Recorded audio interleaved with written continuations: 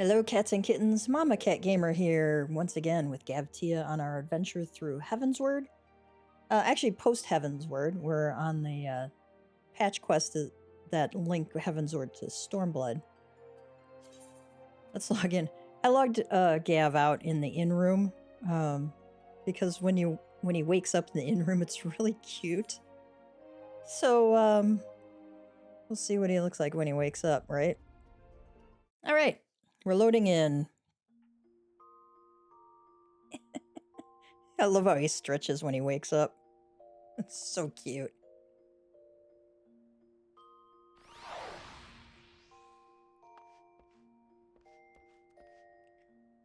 All right, we have made some progress while we were away.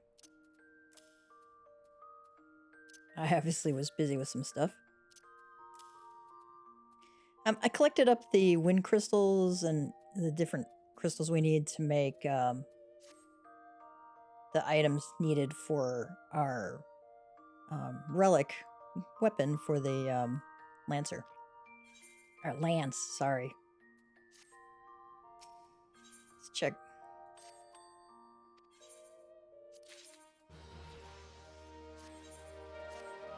I'm trying to get Gilles Marchand to level 70, convert him to a Reaper.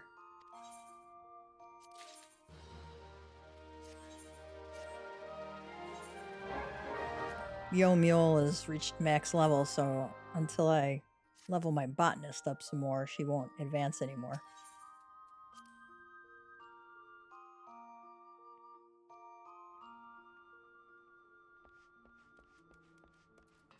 Alright, I see a quest out here. It says Storming the Hull. I have a feeling that is a quest related to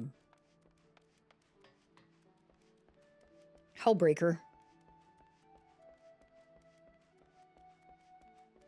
I'm going to hop down here and collect that up. I think that will get us the hard or extreme version. Dunstan says, Storming the Hull, Dunstan looks surprised to see you. Well, Luke is back in Limsa Lumenza. Me and the chief were just talking about you at the wench, you know. Come to think of it. Wait here, I'll go and get him. It's his resting day, but he wanted to speak to you. Something about Hellbreaker.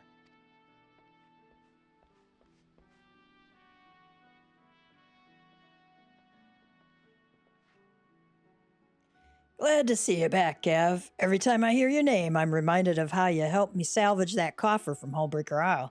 You did me a good favor, lad. Though the rumors of Miss Beard's treasures soon died down, I couldn't abide the thought of having the Har picked apart by vultures.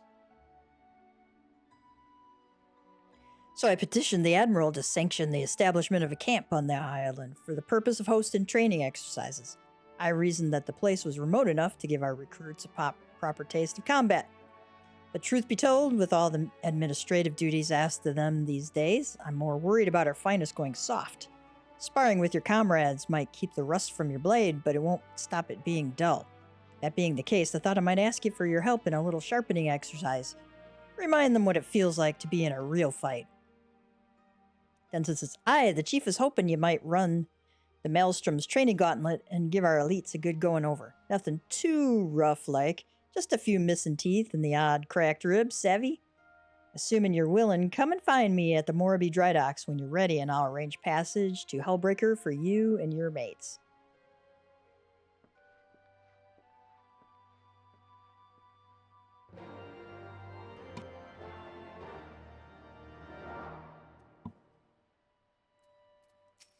See if anything else for us?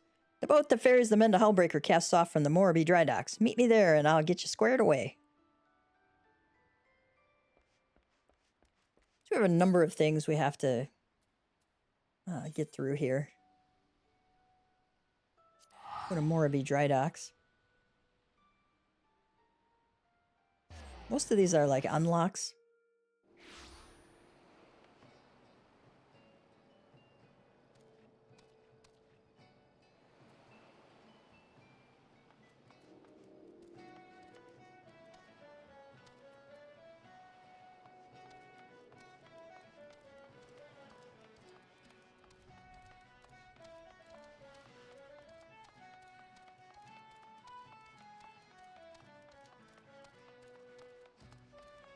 Now let's meet Dunstan over here.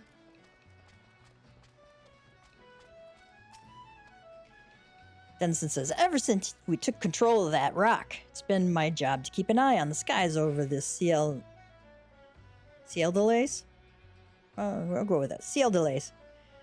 When the mighty mane of the Doxy's pull sweeps in, there ain't no point weighing anchor as you can't see an ilm in front of your face. Long story short, I have to stay here and watch the weather, but I'll do listening out for word of how you get on. Thanks for agreeing to do this, by the way. Having a fabled hero like yourself go through the same regimen as the infantrymen will do wonders for morale. Any road, the weather seems to be behaving just now, so let me know when your crew's ready to be ferried over. We'll just get everything in place in the meantime. Give them Storm Elites a bloody nose from me, eh? Alright, we've unlocked the hard version.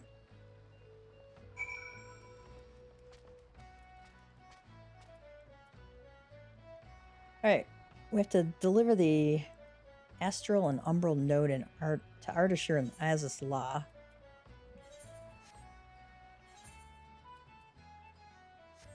Not that.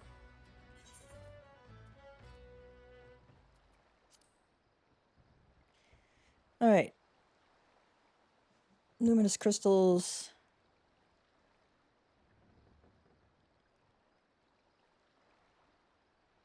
Bringer win of every element. Okay, Sidoni is in Mordona, I believe. So let's go back to Mordona. We're going to equip our Dragoon. Go to Mordona.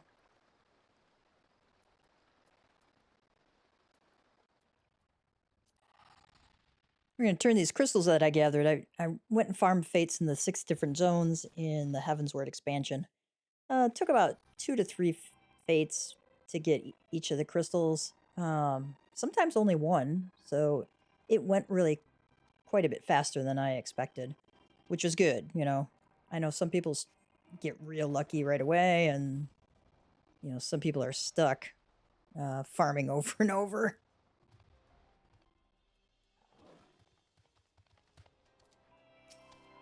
I've devoted my life to treasures that glitter and gleam. If you have crystals that truly shine, you know what I require. Offer luminous crystals. Ah, so you've gathered the requisite luminous crystals. Quite the hardened traveler, aren't you? As you are no doubt aware, each nodule requires a different mixture of crystals. So, what would you have for me? I need one of these. What do these say, anyway? Formed during a battle waged on Azus La, this crystal's unusual luminosity is the result of a concentrated elemental charge. Formed during a battle waged on the Sea of Clouds. Okay, they just tell you where they came from.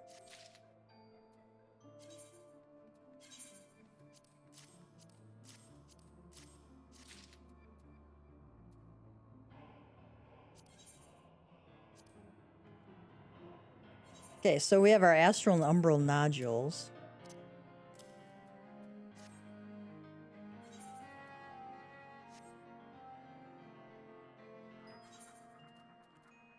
So, now we have to deliver those to Ardashir in Azus La. I think I have to equip my weapon.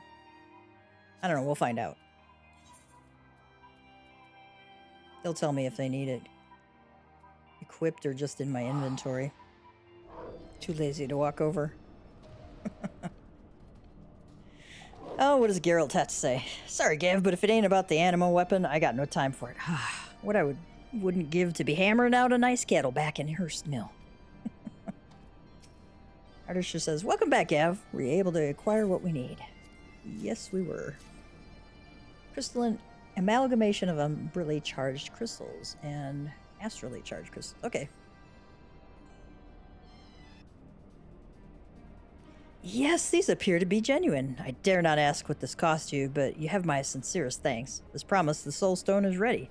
All that remains now is the ether infusion.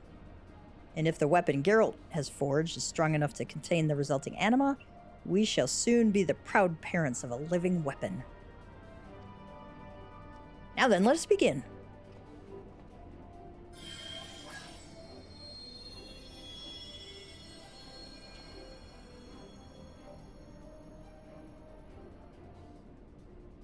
The ether has taken hold in the soulstone, but it will not last long. Quickly, Geralt, seal it within the weapon before the ether fades.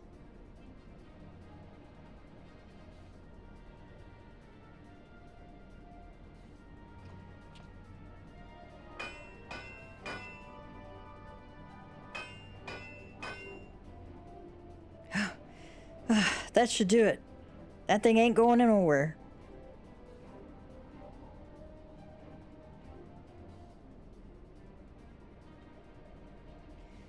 Now there's a weapon worthy of legends. Aye, an anima weapon. Animated brionac. Wield it with pride, lad.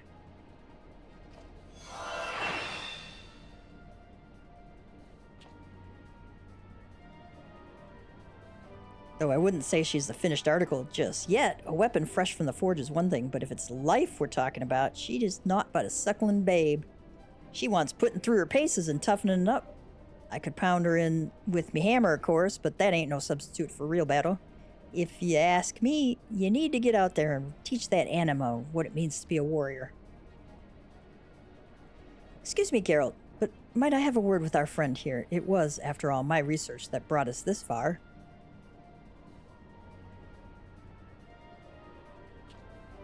Come, Gav, let us discuss the next step in developing the anima.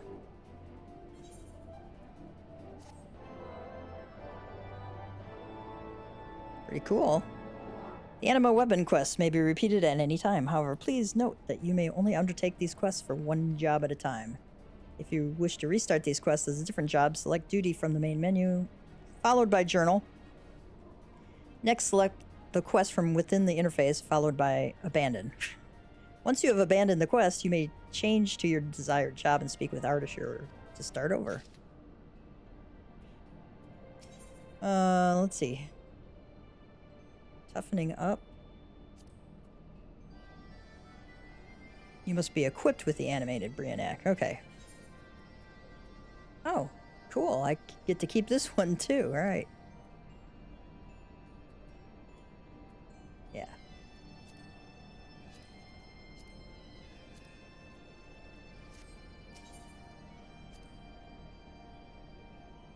Please note that upon completing the quest Toughening It Up, you will receive an anima weapon for a Dragoon. Yes.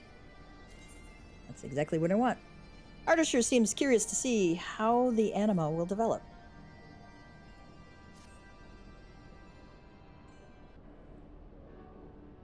So, Gav, the task of unlocking the anima's potential begins in earnest. I only wish I could offer some words of wisdom on the subject. Alas, my original studies only went so far as the anima's creation. Now that we've given it a body in your weapon, I'm afraid we are entering unfamiliar territory. As of now, the anima is not unlike a newborn babe. A lack of proper sensory stimulation could well cause it to stagnate or even disappear despite the measures we have taken. As such, it is imperative that we help it to mature and grow accustomed to its new form. Geralt says, aye, and there ain't no better place to test a weapon than on the front line. And seeing as you're rarely off the front line, shouldn't take you long to whip that thing into shape. He's not wrong there.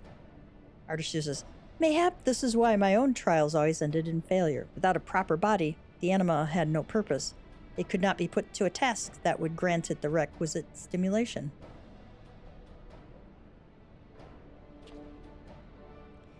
If you are all Mistress Rowena claims you to be, I have no doubt you will find a suitable challenge for our young charge.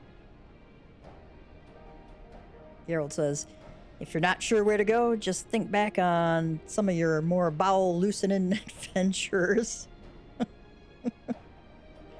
A stroll through a few of them dark dank holes, you lot like, say 10 or so, and I bet me next round at the druthers, your weapon'll have got into the swing of things. Artificer says, if it's not too much trouble, I should very much like to accompany you on your travels. As I said before, this is uncharted territory in the growth of anima, and I would be a disgrace to my profession if I let any developments pass unrecorded.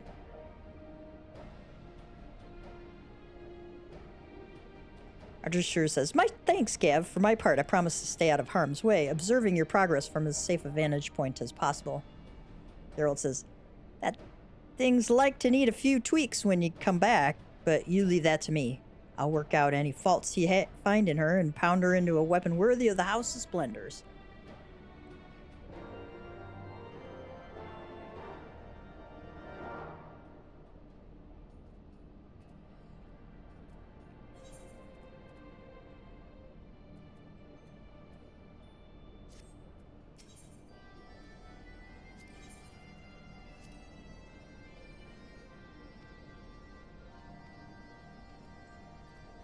Do you have anything for us? Small talk. The fabled Aloud. Is it not inspiring? If only my master were here to witness its wonders.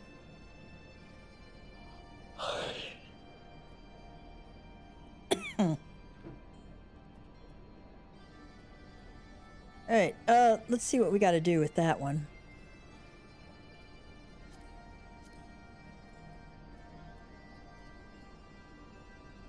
Oh, the 3 collectors. We'll do a little more Hildebrand today. Reap what you sow. Just... Enigma. Speak with Mead at Big West Shortstop. That is going to unlock our...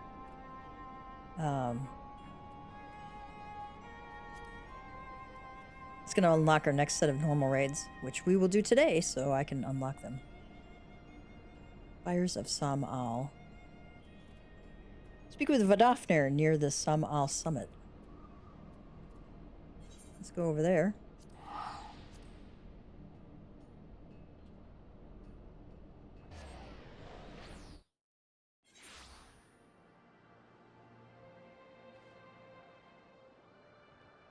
You like my axe? You can't have it, Kupo.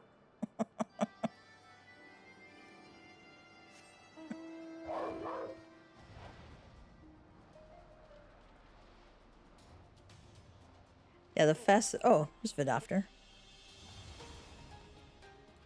How convenient that she's right here. Gossamer Moogle. Well, it's about time. Vidofnir has been waiting for you, and it's hardly a good idea to keep a dragon waiting, Kupo. Okay.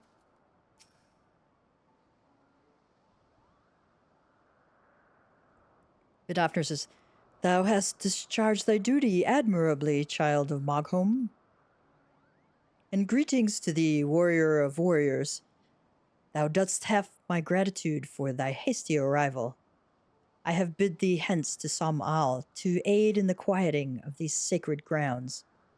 When Nidhogg did meet his end, his minions quit the slopes of the mountain, and its once tranquil passages have become home to all manner of beastly intruders. And worse, the fires at the core of Sam'al rage and swell as if roiled by some unwelcome parasite. The spirits of our fallen will find no rest until this disturbance is calmed. Thus would I have thee descend unto the mountain's depths and sweep clean Sam'al's stony halls. Would that I could perform the deed myself. Alas, my girth prevents ready passage through the caverns leading unto the mountain's molten heart. Wilt thou accept this charge I lay upon thee? Yep. Thou art generous of spirit, child of man. Know that I shall not sit idly by while thou toilest within. Those winged nuisances whose screeches rend the air above the summit will soon learn of my displeasure.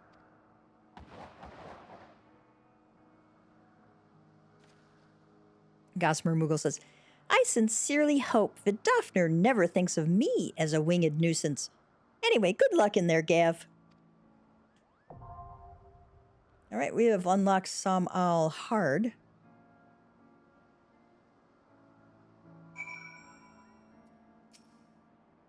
Am I going with you? I think I'd better stay out here in case any of the nasties try to slip past into Mogholm, Kupo. No, I'm not going with you. You're on your own. Okay. Oh, so toughening up. Equipped with the animated Brionac, enters Snowcloak. All right.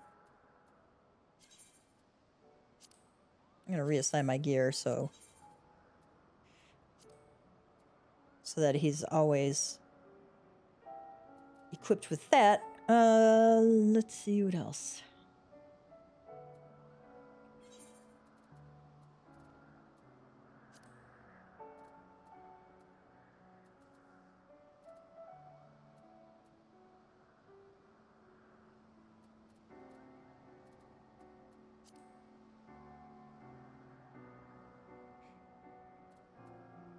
Okay, we gotta do snow cloak. I might do that at some point. I might do that actually with my squadron.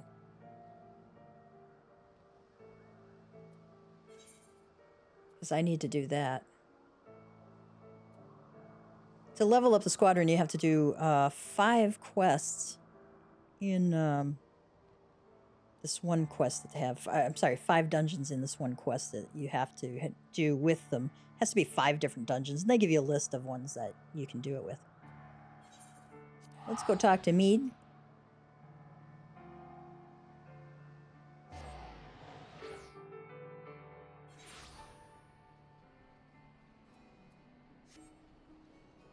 He's at Big West shortstop. Goblin Tinker. Let's make sure I'm all healed up here.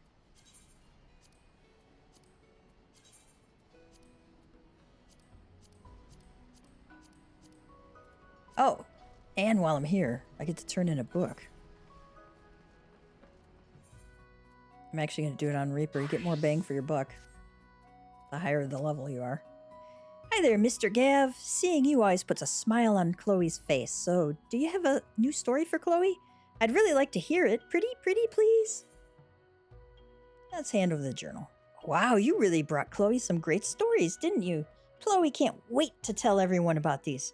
After I make a few changes myself, of course. I don't want to be a copy curl, right? Actually, let me see how many tomestones of poetics. Okay. I didn't want to cap them. Oh, Gav, you're always helping Chloe so much. Chloe just loves you to death. Not really to death, of course. Chloe would never kill one of her bestest storytelling friends. I'm relieved to hear that, Chloe. Hi there, Mr. Gav. All right. Let's receive a new journal. Oh, you want a new journal? Can you say pretty, please, with a rolling berry on top? All right. Well, here you go. I think this is my bestest one yet. Look at my Eorzean letters. I'm sure I got them all right this time. I think. What were we talking about? Oh, that's right. This new journal is just waiting to be filled with all sorts of wonderful stories. You'll do that for Chloe, right? If you do, you'll be my bestest friend forever and ever. Okay, what did we get here? 1 to 49, 50, 51 to 59 and 60. World of Darkness, a Void Arc, Alexander. One of these days, I gotta go unlock the Binding Coil, but I will probably do that with another person. You can solo a lot of it, but there's a few of them that you really need to have 2 people with. I need to turn some items into Zhloe, and while we are here, we will do that. I know she needs the Duskfall moss. Oh, it's Gav. Zhloe's on the verge of making the biggest deal of her life. I will succeed. I must. For the children. All right, make a delivery. I forgot I have to be on my gatherer type. I'm doing it on botanist. I don't think it gives me any XP, but if it does, I'm gonna take it. All right.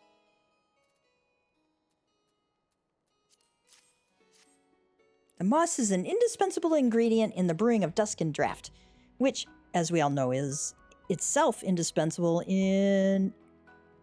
Actually, I'm not quite sure. What I am sure about is that the Maelstrom supplier is willing to pay a premium for it. Now, let's take a closer look. Oh, Gav, it's absolutely stunning. So stunning that it's a shame I have to sell it, but I will make the ultimate sacrifice for the children. Of course. Zhloe is ever so grateful to you, Gav. Thanks to you, the Maelstrom will have enough material to wage 1,000 wars. I can just hear the sound of the cannons a firing and the hulls a cracking. Did I mention that I wanted to be a pirate when I was small?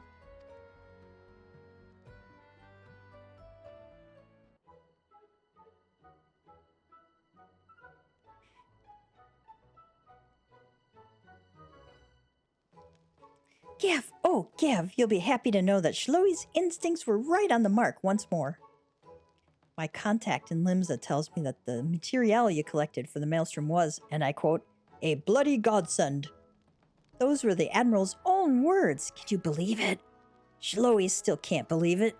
Every piece has been sold off and at prices that will have our coffers overflowing like never before. Now I can finally provide the children with the life they deserve. 1 square meal a day to accompany their usual porridge. Blankets and bedding free of mold and moth holes. Shoes with, actual soles. And finally, Zhloe can treat herself to a fresh bowl of pineapple pudding every other day. What will you eat the other day? Yeah, I really want to know, actually. Why, nothing, of course. But don't worry, I just close my eyes, savor the smells wafting in from Adkara's kitchen, and chomp my teeth together. If I try really hard, I can almost convince myself that I'm dining on a full-course meal. Okay.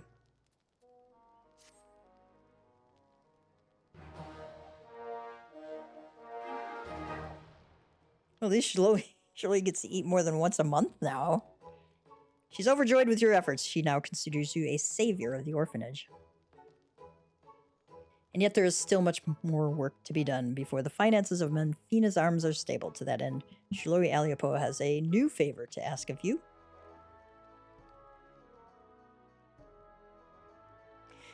Zhloe says, to think Zhloe would live to see the day when Menfina's arms was finally free of debt.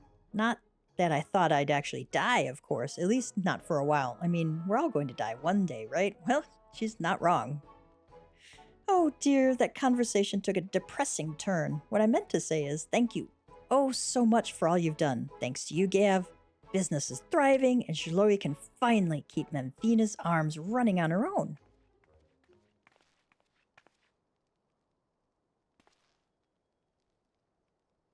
Zhloe says, oh, Takeb, what brings you out here? Is something the matter? Oh no, did Zhloe forget your breakfast again? No, Miss Zhloe, it's my friend. I told her my name day was coming and she started crying. She said she doesn't know when her name day is. Then I started crying too. When I first came to Menfina's arms, I cried in my bed every night. I tried to smile in front of you, Miss Zhloe, but deep down, I knew that Mommy and Daddy were never coming back. But Miss Zhloe was so nice to me, and Chloe would always cheer me up with stories about dragons, and before I knew it, I wasn't crying anymore. And so I want to do for her what Chloe and Miss Zhloe did for me. But what can I do, Miss Zhloe? If only I could give her my name day, I would, but... Zhloe says, yes, if only...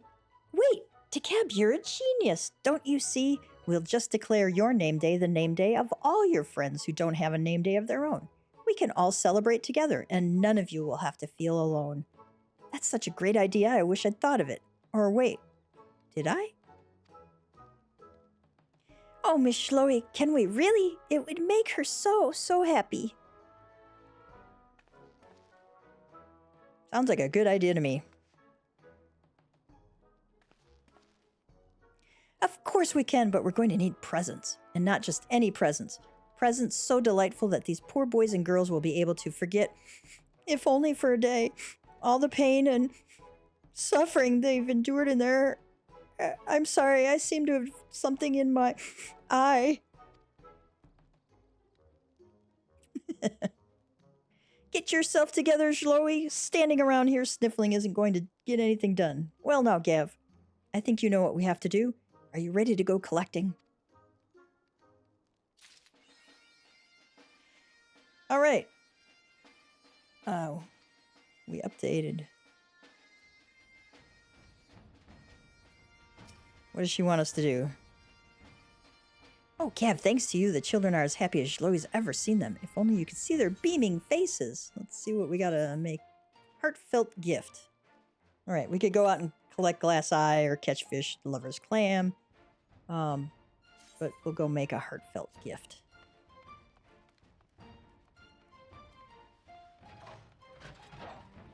Because that'll be quick enough, and I'll just fast forward through the crafting part of it.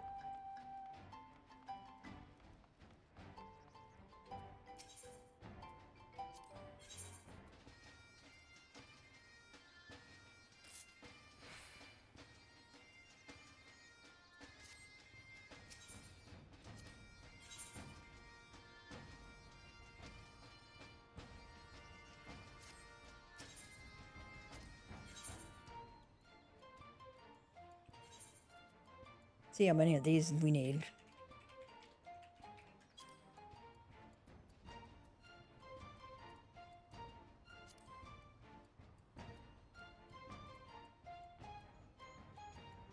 We need 3 each, so we're gonna get 9.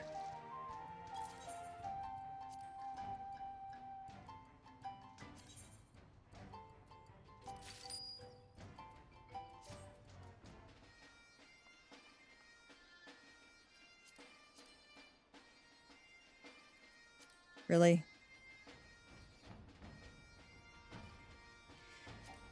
I don't even... Not set to culinarian. Okay. Let's set our thing to culinarian. Okay. I bought the wrong thing.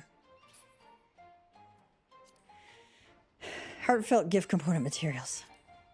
We just finished crafting our heartfelt gifts for Chloe, but since I'm right here... And this is our next step in our quest for Against the Dying of the Light. Let's talk to Onorwa. Before we talk to Amanelaine, this is who we have to talk to. Onorwa says, kind of sotto voce aside, Master Tia, I fear Lord Amanelaine has once more strayed from the path. As has so often been the case, his renewed enthusiasm for martial training gave way to frustration and disinterest at the first sign of difficulty. Hilda says, well, go on then. Talk to the daft sod. Thancred. Someone once said that a gentleman is rather than does.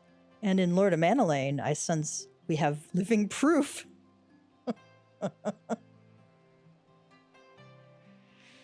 Oh my god. There's a veiled insult if I ever heard one. Well then, Gav, if... Well, let's try this again. Well, if it isn't Gav, dearest of all my friends, you're looking rather glum. Whatever's the matter, old boy? Ah, yes, the arsons. Dreadful business, that, and awfully curious, wouldn't you say? There doesn't seem to be any rhyme or reason to it at all. Naturally, we've doubled the guard outside the manor, along with most of the other houses. Can't have the old pile going up in flames, after all. Oh, in case you were wondering why the Hoplon is awash with refugees, the lower levels of the vault have been opened to those unfortunate souls who have lost their homes. Sir Emmeric's orders, from what I hear, remarkable man, not even a knife in the ribs can keep him from his duties. Actually, old boy, if you were thinking of questioning the refugees, I should be more than happy to accompany you to the Hoplon. While you conduct your inquiries, I could offer words of comfort to the distressed and despondent young maidens.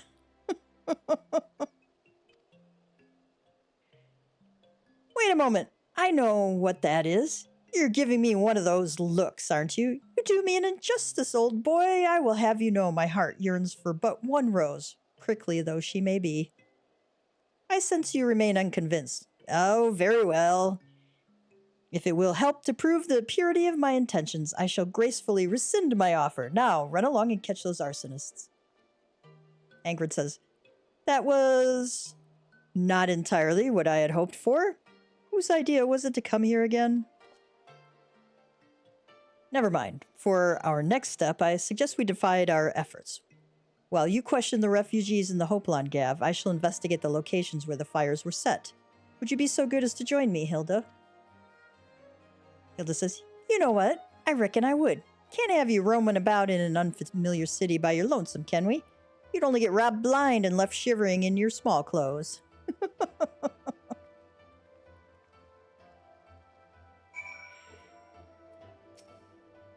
What else does the manling have to say? I shall detain you no longer, old boy. Good luck with your investigation. Onorwa says, my lord is a gentleman of unassailable principles. To assail them, after all, one would first need to locate them. Oh, Onorwa. Onorwa. My goodness. All right.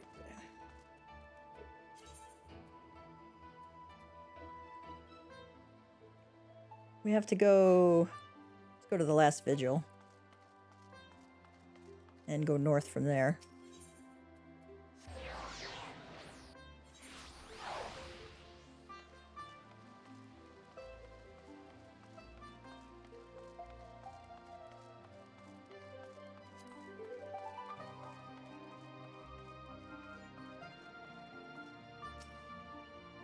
Unruffled refugee says, ours was one of the first homes to be claimed, but I didn't see how the fire began.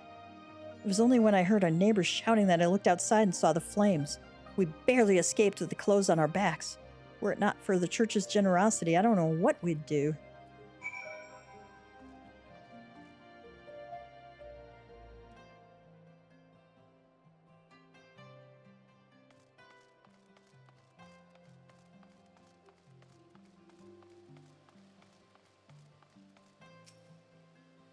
Vault Priest.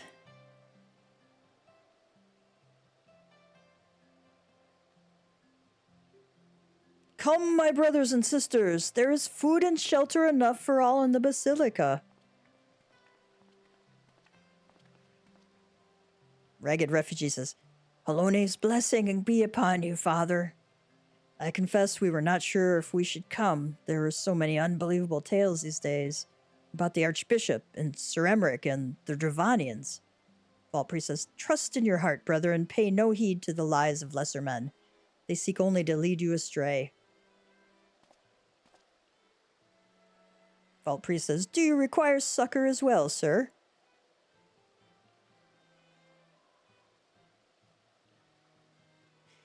So, the Temple Knights have begun their investigation at last. Good. This madness has gone on far too long. Would that I could do something to aid you in your search, but I have a duty to these poor souls. Farewell, and may the Fury guide your steps.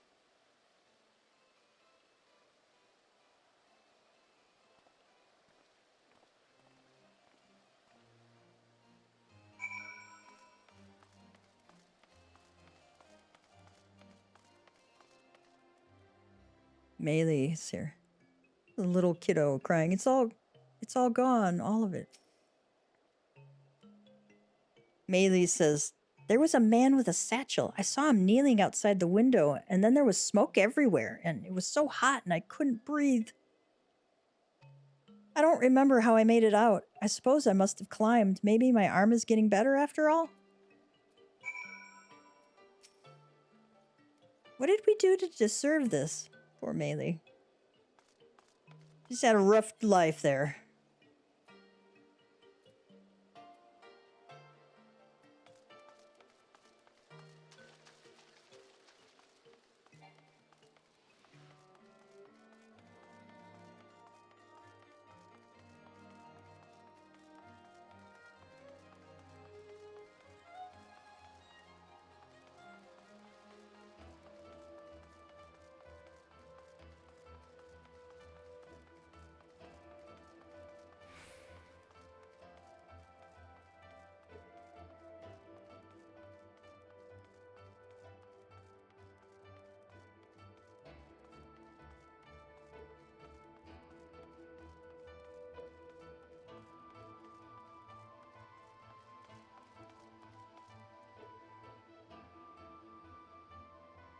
Wondering if they had anything to say.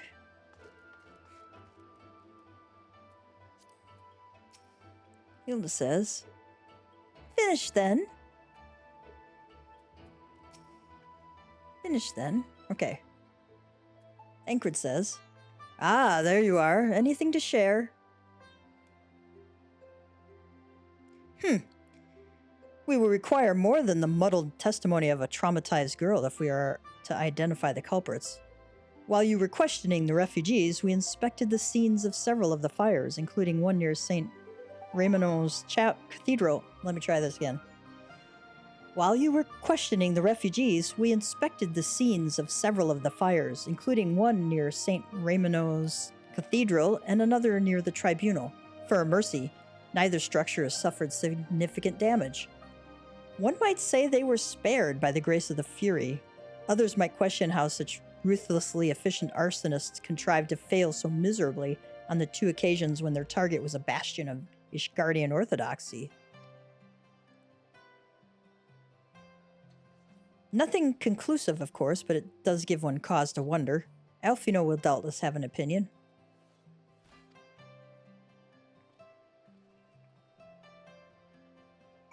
I wonder, because I really don't remember if somebody was setting fire to them as a decoy.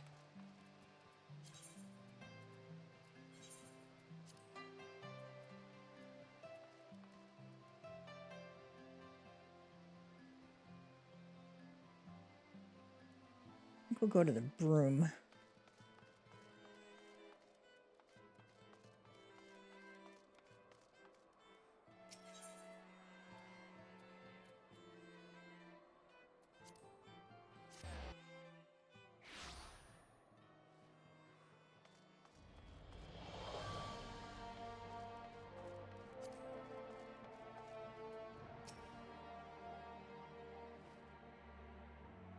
Golden says, thought to take a stroll near the broom and remind yourself how good you've got it? I swear, you people. Tataru. You should have seen the way Alfino tackled him. D'Stola says, good. Now that you are here, we can proceed with the interrogation. Captive says, nothing.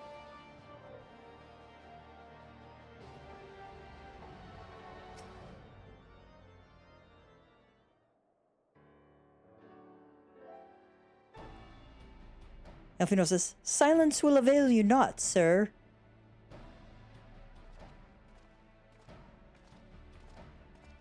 Alfino says, ah, Gav, I was just about to summon you. As you can see, we have detained a suspect. Y'shtola says, we found this man loitering near the remains of one of the stricken buildings. According to eyewitnesses, he was also present before the fires broke out. We wished to have words. He did not. So we insisted. Captain says, let me go, damn it. You got the wrong man.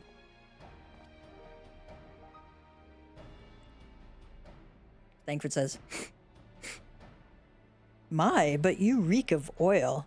And are those burns on your hands? An occupational hazard, I suppose. But tell me, does arson pay well? I'm a victim, you imbecile. Look at me.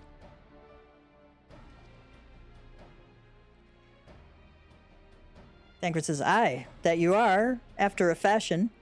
You should know that your pious patron has already spun us a delightful yarn about how his pet mongrel slipped the leash and set about burning half the city to the ground. Not very noble of him, I grant you, but then these highborn types rarely do show loyalty to their pets. In fact, he called you rabid and begged us to put you down.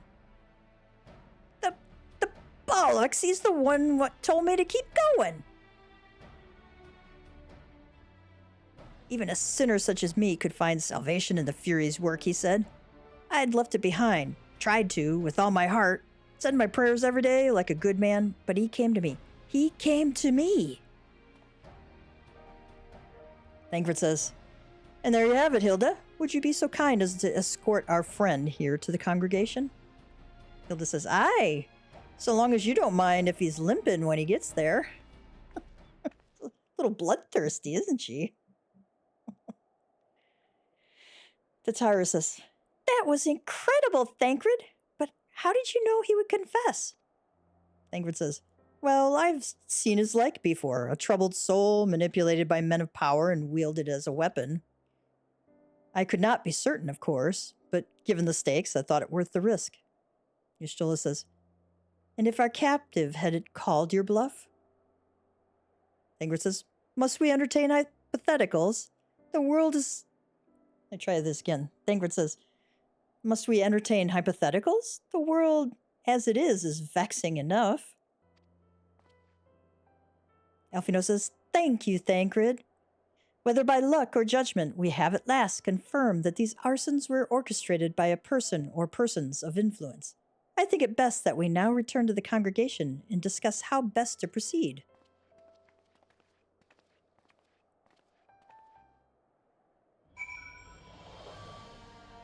Whoa. What do these two have to say? Follow up. Thank the 12 you've returned to us. But what happened to your old outfit? Thancred says, yes, about that. You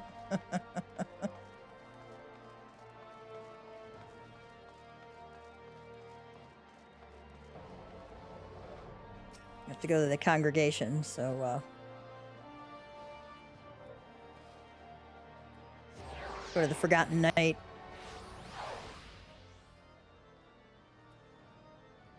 Oh, yeah. The Mogpendium. Somebody in chat reminded me of that. Okay. Now, there's this Mog event going on. Mog Tombstone event. Let's see if we can find where it is. Collection. Okay, so you go to duty, the exclamation mark. Collection. You'll see in your collection Ether Compass, which I have on my bar, and Mogpendium. So you can actually drag this to your hotbar, which is kind of handy. So you can see what your weekly and other objectives are. See, most of these have question marks. I can't access those yet. All right. I can, however, do ocean fishing. Gates, those are in the Golden Saucer. These are PvP items. Porta Decumana. That'll give you 3 of those. Praetorium will give you 7. Castra Meridianum will give you 4. These 3 probably give the biggest reward of all of them. Right? The rest of these give 2 or 4, depending. Sunken Temple of Karn, Zemail Darkhold, Ormvale, which I did earlier. God bless him. I was doing Ormvale earlier, and we had a new tank and a new healer both, which is always a recipe for a not very smooth run. And I think we died like 4 or 5 times in that first room. Once you get past the first room in Ormvale, the rest of it's pretty easy. It's just so easy to over aggro in that first room, and I'm not too sure how much the healer knew about how to heal, because a lot of us were consistently low. Anyway, Sunken Temple of Karn, Zemail Darkhold, Ormvale, St. Mocianne's Arboretum. I don't think I've even done that one yet. Singularity Reactor, Castrum Prey, and Porta. Probably have complete the quest Dishonor before death to unlock. Oh. 38. That's Cutter's Cry. I'm going to do that at the very last minute. Do it for Gilly and Walker. Okay, our weekly objective is a level 80 raid that I won't probably get to at all this week, seeing as that's like Shadowbringer's thing. Mini-Mog Challenge. Fates. Arrive at the Raktiki Greatwood to unlock. I can't do anything. Complete the quest Seeking Sanctuary to unlock. I think that unlocks our Sanctuary Island. I might just do it so I can get the 10 Mog Stones, because I really want some of the items on there. Ulti-Mog Challenge on the Shoulders of Giants to unlock. Unlocks Heaven on High. Floors 31 to 100. The Kusei is an aura found in the Ruby Sea. We probably won't get to do that one either, unfortunately.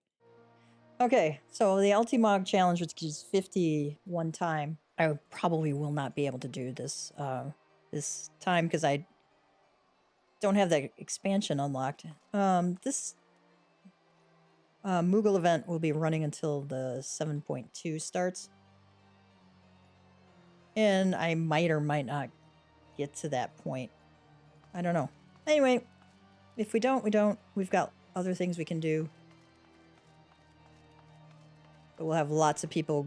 This will definitely make the MSQ roulette pop a lot faster as people decide they want to do that to get the Moogle tomestones. Praetorium is like exceptionally good for that. You get 7 a pop.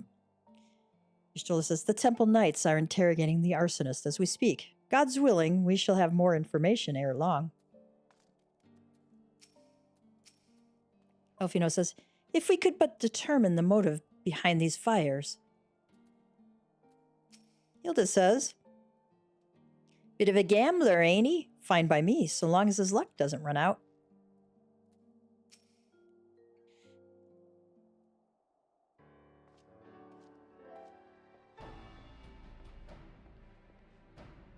Lucia says, on behalf of the Holy See of Ishgard, I thank you all. The man you apprehended is being interrogated as we speak. Though he fell silent upon realizing that we had not turned his master, he will soon tell us what he knows, one way or another. Lord Artuarel says, pardon the intrusion, First Commander. Ah, Lord Artuarel, are you come to see your father? He is attending Sir Emmerich in his chambers at present. I am. He bid me to bring his... Artuarel says, I am. He bid me bring this salve. Lucia says, then do not let me detain you, and thank you for your kindness, my lord. Artuarel says, in times of trouble, every man must do his part. Would that I could do more.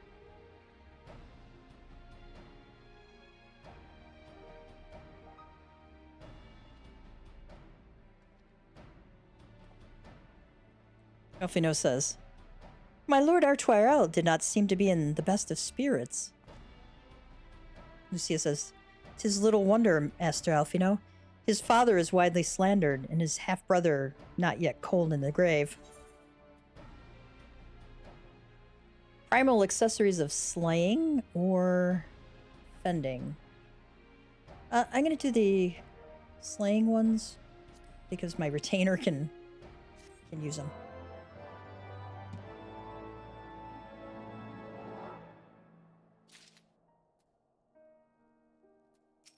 Hilda says, the past belongs to the dead, the future ours to do with what we will.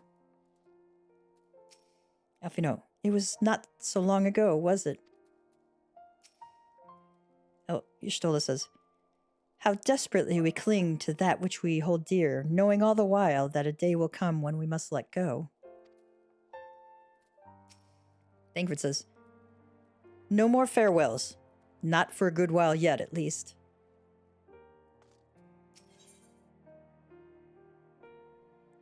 Oh, your reward is a House Forton kite shield. And a wind up Orchefant says what isn't dead or is recreated in a goldsmith's workshop can never die. And we get aiming, healing, and casting coffers. This one I might take the casting coffer for. Maybe? Lucia is not one to rest on her laurels. I can talk. I do not mean to diminish our accomplishments, but until we identify the ones who ordered the fires set, our work is far from finished. Between the various conservative and religious factions in Ishgard, I dare say there's no shortage of parties who would like to see the status quo preserved. Do any likely suspects spring to mind? Oh, there's too many to count. Lord Commander, your wounds. Are healing well. Thank you. Time is of the essence. Lest we forget, these men would sooner put their own city to the torch than see it change. When our enemies learn that we have apprehended their arsonist, there is no telling how they will react.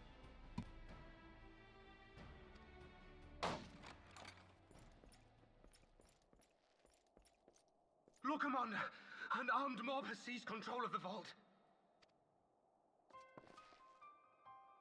And now we know. Tell us what happened, sir. Spare no detail.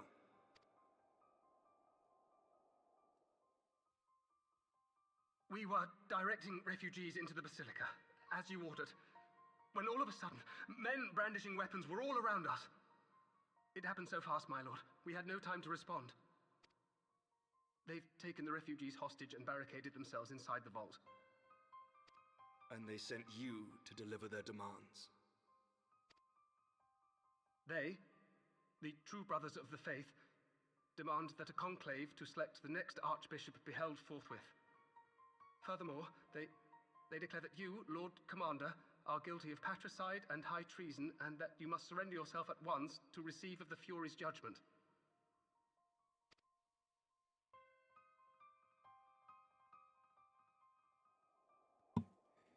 Ridiculous! I mean, do they honestly think that executing Sir Emmerich would change anything? That the truth will somehow die with him?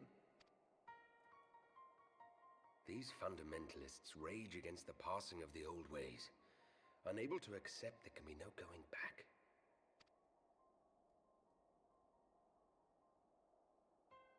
Given the fanciful nature of their demands, a peaceful resolution does not seem likely.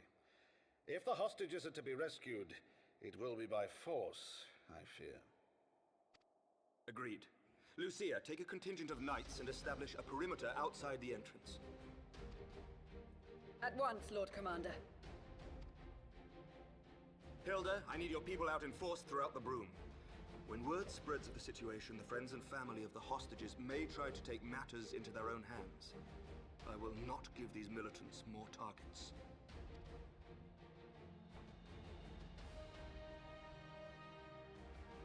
I shall lead the assault on the vault. Master Alphino, can I count on the support of the Scions? Of course.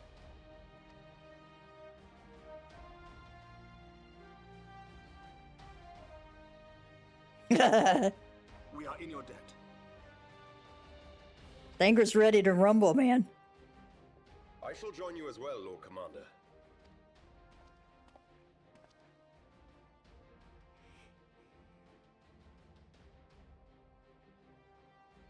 Your assistance is most welcome, Lord Artoirel. To arms, then, friends. Time is against us.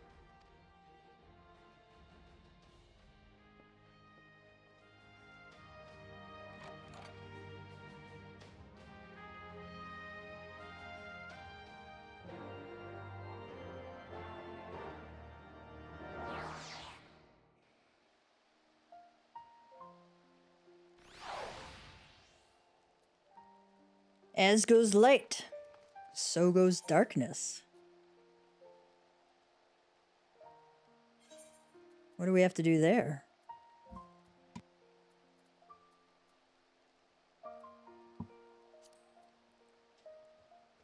As you and the others debate how best to proceed, Sir Emmerich enters the room in the company of Lords Edmont and Artoirel, to the delight and relief of all present.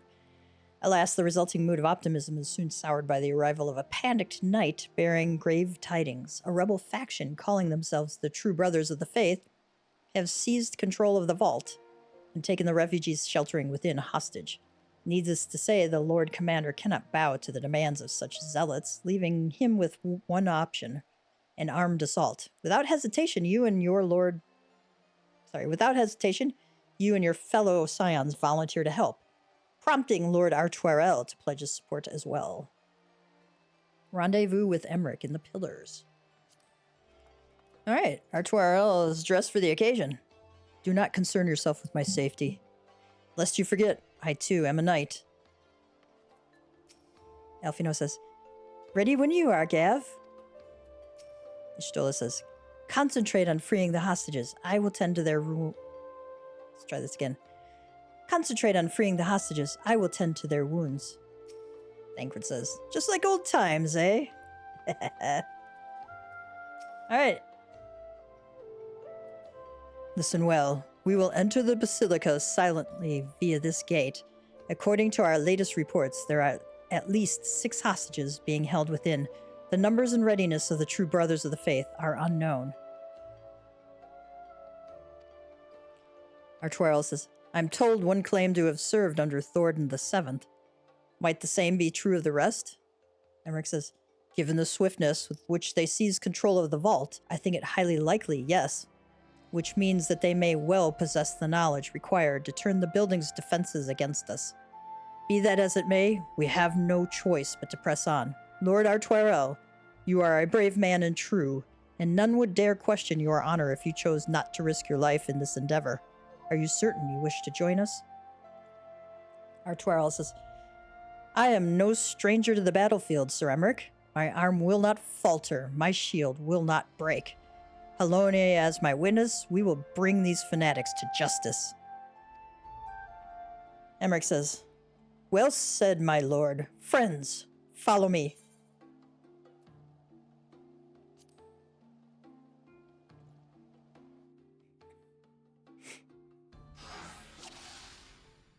Twould seem our presence yet goes unnoticed. Come, we must secure the entrance. Remember, saving the hostages takes precedence over all else.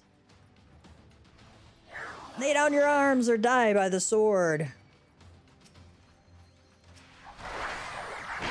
I'm going to take the friar out. Then we're going to go to the auditor.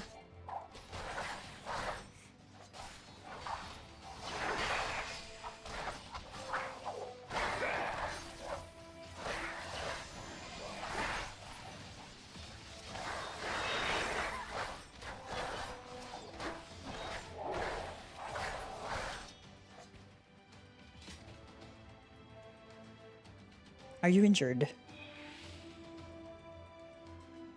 Bless you. Emmerich the Blue, it says. Must hurry. The others were taken somewhere by Sir Simeonard. Sir Simeonard? So this is indeed the work of the Archbishop's former servants. On your guard, they've sounded the alarm. I will hold the entrance and look after this one. Now go.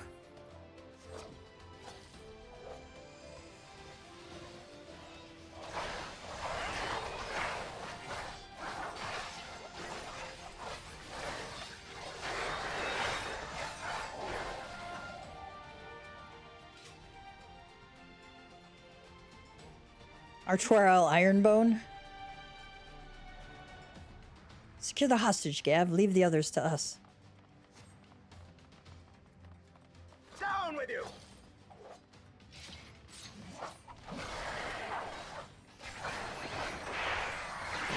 We have to keep the hostages alive.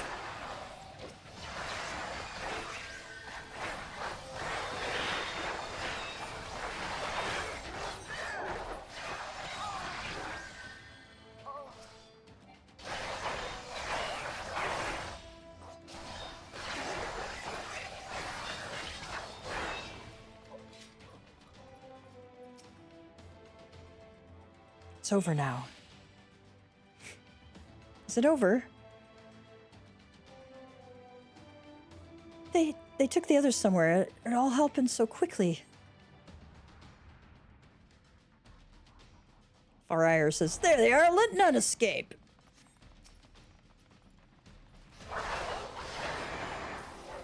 Keep going, I will hold them here. And alone you won't. Gav, stay with Sir Emmerich and Lord Artuero. Okay.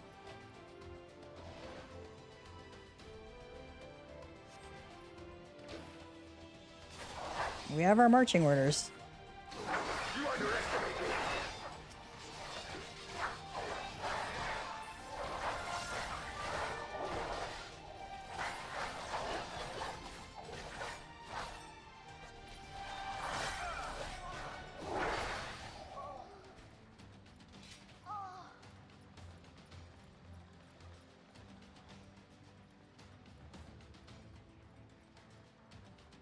I feel like we're missing something here.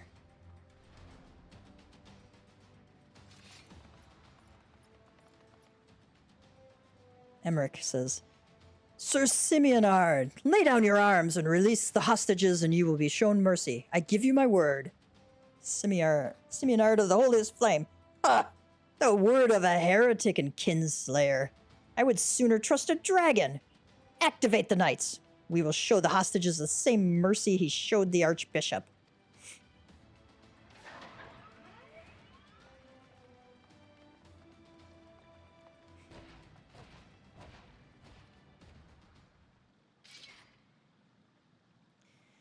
Unlike you, Sir Emmerich, I am a man of honor. By my hand, you shall receive of the Fury's judgment. Emmerich said, so it is to be a trial then, Lord Artoirel. Gav, leave us and save the hostages. I will deal with Sir Simeonard.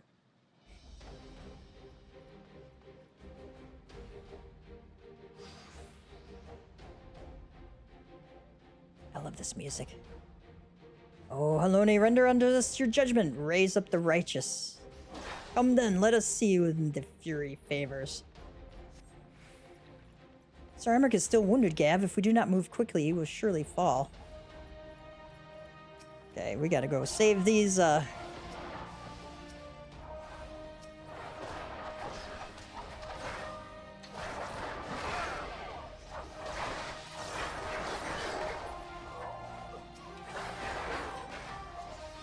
gotta save the refugees, so...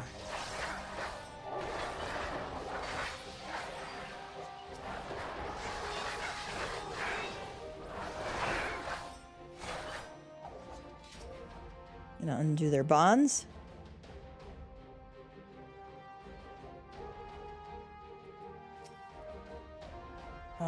Not sure what we do here.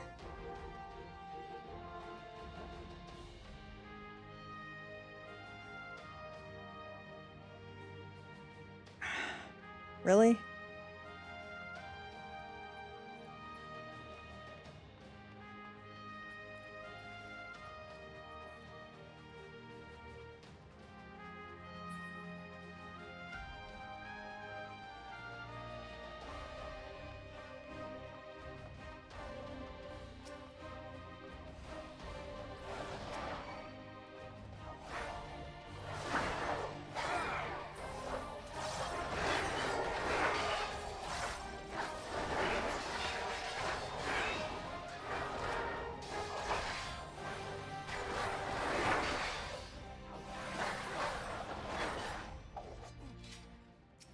Oh, I just had to click on the right thing. Jesus.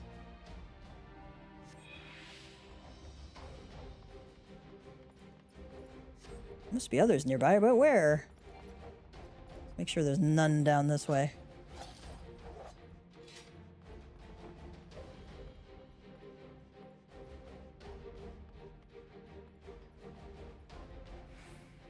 Okay.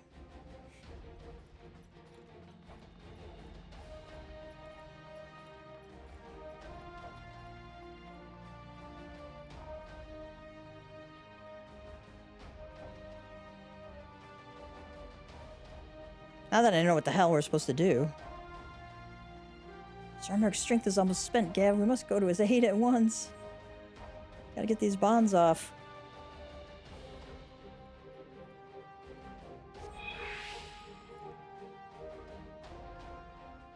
Sir Emmerich needs our help.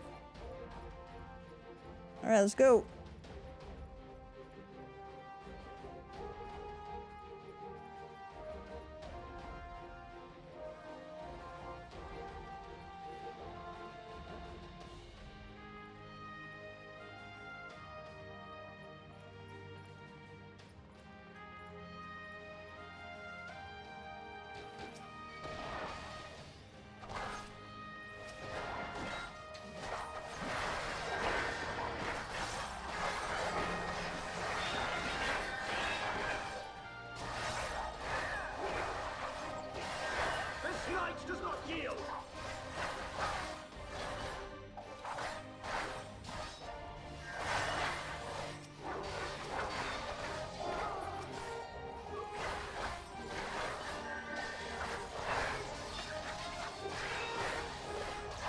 We missed the hostage, but we were in danger of failing if we didn't save Emmerich quickly.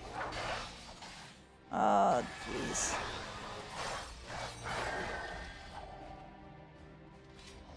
One day, I swear I will.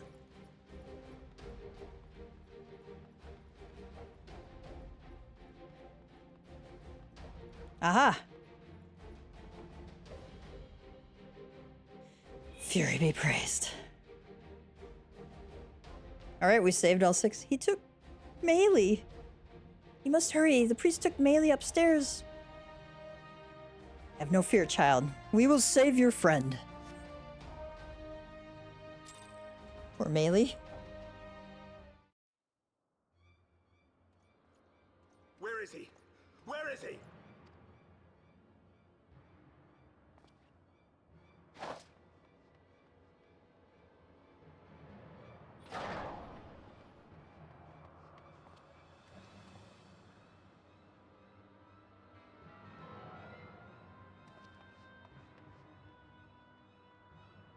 Come no closer!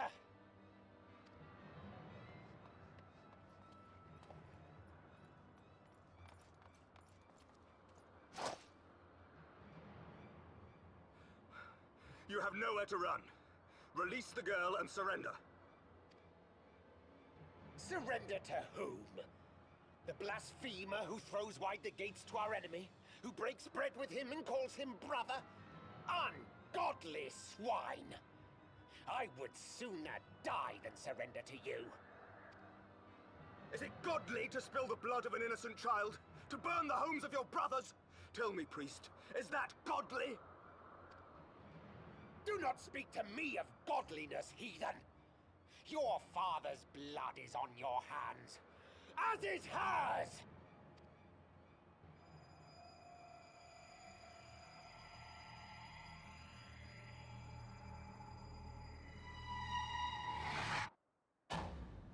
Oh boy.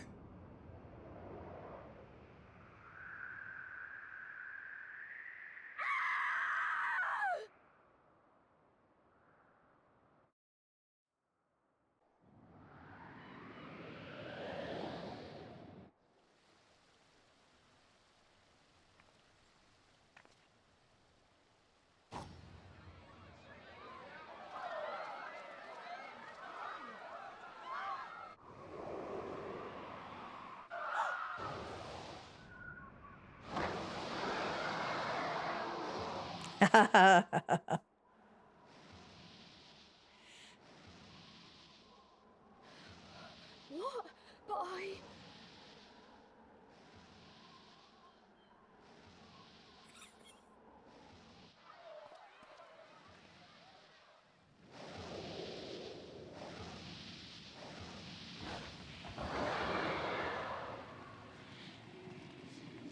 Vidofne!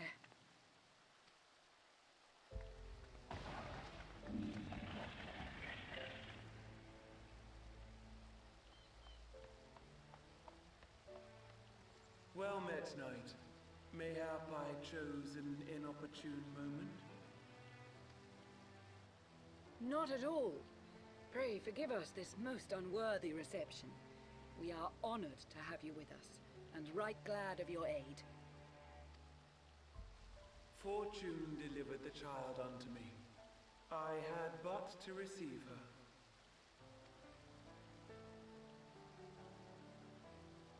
Thank you for saving me. Thou art welcome, child.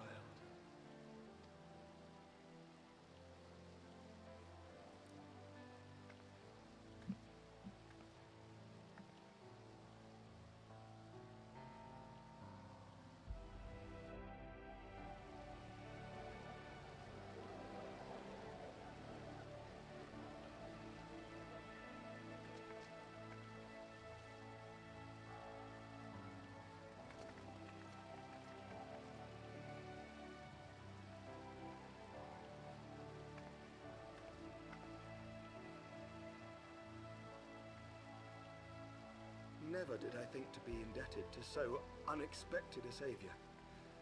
But full glad am I to be so.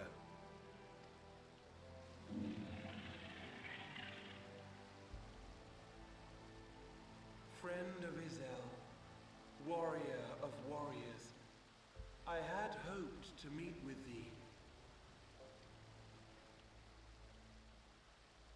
Like me? I bear a message from my sire. From Bracefelder.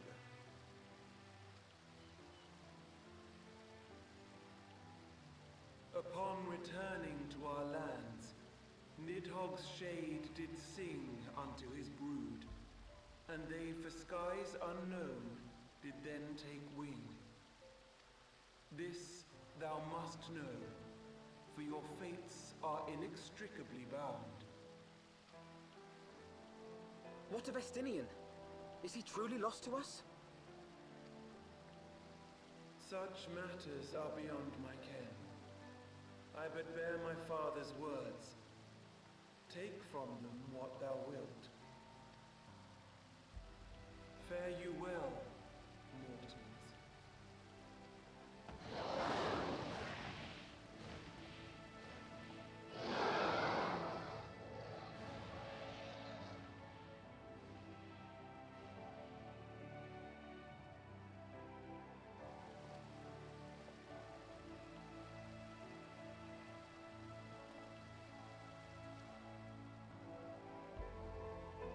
So it is as they say then. A great white dragon swooped down from the heavens to rescue an innocent child. A most unexpected turn of events, but not an unwelcome one. The people will not soon forget this day. Yet how will they choose to remember it, Sir Emmerich? And will these events serve to bring man and dragon closer together, or drive a deeper wedge between brothers? Not a bad question to ask. After 1,000 years, the world these men once knew is changing, and with ungentle swiftness to boot. Though their actions are misguided, their sentiments are only to be expected. You may be sure that others will rally to their cause. I share your desire for a lasting peace with the Javanians, I do. But I would not see it built on the bones of our countrymen, nor on our own.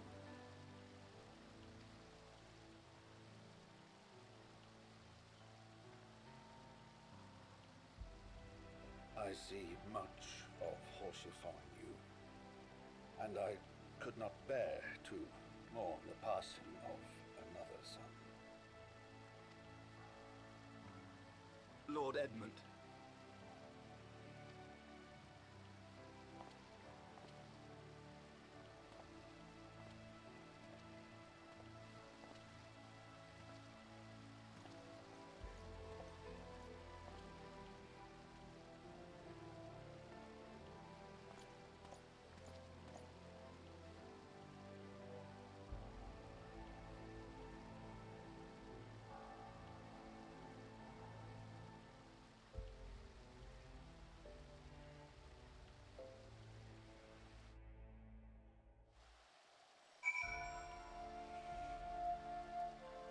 You coming to join me? Oop, oop.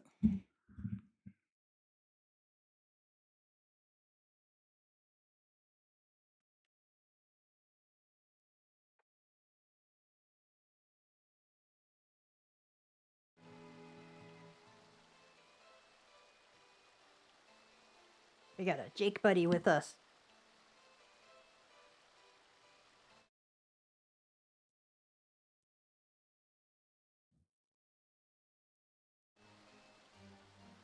All right.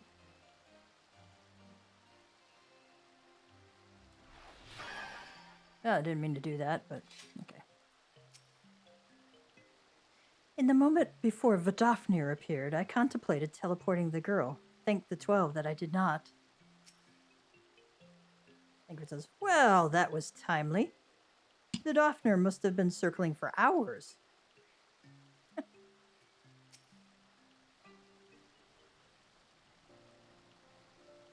Alfina says, this has been a day of surprises, has it not? 'Tis but a pity Vidofnir could not stay longer. Ingrid says, yes, I think it's fair to say that she timed her departure rather less well than her arrival. Y'shtola says, well timed scarcely does it justice, but 1 moment later would have been a moment too late. Alfino says, let us pray that the Ishgardians who yet harbor doubts will take these events to heart and accept the truth of Sir Emmerich's words. Well, 'tis only meet that I inform Tataru of what has occurred here. If you have need of me, I shall be at Fort Tom Manor. Ingrid says, allow me to accompany you. Tataru would never forgive me if I left for the Rising Stones without saying goodbye.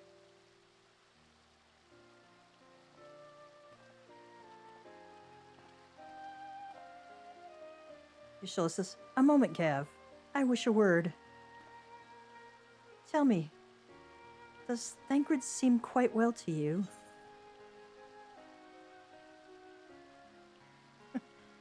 He held his own in the vault. He got on well enough with Hilda. I'm not sure how to put it into words, but let's do the third one. No, he got on well enough with Hilda.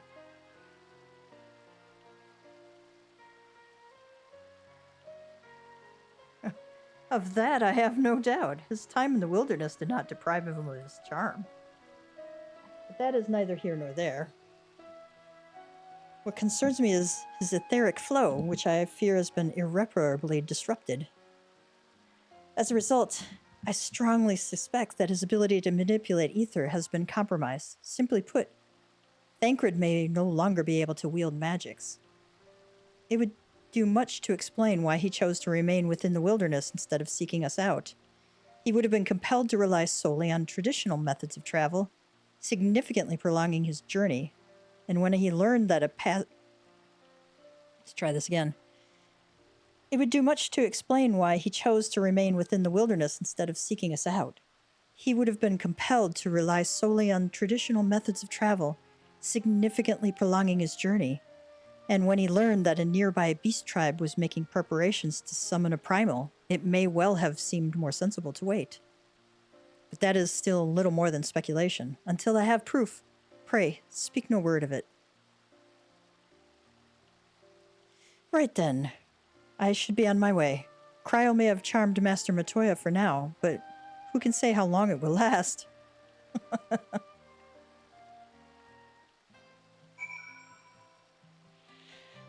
Alright, we have to go to... I'm assuming we have to go down to Fort Tom Manor here.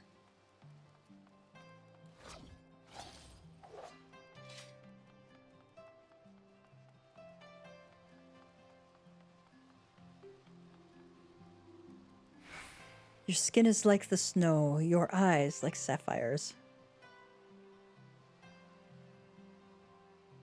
Oh, she didn't have anything to say. Shall I show you inside the manor? Yes, please.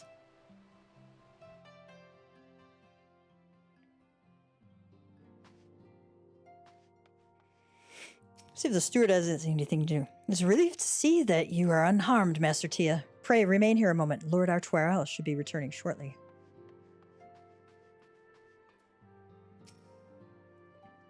When I heard the commotion, I went outside to look, but all I saw was the dragon's silhouette on the horizon.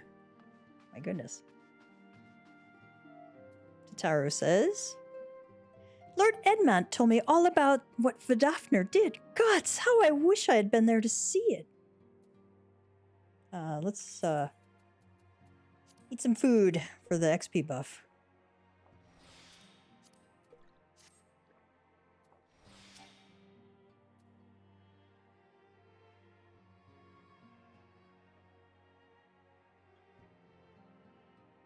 That Vidofnir should chance to arrive even as the girl fell. Truly, I could not have planned it better myself.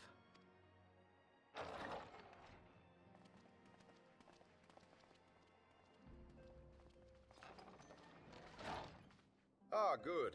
We were afraid you might have left.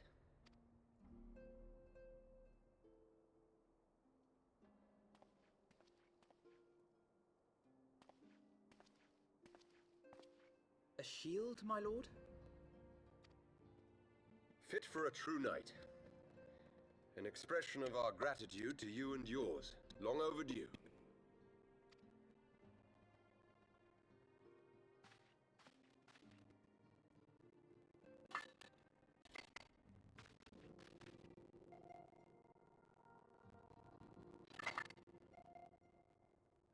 But there is something else I will discuss as you depart.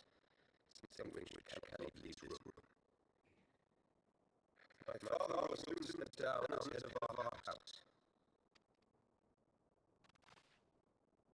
Sir Emmerich was not the only one to fall under suspicion following the death of the Archbishop. There are some who believe my father complicit in a coup d'etat. Thus he intends to renounce his title to absolve our house of suspicion and secure the support of our peers.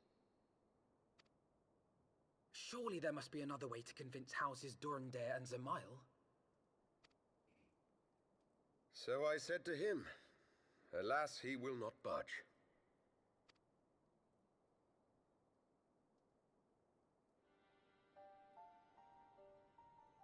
Ever since I was a child, I knew that I would one day succeed my father.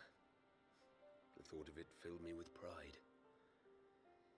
Yet once I learned the day was at hand, my heart was filled with naught but dread. Our legacy is built upon the lies of our forefathers. In accepting this title, am I not perpetuating this injustice? Why should I become the next count?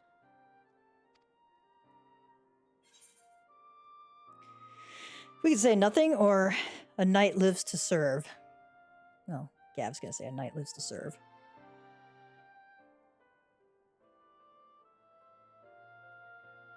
You sound just like him. I suspect that is what Horchefon would have said. To aid those in need. When you look on that shield, I trust you will remember his words. And should I once more find my resolve wavering, I ask that you show me the way. You were a brother to Horchefon. Will you be a brother to me as well? Aww.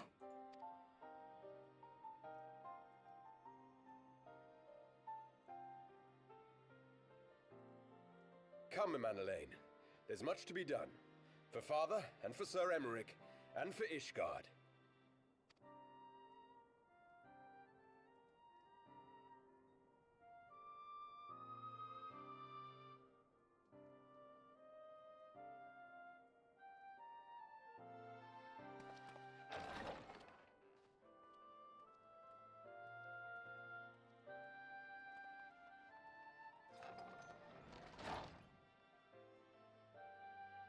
To think we share the same blood. Pray excuse us.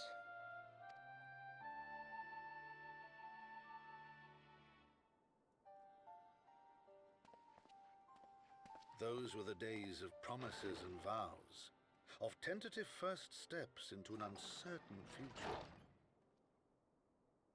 A future shaped by the choices we made, in ways we could never have foreseen. Born of good and evil, of light and darkness, and shepherded by our hand.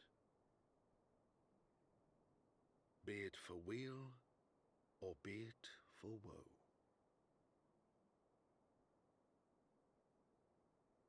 From the memoirs of Count Edmond de Fortin, Heavensward, as go light, so goes darkness.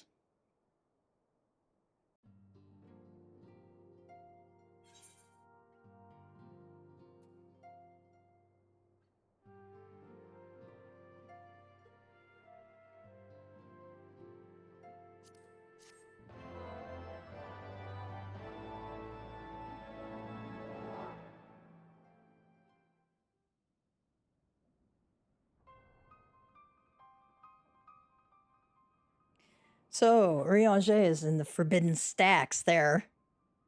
Urianger says, "This is thy proof, the Jaren Oracles, Apocrypha."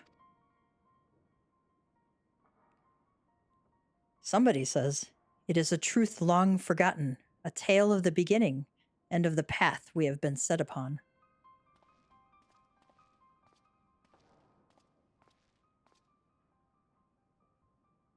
Elidibus says, "Our fates were ordained long ago, Archon. The Garleans are no exception, nor the Triad.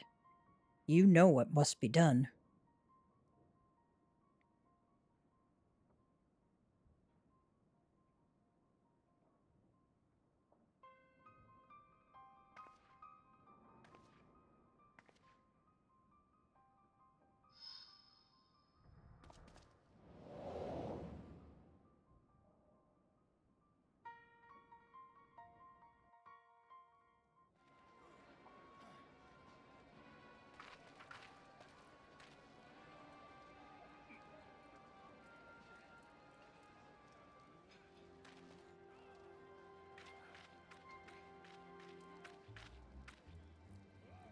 Papalymo says, well...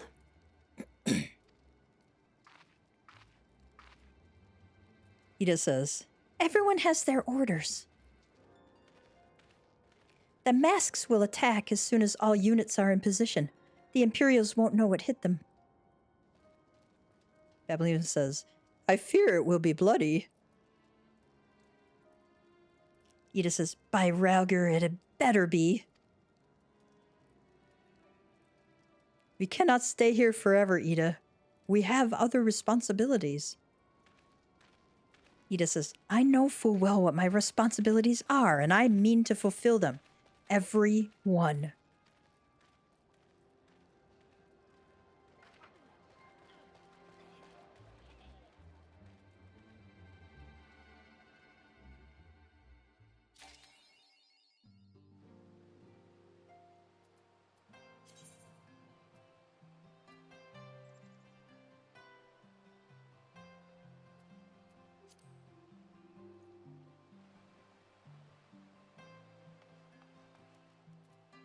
Go inside and see if there's anything else being said.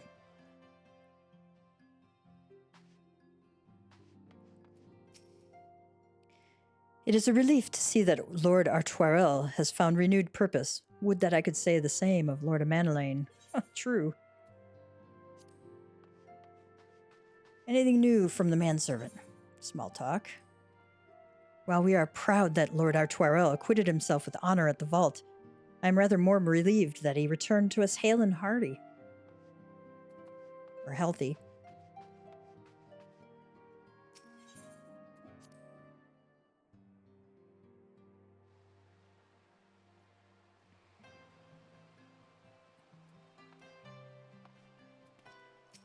Elfino says, much as I worry for the future of Ishgard, the fate of our missing friends concerns me even more. Tataru says, for the quest as it once was. Tataru is waiting to share good tidings with you and Alfino.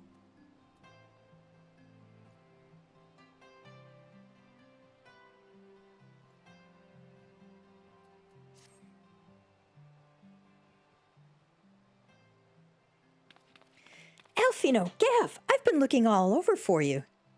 We've received news regarding Flamine, Hoary Boulder, and Coultenay. Really? Has something happened?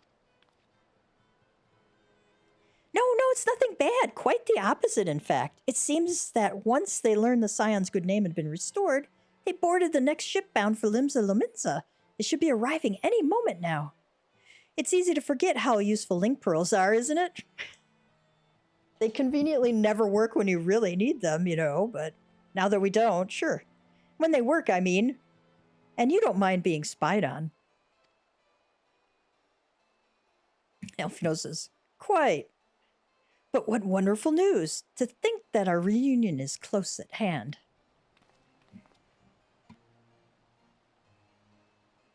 Thancred says, a pleasure to see you too, Alfino. Ah, Thancred and Cryle, what brings the two of you here, says Alfino. Thancred says, Cryle and I have been looking into how we might track down Minfilia.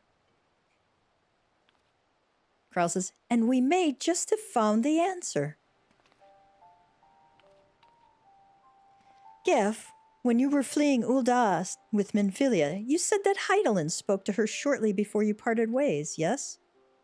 Cryle continues, well, assuming that is true, and I see no reason to suspect that it is not, it seems reasonable to conclude that Hydaelyn commanded her to remain behind.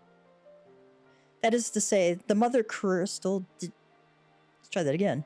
That is to say, the Mother Crystal directly interceded to guide Minfilia. Admittedly, this is all still quite hypothetical, but I propose that such intervention, however subtle, must surely leave some residual trace, a lingering disturbance in the ether, or ripple, if you will. In order to establish the existence of such ripples, of course, we will require suitable data. Thancred says, fortunately, I know where such data can be found. The battleground where Gav felled the Ultima weapon, and the site of my personal ignominy.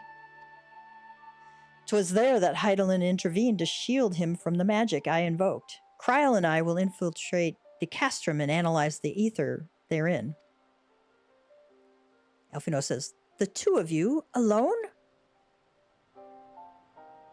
Thancred says, I have a proven knack for subterfuge, and I am confident there will be sufficient nooks and crannies in which to hide Cryle while the patrols pass.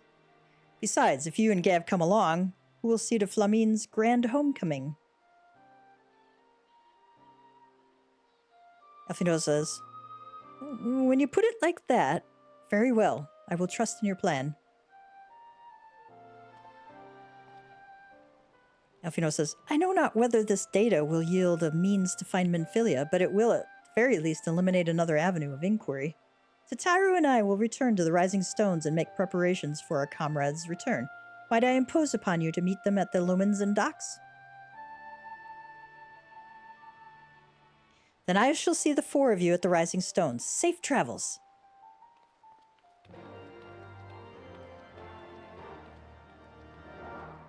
All right. All right, we are going to save Kite Shield in our armory chest. Oh, why not push for?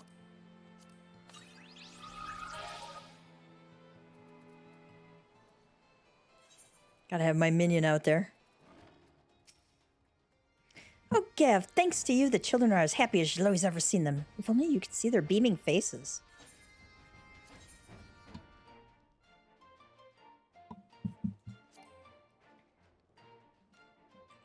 Alright, I gotta change into my culinarian outfit there.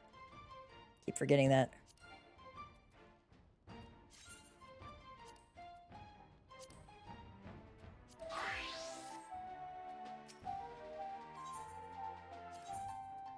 Give thee a heartfelt gift. The best gifts are those that come from the heart. A present for the children? How kind of you! The mere sight of the box is sure to fill their hearts with joy and wonder. Why, I suppose it will have the same effect on me. Let's take a look now. Present for the children? How terribly thoughtful of you. Thanks to you, this will be one of the happiest days of their lives. I'm sure of it.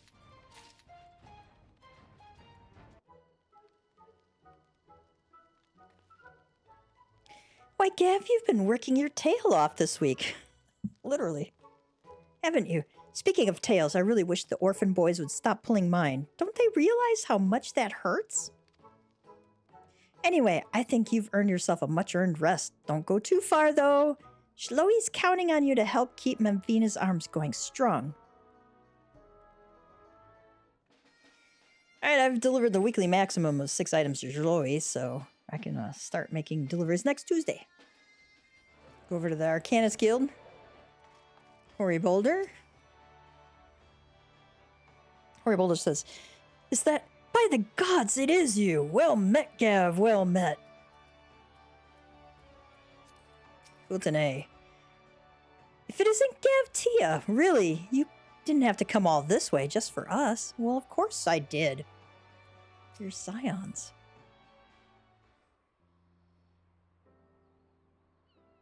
Oh, Gav, how have you been? Come here, let me have a good look at you. Thank the 12, one hears the strangest tales in foreign lands. I worried about you all every day. Fultonay says, we would have sent word sooner, but the Braves afforded us no opportunity. When they fell upon us in the market, it was all we could do to escape. Tataru found her way to you, of course, but we were forced to seek shelter aboard a Hanish vessel. It pained us not being there when you needed us most, but we made the most of it, didn't we, Quiltonay? Studied and trained from dusk till dawn, we did. Flamine says, we would have sent word sooner, but we knew not whom to trust, and with the vast distance. But those dark days are behind us at last. I shall be glad indeed to return home and speak with my daughter. What do you mean she's missing? How could you let this happen? Forgive me, I'm sure you are doing everything in your power to find her. As Thancred must be, he watched over her from the first, long before me, and he will watch over her to the last. I shall pray for her safe return and busy myself in the meantime.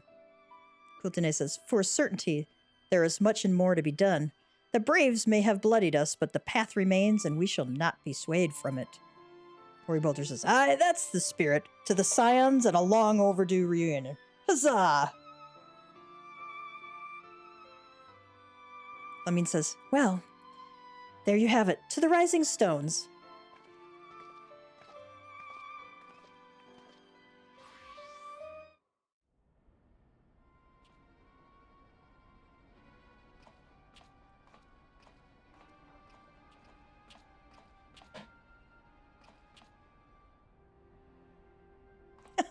Thancred's in their outfit.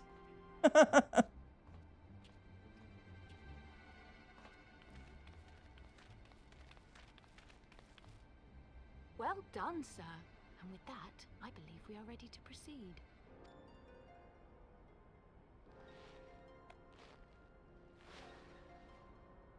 Let us be about our business then. The next patrol may not be so credulous.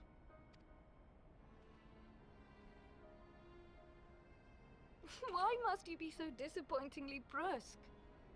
You're not at all as Minfilia described, you know.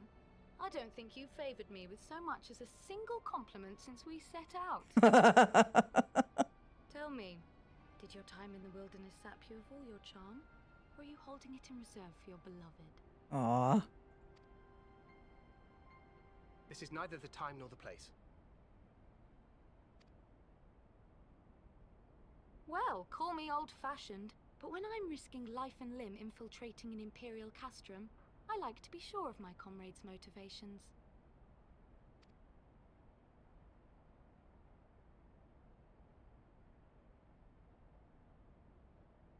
I see now where Alphino gets it from. Minfilia is dear to me, it is true, but not in the way you think. 15 years passed, when she was still but a child.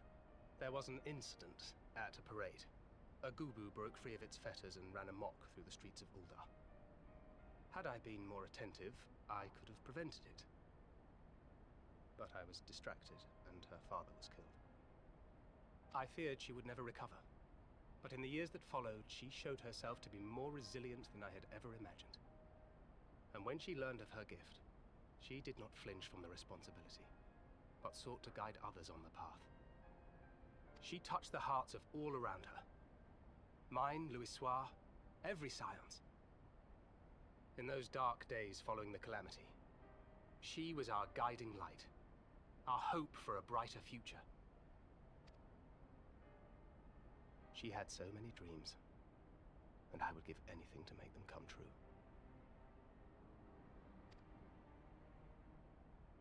My apologies. I can see she means the world to you. I did not mean to pick at old scars. No harm done, I assure you. But fair is fair, my lady. What is Minfilia to you? You mean you don't know? Only my dearest friend. When I finally emerged from my torpor, I learned that nary a day had passed without her asking after me. She never gave up hope. And neither will I.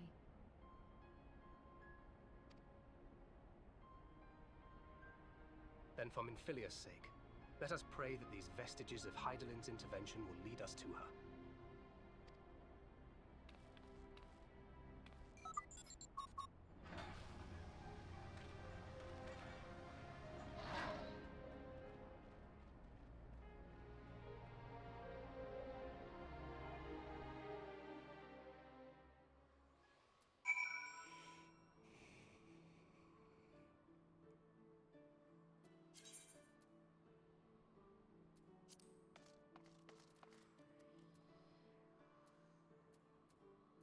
I am going to go to Idleshire. I want to go out and lock this next raid, and then we can, while we're waiting for a queue, we can go do something else. I did not know Y'shtola was here. How fortuitous. If you're looking for Kryl, you should find her at the Rising Stones. She was asking after Thancred, though she did not explain why. Here we are, going to talk to Mead. Does Round Rocks have anything new for us? Shh. Sniff. Treasures of Round Rocks are gone? I don't know.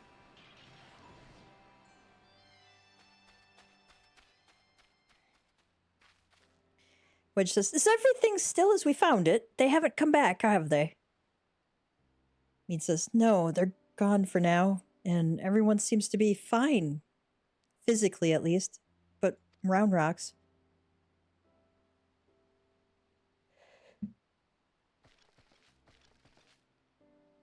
Shh, gone. All gone. Poor thing, Mead says. The Illuminati took everything. I'm just glad she was off collecting trinkets with Backricks when they came. I daren't think what might have happened had she been here.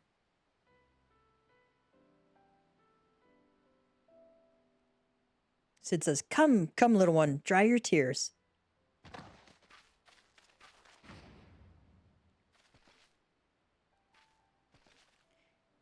One thief, unconscious. We found him lurking near the edge of town. Not far from your treasure, Round Rocks.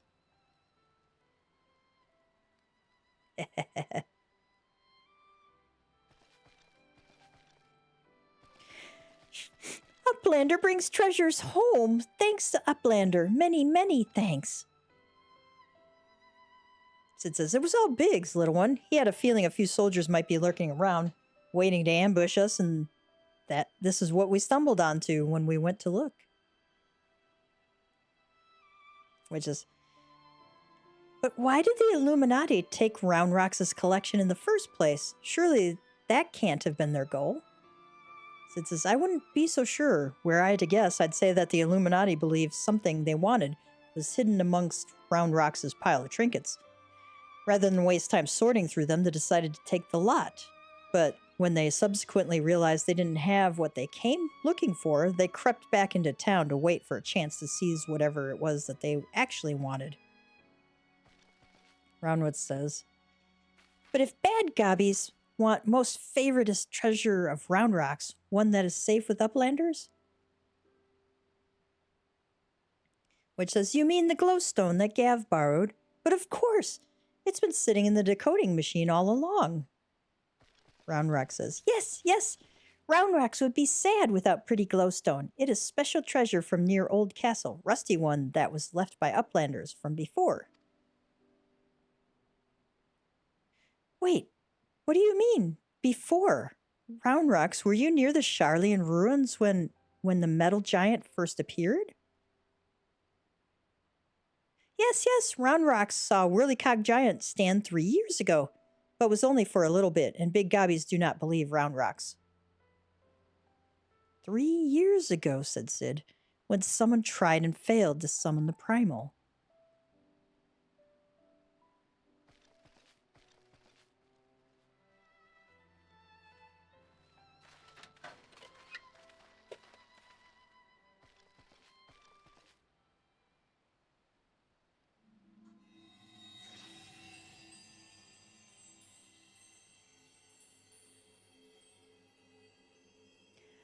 A fragment of the Codex, of all the places in the realm. Sid says, only a fragment of the original? So that crystal must be the Illuminati's missing piece.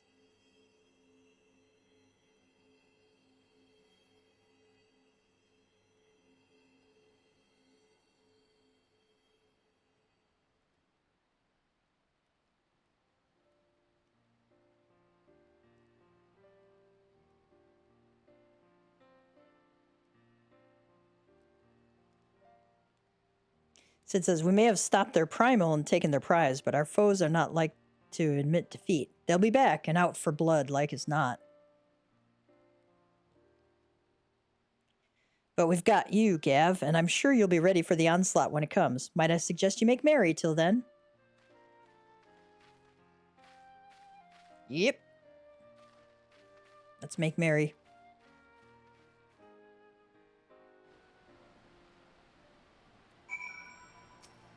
Mead says, I'm glad Round Rocks has her treasure back, and I only hope it doesn't place her in further danger. You wouldn't believe what some would do for just that small fragment. All right, Round Rocks.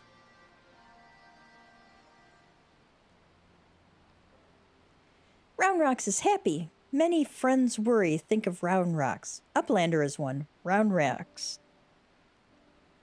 Round Rocks thanks Uplander. Mead says, let me chime in as well, Gav. Round Rock's home needed protection, and you provided it. Not many would do that, and certainly not in the face of a primal. You have my thanks also. Mead helped Round Rocks too. Uplanders have good hearts and kind. Mead says, only so many of us find Machina pretty, my dear. We have to stick together, don't we? Did Mead always like whirly cogs and biddy bobs? Not like you, Round Rocks. My love, he adored the things. Inventing, building, and tinkering with them. Round Rock says, Mead always touches hurt mark when remembering. Mead says, do I? Well, I suppose I do. Those times were something else, little one. My friends and I... Oh, I missed that. Hang on. Those times were something else, little one. My friends and I, we were lost in our dream. We thought to put back the pieces of the broken world with logic, reason, and technology. And we were certain we could do it, too. I hadn't much skill with thinking up things or making them, but I helped in my small way, and that feeling of aiding in someone else's dream, sharing it, washes over you like a wave of happiness. I've never felt that way since. Now, it all seems so far away. Even the memories feel like I dreamed them rather than lived them.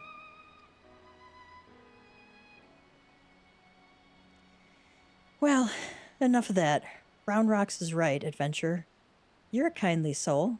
Keep an eye on our girl till we next meet, will you?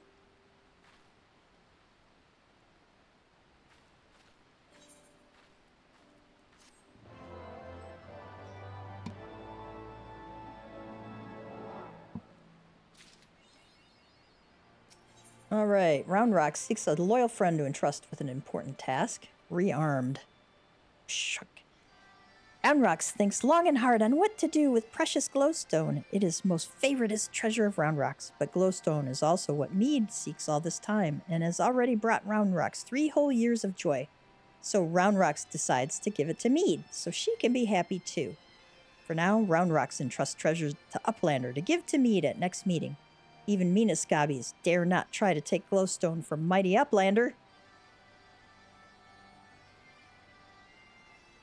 Round Rocks does not know where Mead is now, but she often gazes out on Giant of Whirlycogs from Broken Watercross.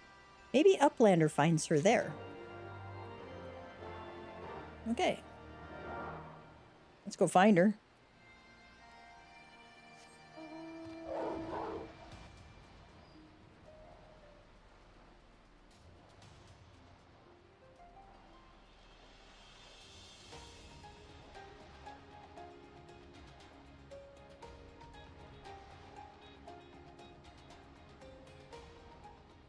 Where are we going?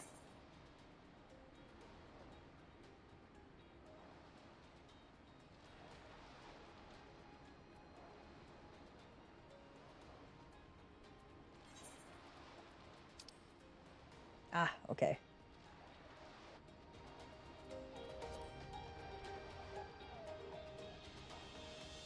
It's following some other quest.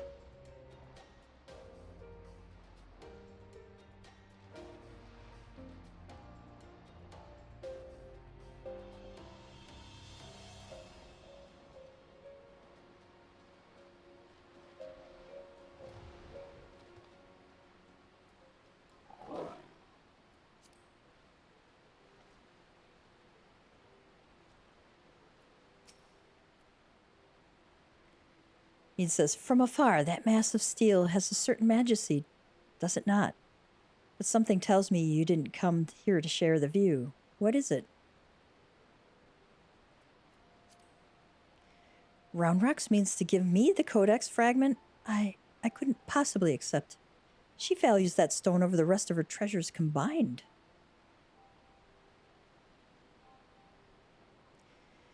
And yet, it may be safer in the hands of one more capable of defending it. Safer for all concerned. Gods know the Illuminati will stop at nothing to get it. Very well, if she feels I should have it, I will hold it in safekeeping for her. Enigma Codex fragment, an important section broken from Round Rock's prized treasure and entrusted to none other than you.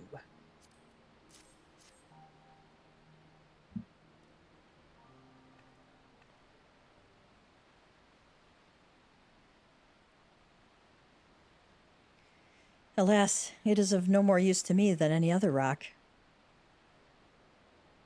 You doubtless recall the moment when Round Rocks first revealed the Codex fragment to us, yes? When she took the stone in her hands, a piece of the Enigma Codex burst forth unbidden in a brilliant flash of light. Yet it had been handled many times by others, yourself included, without ever betraying a hint of the secret contained within. Did you not find that strange? I myself was surprised, albeit for a different reason. The Codex is protected by an arcane mechanism, you see. Only those who share its fundamental principles are able to view its contents. It is rare indeed to find an individual with the qualities required to read it. That Round Rocks possesses such qualities is an unexpected blessing, to be sure. But if the Illuminati were to learn of her secret, she would be placed in grave danger. Even as we speak, they scour the hinterlands in search of our elusive missing piece. But as far as I know, they still view our friend as a mere collector of misplaced items. For her sake, we must do our utmost to draw their attention away from Big West's shortstop before they take it into their heads to return. And it is for that reason that I mean to leave this place. When the Illuminati learn that I have the fragment, it is my hope that they will focus their efforts on ascertaining my whereabouts. Needless to say, I may not return to Big West shortstop for some time. While I'm gone, I would ask that you watch over Round Rocks. See that she does not come to harm. You have my thanks, adventurer.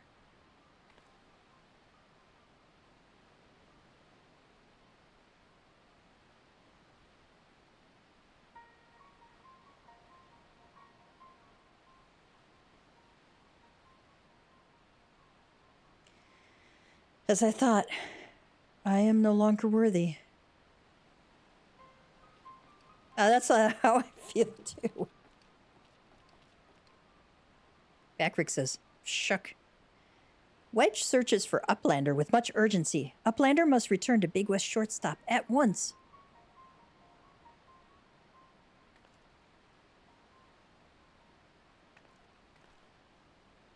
Shko.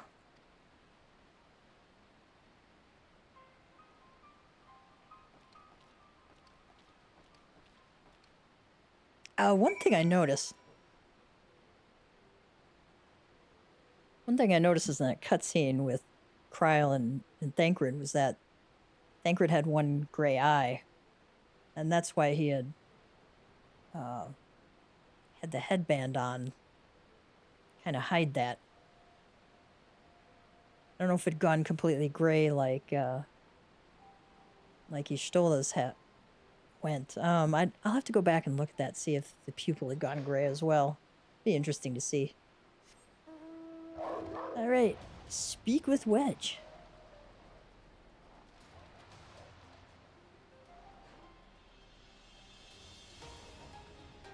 Sorry for any background noise there. My son is getting dinner ready for us.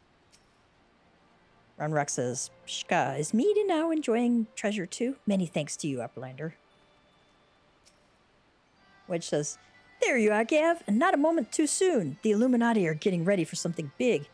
Y'shtola reports that Alexander has started drawing massive amounts of ether from the surrounding land, which can only mean one thing. The Illuminati have resumed their attempts to revive it. And what's more, Backrix reports that the goblins are massing substantial quantities of explosives and supplies. By all indications, they're building another weapon. In short, it's bad.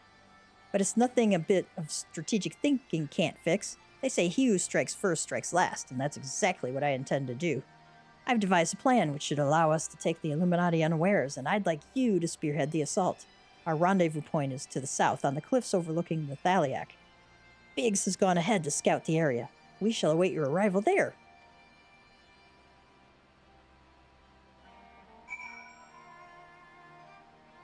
Gav, good to see you. I take it Wedge told you about the situation. You ready to hit the Illuminati where it hurts? Yep. You can count on me. That's what I like to hear. The chief will be here soon, and then we can get things underway.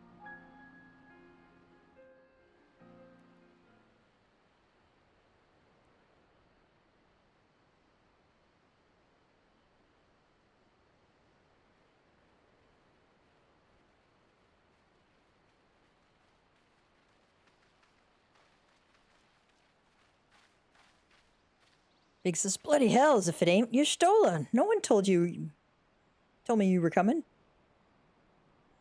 Y'shtola says, an etheric disturbance of this scale demands my personal attention. Judging by the marked fall in ambient ether concentrations, the situation is far graver than previously assumed. Sid says, and you are certain that steel monstrosity is to blame?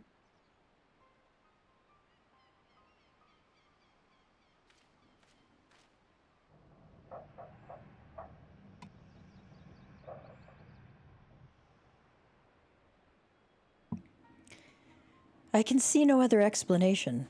The giant's innards are well nigh saturated with ether already, yet I sense something else, an irregular energy coming from within the barrier.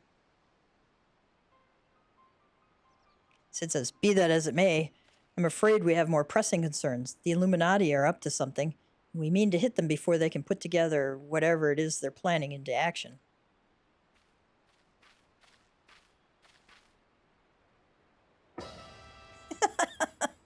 When Wedge grins, it's always a dangerous moment. Wedge says, to which end, allow me to introduce my newest and perhaps most astounding invention, the Electro Jammer 3, first of its kind.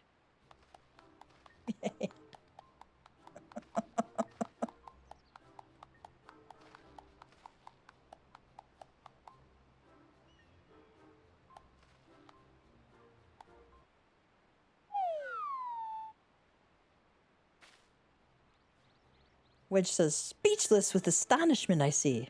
As well you should be. The high-frequency waves emitted by this device will interfere with any and all enemy communications, making it impossible for them to coordinate an effective defense. With it working in our favor, victory is all but assured. Sid says, I see. So, assuming I have understood correctly, you need only activate this electrojammer of yours, and the Illuminati will be plunged into disarray, affording Gav and his friends ample opportunity to take them unawares? Very well. Proceed.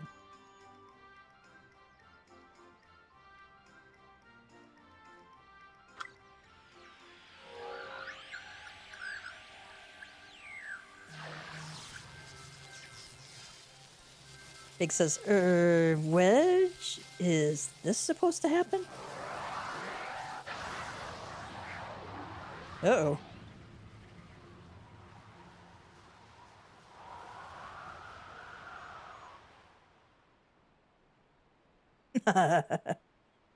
Grin. Bloody hells! Oh, the barrier went down. I think.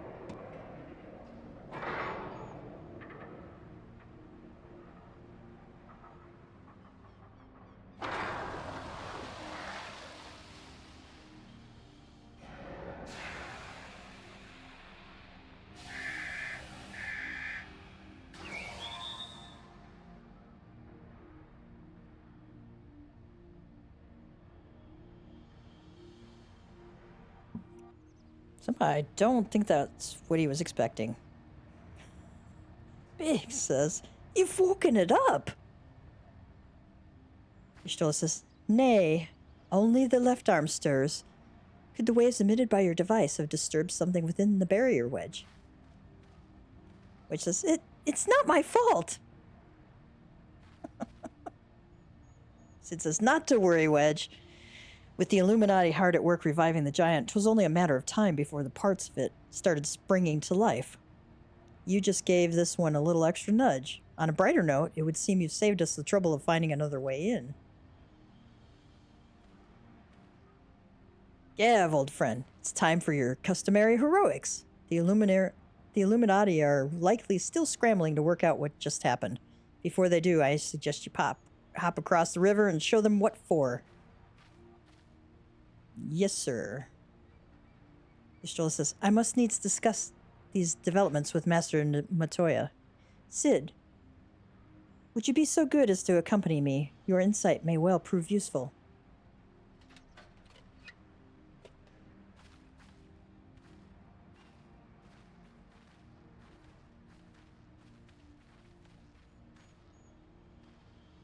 Haha.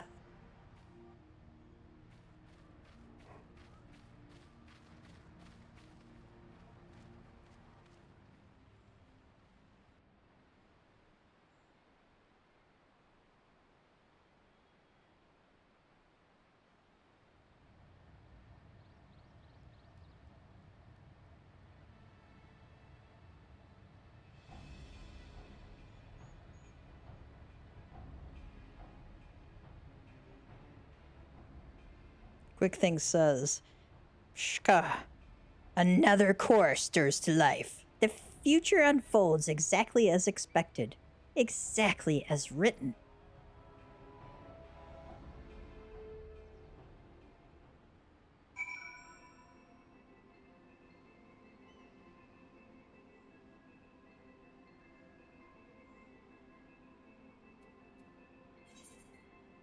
All right, now we have to speak with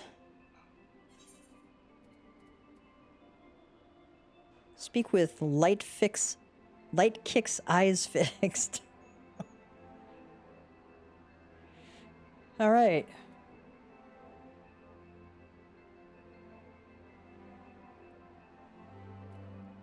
Which hurriedly explains that Zhloe has detected high volumes of either. Yeah, okay, we did that.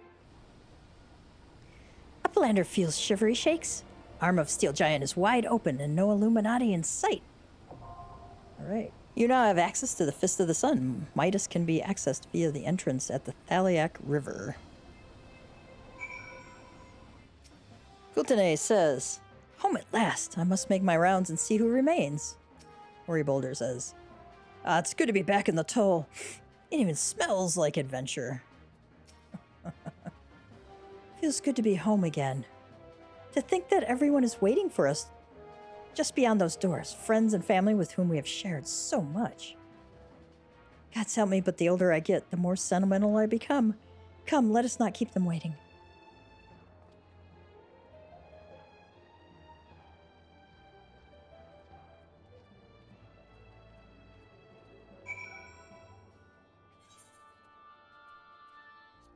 The Wandering Minstrel has something else for us. A song of steam and steel. He wishes to hear all about how you raged against the machine. It's a reference to the song. Or a group, I think.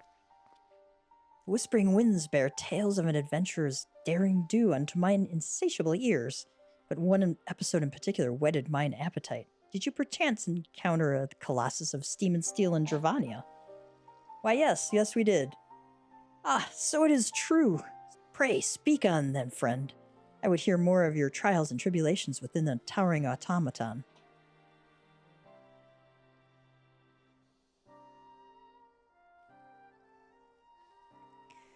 A god born of goblin prayer, a citadel upon legs whose very life spelled death to all without. How marvelous! I wouldn't call it that, but okay. My muse stirs at the mention of such wonders and moves me to song. Hearken now unto your own tale, brave hero. O friends far and near, I challenge you all to think of a marvel so strange and so tall. Steely-skinned giant whose veins coursed with steam, in whose bright burnished bosom foul goblins did scheme. A heaven to they who therein did dwell, but one whose mere being made all else a hell. Forsooth he could not well be left to abide, so into his huge hand a hero did stride, and battled through legions to reach his hard heart, conspiring at last to rend it apart. His core being no more, the giant fell still, though the goblins remain there to plot further ill. Ah, my muses left me, but tell me true, did I capture the essence of your journey? Well, a poet must change one or two details for dramatic effect. A ballad should rouse its audience, not send them to sleep, after all. Pray, accept my humble verse into your heart. Songs give the listener fresh eyes to see, and mayhap mine own will allow you to look upon your deeds anew.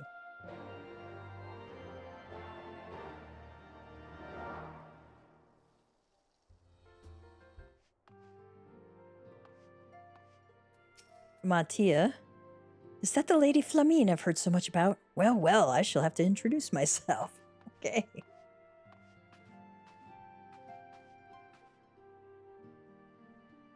Lots more scions coming.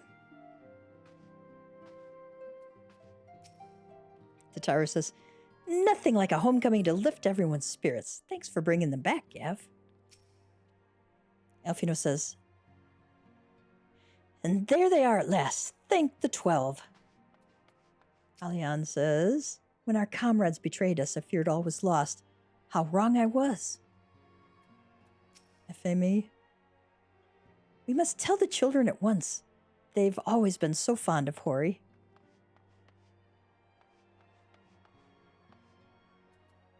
Bloomweeda. I worry that Ergmus is getting a bit carried away, but I suppose I can overlook it on this occasion. Okay. Clemens. First Ochre and now Hori. A passing fancy I could suffer, but this? She's hopeless, utterly hopeless. Isildour. I heard it from Alian. Oh. So where is she? If I'm to greet the songstress of Ul'dah, I must do so on my feet. Ome says, to secrete oneself in a ship's hold to secure safe passage to a faraway land. This is a tale we know all too well. When they are well rested, I should like to seek a formal introduction. Isildur says, why wait, my friend? Come, there is no need to be shy. Pray, grant me a moment longer at least. Though I am happy to oblige you, my legs are rather less accommodating.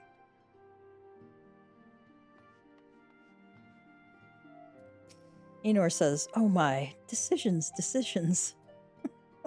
So Clemens is sad that Enor has set her sights on both. Ochre Boulder says, huzzah, he's returned. Together my brother and I shall serve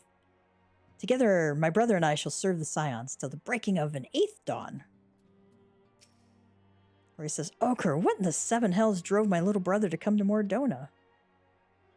Ochre says, why you, brother, you and the Scions, of course. For 1,000 days I trained that I might grow as strong as you, that I might fight alongside you. Yet now that you are here, I sense that you have surpassed me once more. No, do not tell me. You trained with the Hanish, did you not? Hori says, your eyes do not deceive, brother. I have studied the trials of the braves, drunk deep of the souls of mine enemies. Kultane. Glad though I am to be home, I cannot help but think of those who have yet to return. Once we have settled in, I would join the search.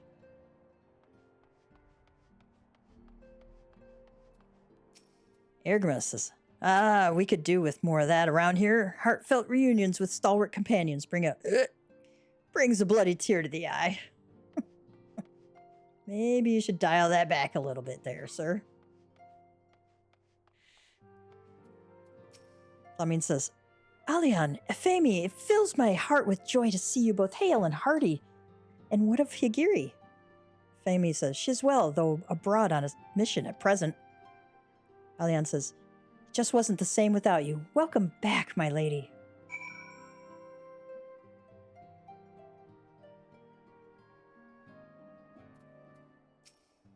Flamina, 12 be praised, so many are still with us.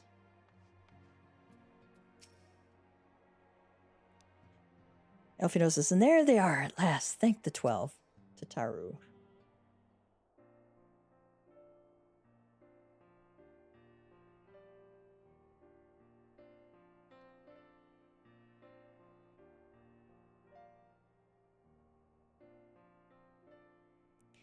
It's been so long since I've seen them all like this. Elfino says, too long. 'Twas the chaos born of my foolish ambition which forced them to flee. Though they are returned, there are others yet missing, others whom we cannot forsake. Tatara says, we'll find them, Elfino. I know we will. Minfilia, Ida, Papalimo, every last one. And when they walk through those doors, we'll be here to welcome them home. With me at the head of the queue, of course. Of course. Oh, I have to select one. Okay, Steam Staff.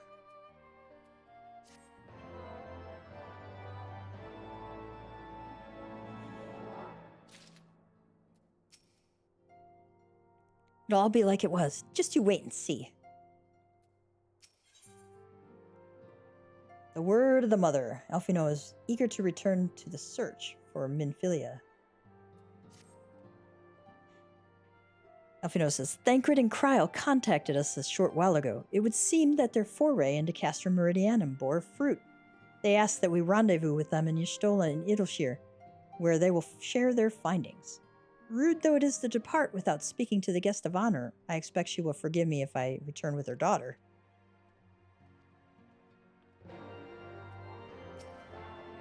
What are you still doing here?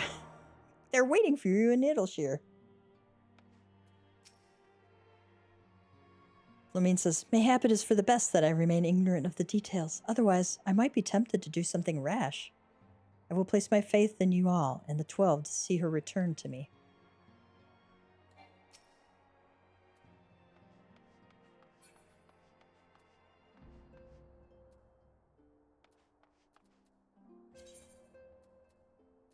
All right, back to Idleshire.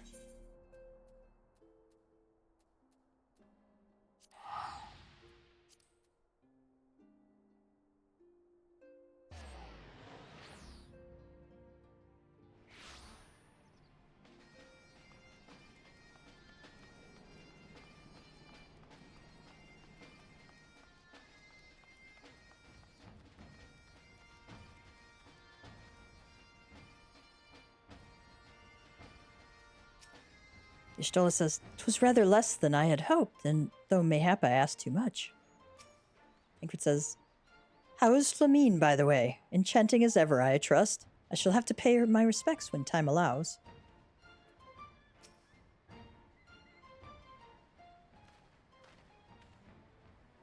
Elfino says, my apologies. I see I am the last to arrive. So, what news have you for us?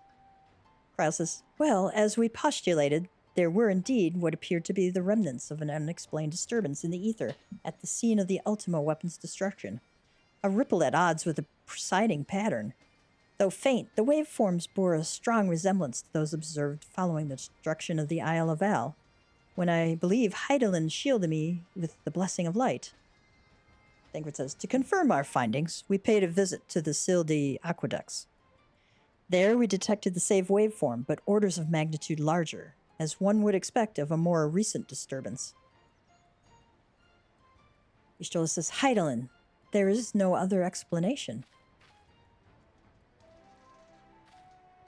Kryl says, but there is more. When I studied the site where Y'shtola used flow, it appeared that not 2 but 3 beings had been affected.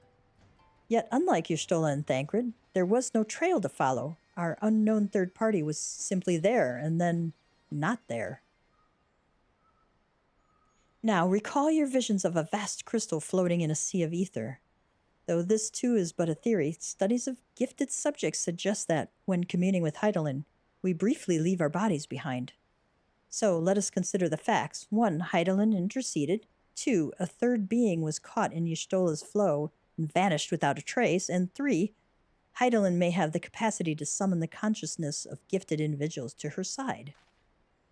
Y'shtola says, you are implying, I take it, that Hydaelyn guided Minfilia into the compass of my magic, that she might summon her body and soul unto the ethereal sea? In which case, we must needs continue our search there, for a blessing, the means to do so already exists. I speak of the Antitower, a Charlian construction conceived to provide scholars a vantage point over the ethereal sea.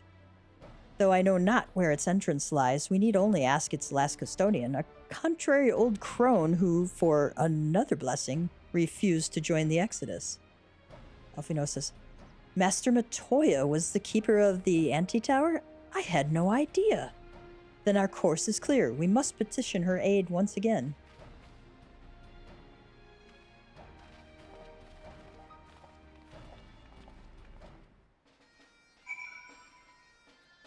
All right.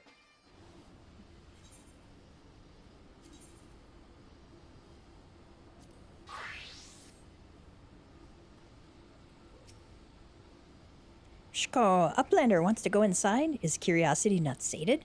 Red bricks will give guidance, but beware that giant is sleeping. Not dead. Okay.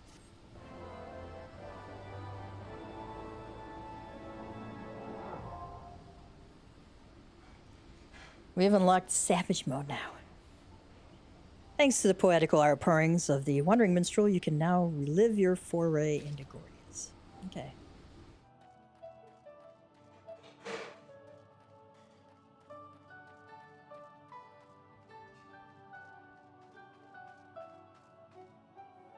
No, they're not here right now.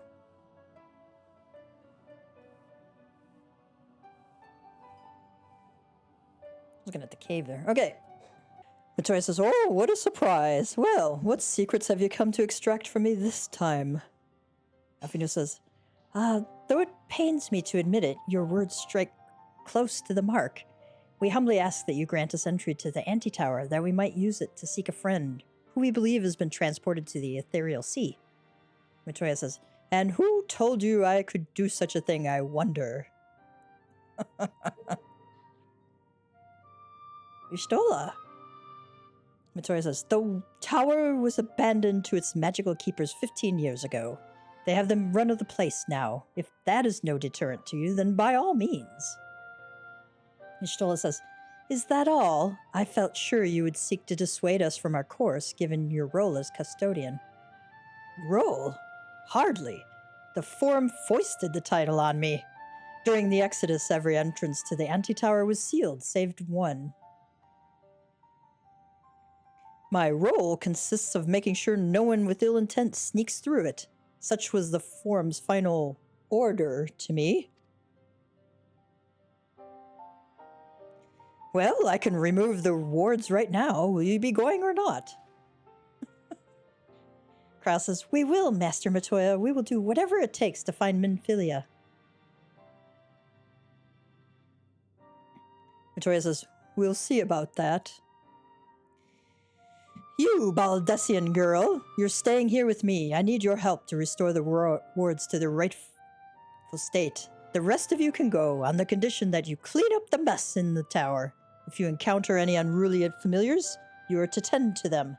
Those are my terms, and I'll hear no argument. Now we have cleanup duty. Angrid says, well, it appears the mistress has spoken. Lead the way, Gav.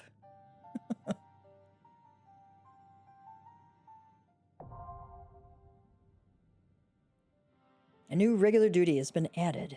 All right.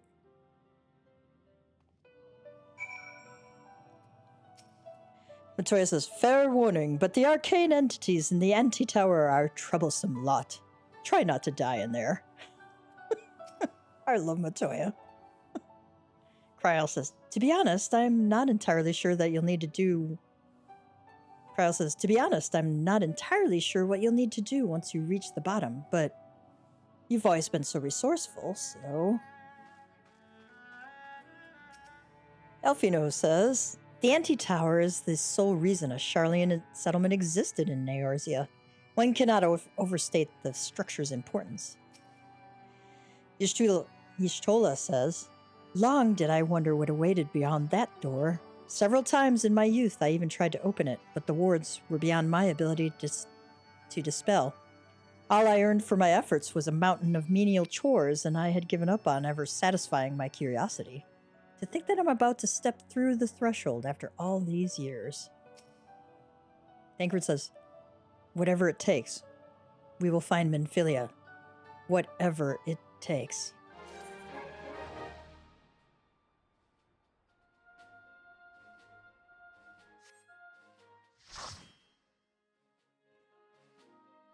All right, here we go.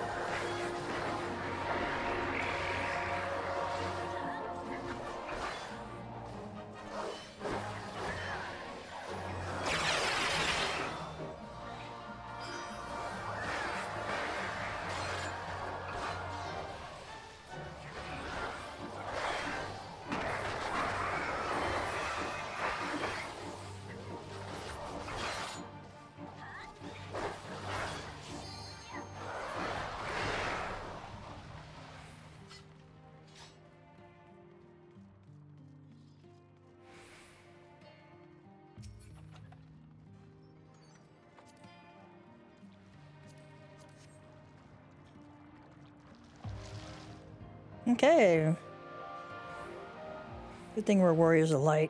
We can handle these falls, you know?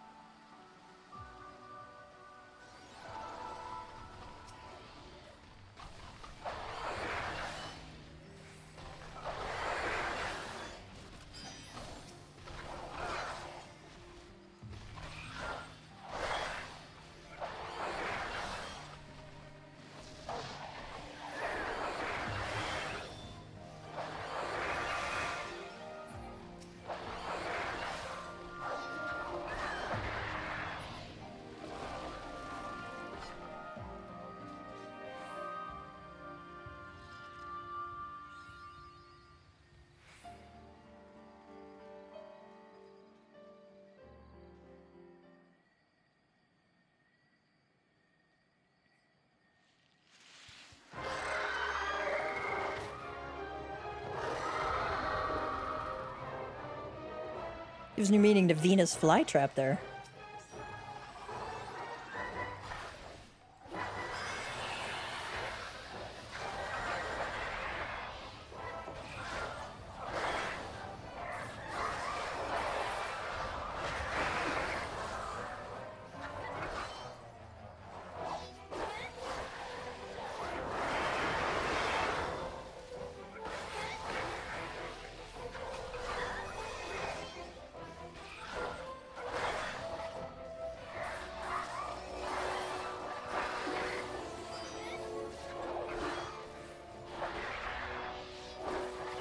Gotta make sure to stay out of those circles, because they are deadly.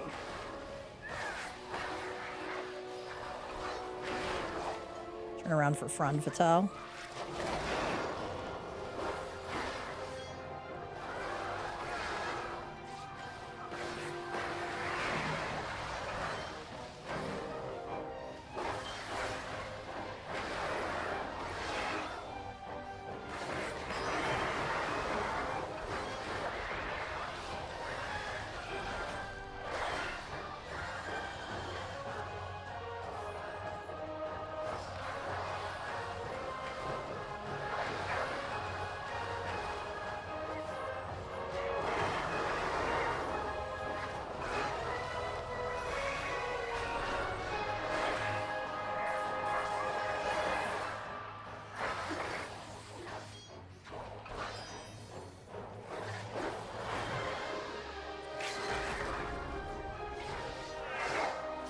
Didn't realize it was that low already.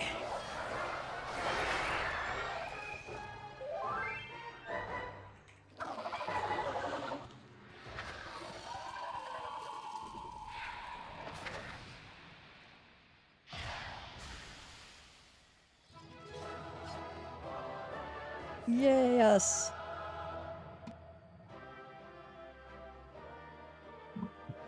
Both those Mikotes wiggle our ears in joy. Very cute. I didn't give him a comm. Did a good job. Okay, what does Sonny have to say? I knew the thought of the Arboretum's treasure would be enough to get your juices flowing. Thanks to all the pruning you did for us, we were able to get a good look around the ruins. It didn't take us long to find what we were after. I can't wait to tell Midnight Dew the good news. Speaking of which, would you mind coming with me to Idleshire? Midnight Dew will want to thank you personally, and I dare say even an adventurer like you would be interested in our finds. Okay.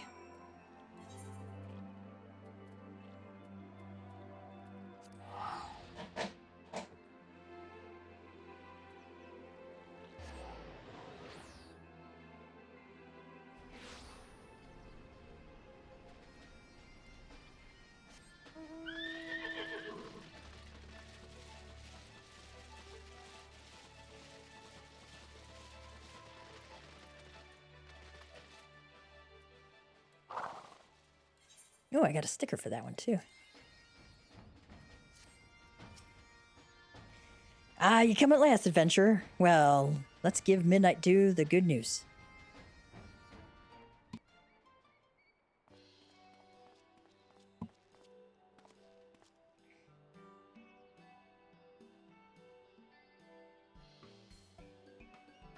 Now that's the ending I wanted to hear. Let's hope these seeds live up to their reputation. What fruit do you reckon they'll bear, adventurer? I'm an adventurer, not a gardener. Something wrong? You seem surprised, Sonny. You did tell our friend here what you were looking for, didn't you? Now that I come to think of it, that little detail might have slipped my mind. You see, the treasure we were looking for was seeds and sprouts that were cultivated specially by the Sharlayans. Years of research went into breeding them, apparently, and they produced plants like you wouldn't believe. As of now, Idleshire's main industry is collecting the junk left behind by the Sharlayans, but it won't last forever, which is why it's important we find a new way to make ends meet, before we end up with nothing left to trade. Acquiring those sprouts and seeds was the first step to accomplishing that goal. If we can find crops that'll flourish in this land's changeable climes, we'll have a new industry that should keep Idleshire going for generations to come. Well, these seeds ain't gonna plant themselves, so I'd best be about it. Something tells me growing them will make getting them seem easy. It'll take a few moons, 'tis true, but I look forward to seeing those seeds bear fruit. Make sure to visit us from time to time, adventurer. One day we'll treat you to a feast grown by our own hands. Oh, that's nice.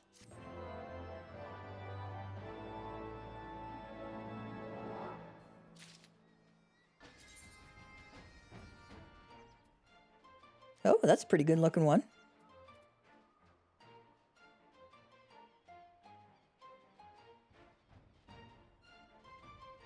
You know who that'd really look good on, though, is a red mage.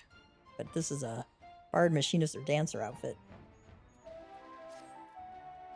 I might keep that for glam. Boots of the daring duelist. Ah, got spurs on it, even. Nice. Those are Lancer, Dragoon, and Reaper. Now we got Alexander the Fist of the Sun. I wonder if that's one of my... Fist of the Father. Okay.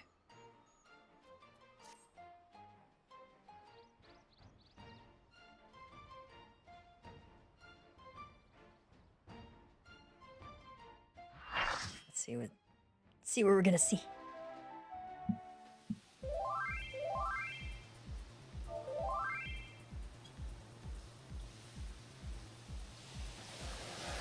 Ah, the other Dragoon says, Meowdy. I'm betting it's a cat boy. Or girl.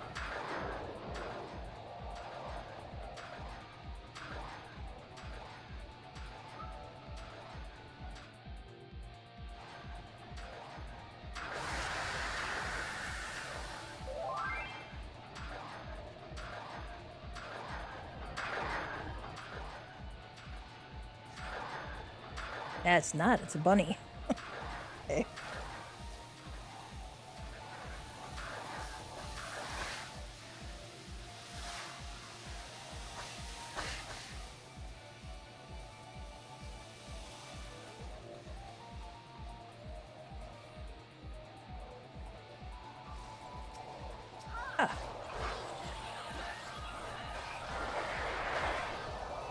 Okay, I'll look at it in a bit.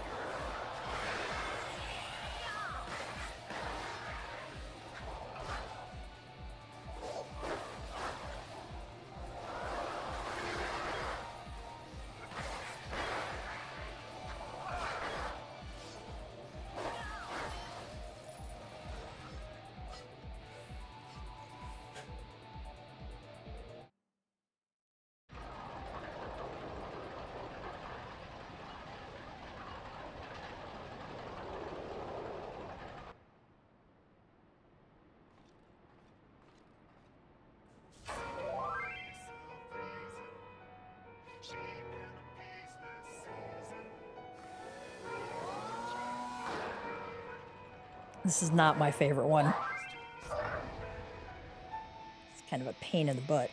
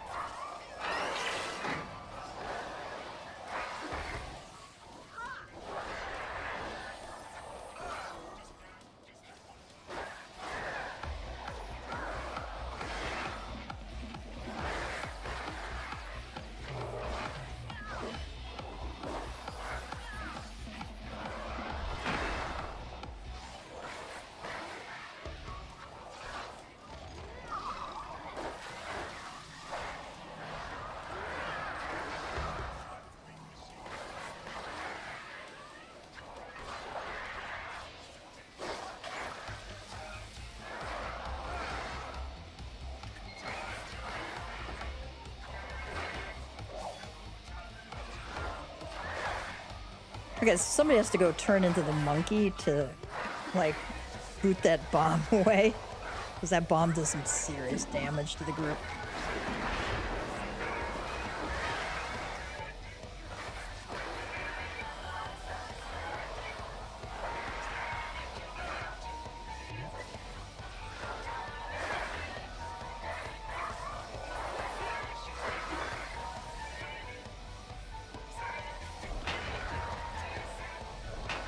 For boosts, you need to turn into a bird, because he bounces on the ground there.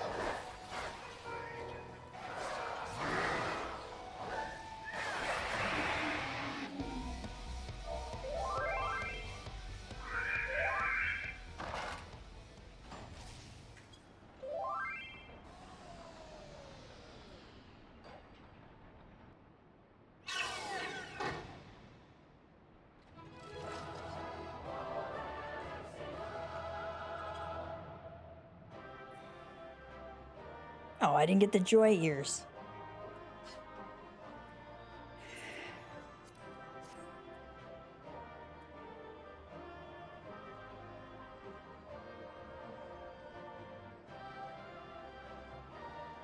They're all yours, kiddo.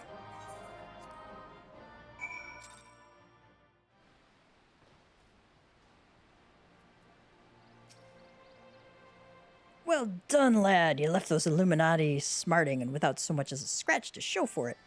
Now, I'm sure you'd like to finish them off, and we would too, if truth be told, but I'm sorry to say we have a problem. Well, Wedge and I were out on patrol. We saw something, you see, a meeting between Mead and the enemy. Uh-oh.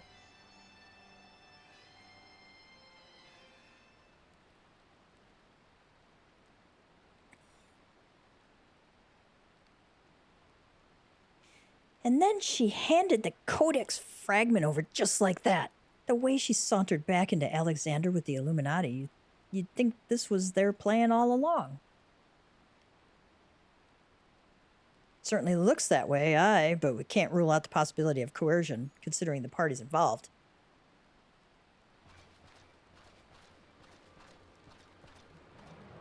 Shka, foolish uplanders. Treasure Hunter was happy to give Codex, and why not? She makes busy deals with Illuminati since very beginning.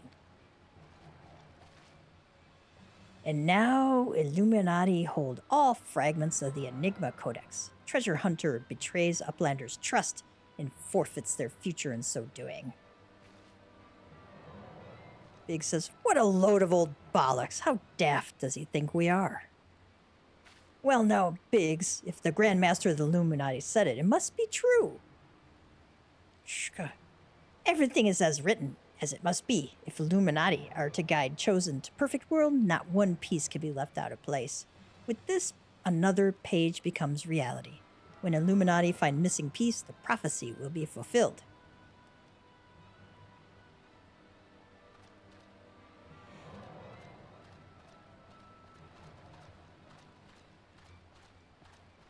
Which says, goodness me, that goblin hasn't the faintest idea how Uplanders' minds work.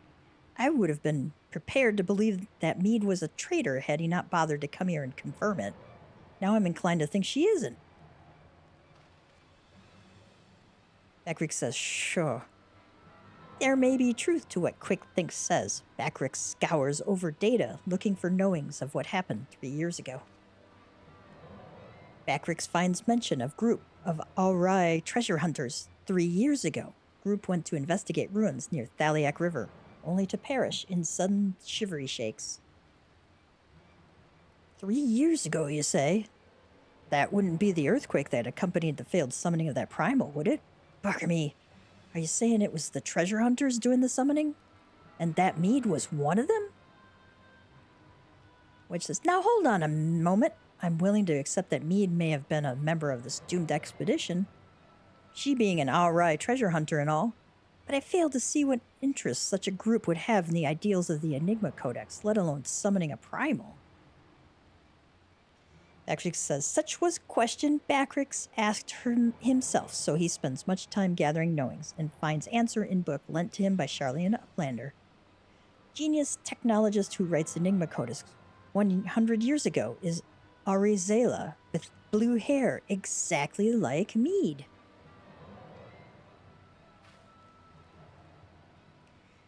Roundrock says, no, Mead would never make busy deals with bad gobbies. Roundrock searches for Mead, hears truth from her. Which is Roundrock's, wait!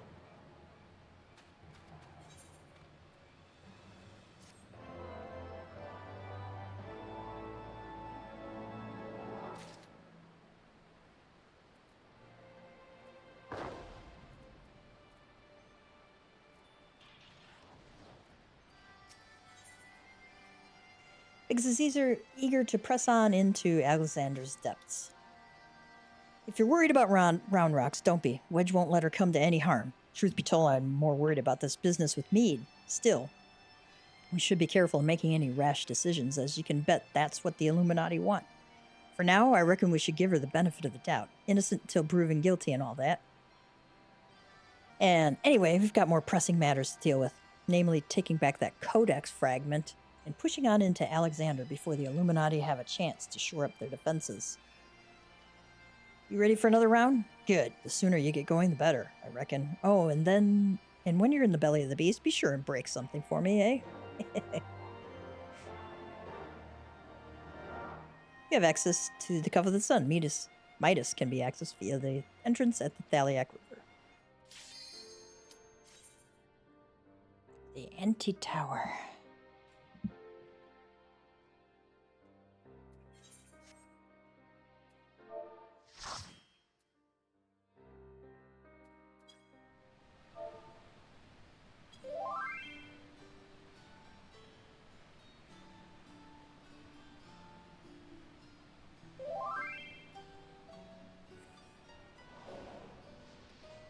It's upside down. Nice.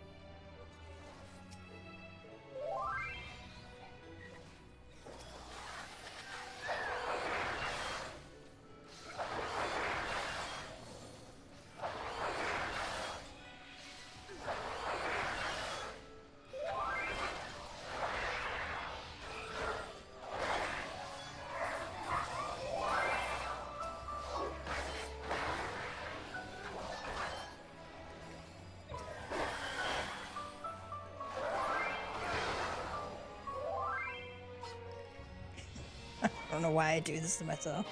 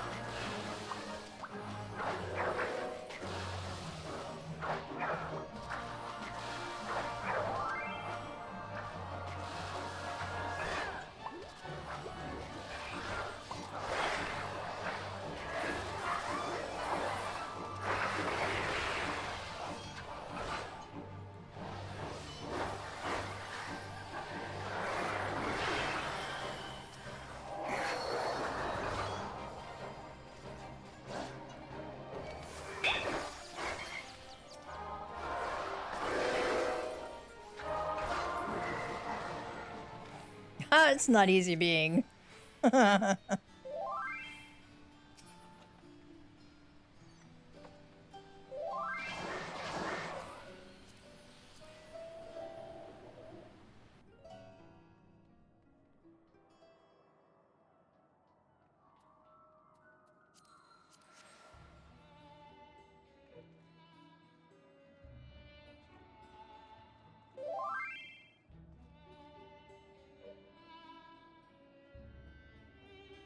Yep.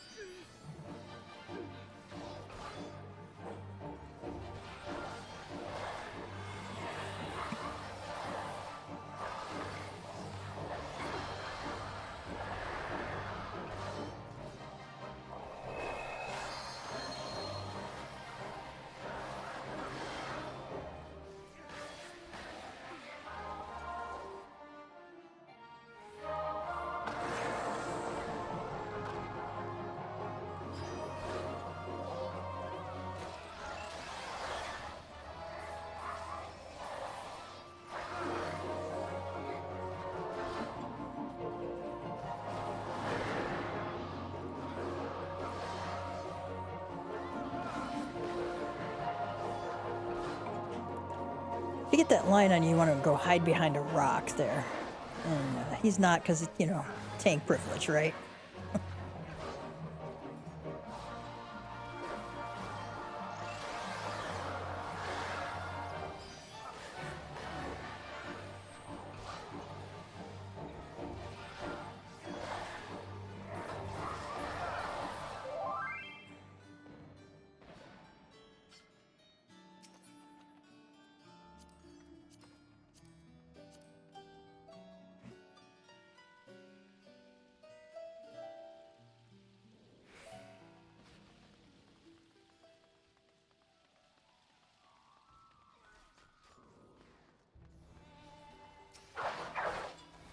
Take out the mages.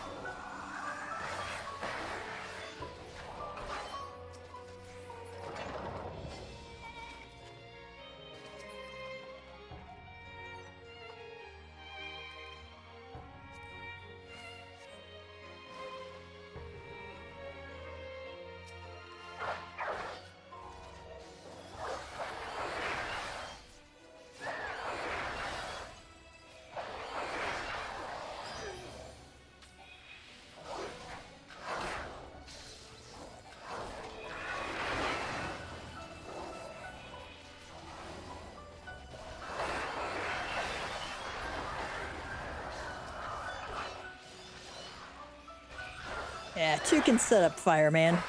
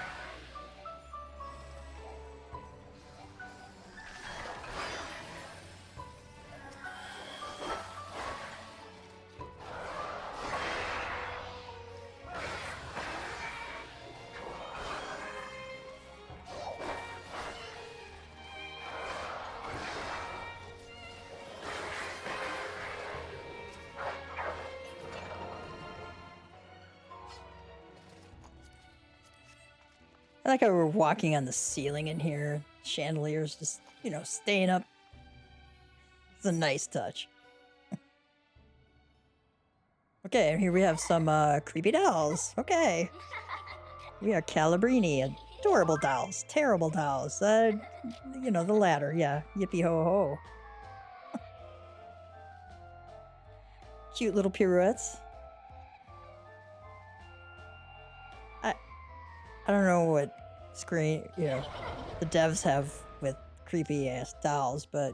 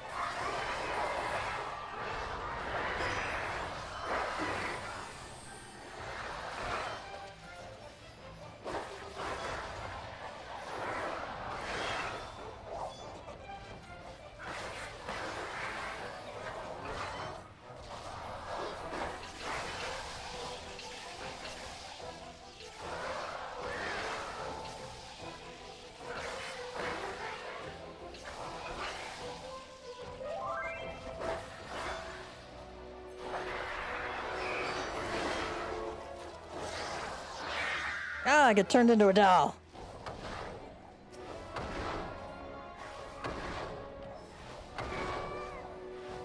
Oh my god, I'm gonna die.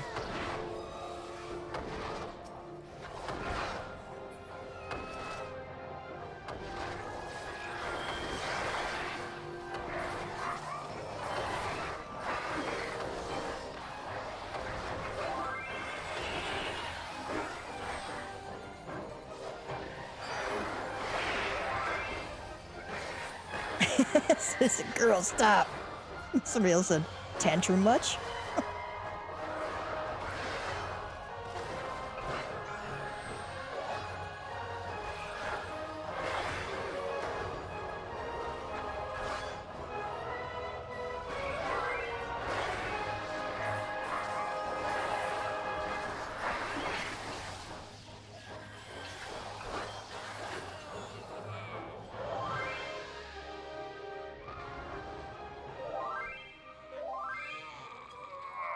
Oh, yuck. Oh, she's so creepy.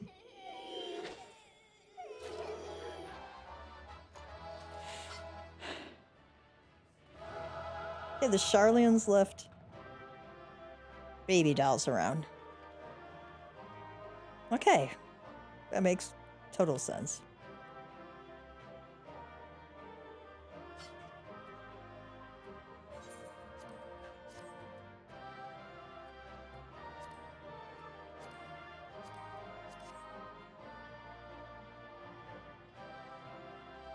So this is the closest point to the Ethereal Sea. We've come for you, Minfilia. I don't know what she said there. The ether here is almost too much for my eyes.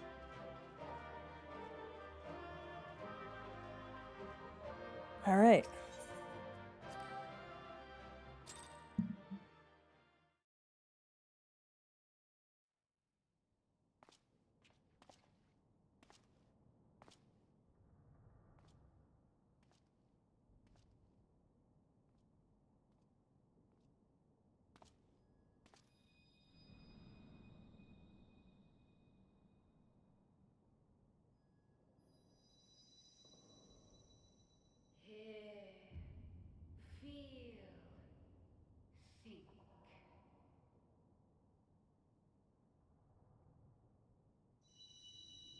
That's Minfilia's voice, not Heidelin's.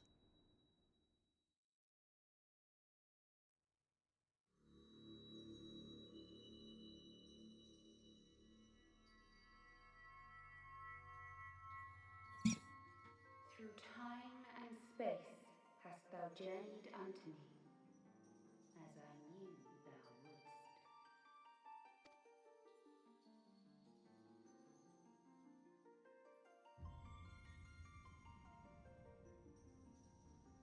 We are the word of the Mother. We, who were once called Minfilia.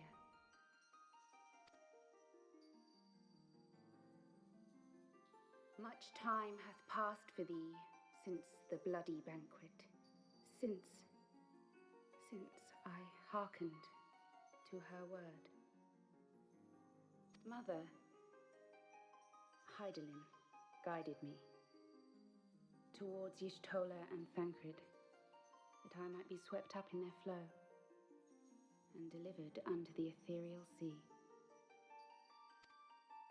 There, adrift and alone, her voice silent once more, I prayed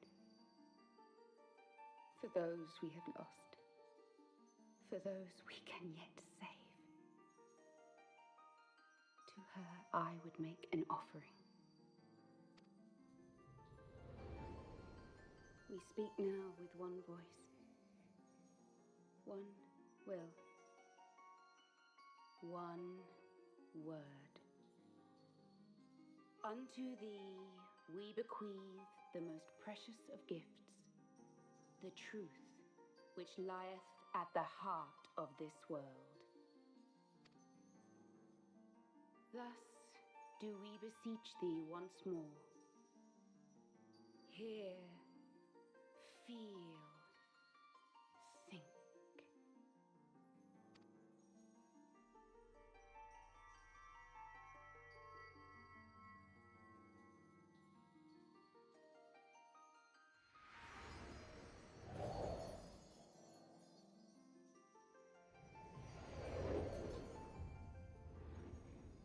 Before there was life, in the depths of the ethereal sea, light and dark did once dwell as one.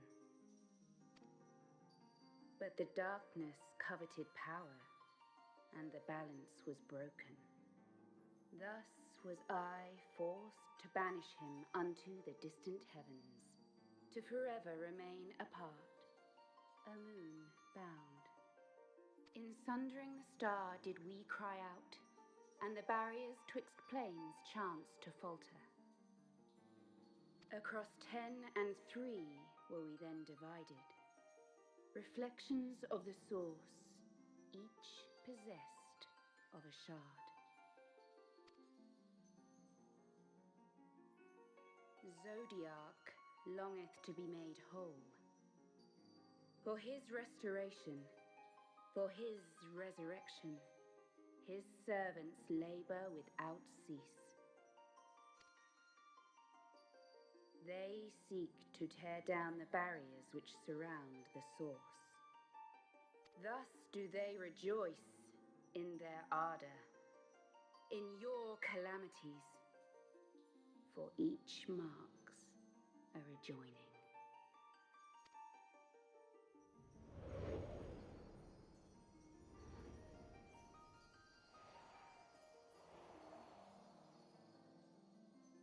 Seven times have they succeeded. 7 times hath the darkness grown stronger. 7 times have I failed. The Ascians cannot be suffered to continue. This is my final.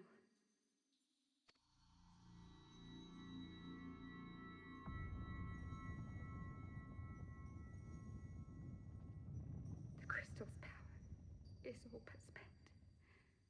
With what remains, I will return you to the shore of the ethereal sea.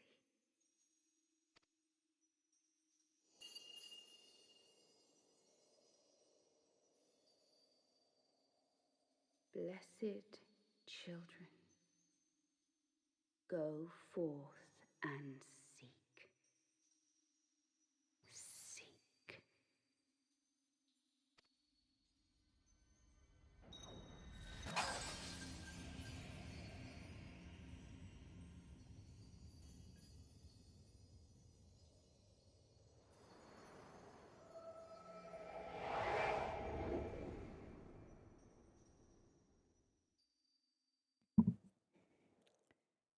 That's not going to be good news for anybody else. You've had another vision, haven't you?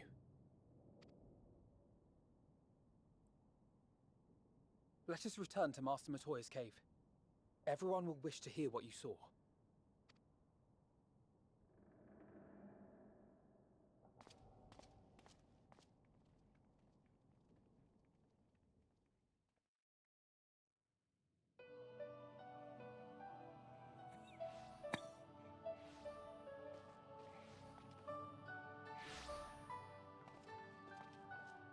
Still in one piece, are we?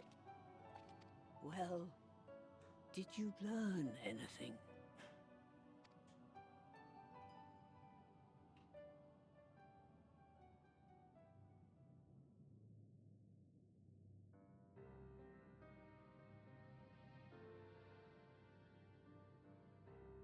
The word of the mother? I'm not sure I understand.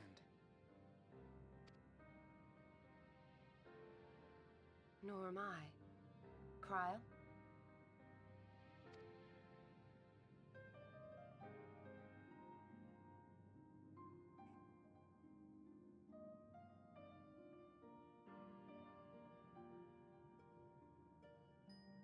As unbelievable as it sounds, I see no reason to doubt her. The word's tale. No one was more sensitive to the will of Hydaelyn than Minfilia. And if Hydaelyn has grown so weak that she can barely make herself heard, it is not hard to see why Minfilia, having joined with her, might struggle to maintain her own form.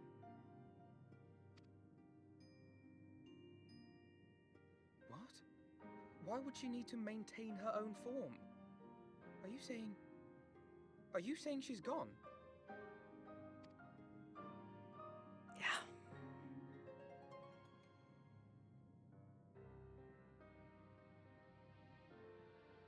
But that cannot be. Not now. Not after all we have accomplished.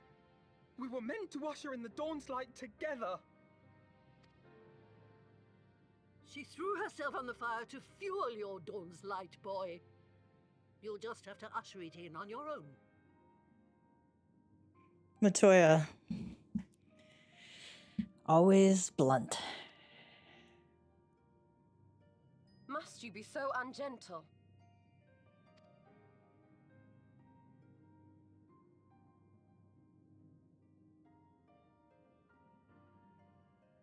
Tell me about the Scions, boy. The scions of the Seventh Dawn lay before Eorzea's salvation. Whenever the realm is threatened, be it by Primal, Ascian, Garlean, or any other, we take up arms in her defense, that all in Eorzea may live to see a brighter tomorrow. And that's very noble of you. But in chasing after these lofty goals of yours, you seem to have lost sight of some basic truths. To win a war, you must be willing to do whatever it takes. To fight, to kill, and if necessary, to die. The path you've chosen is paved with the dead. Walk it with your eyes open, or not at all.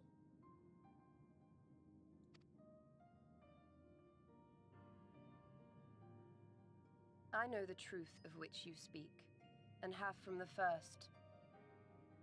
If the Ascians will go to any length to resurrect their god, then we must needs be as committed to our cause, to unmask them and their schemes, and to crush them both utterly.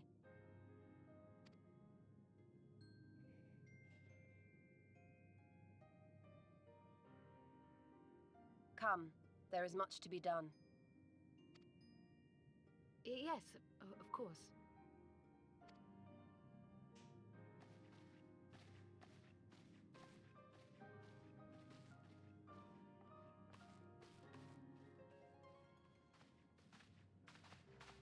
Thancred, wait!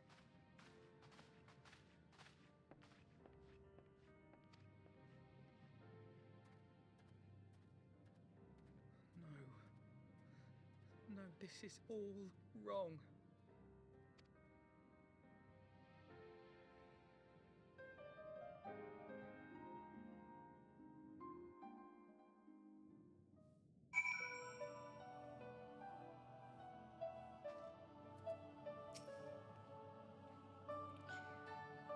Matoya says, "'Tis a blessed few who get to choose how and when and for what they die."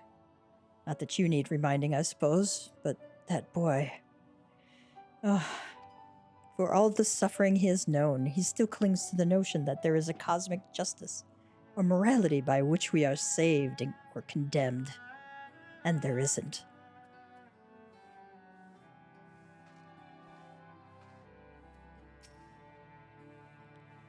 She's not coming back, is she? We could say she did what she thought was best. What now? Or nothing? Let's do that one.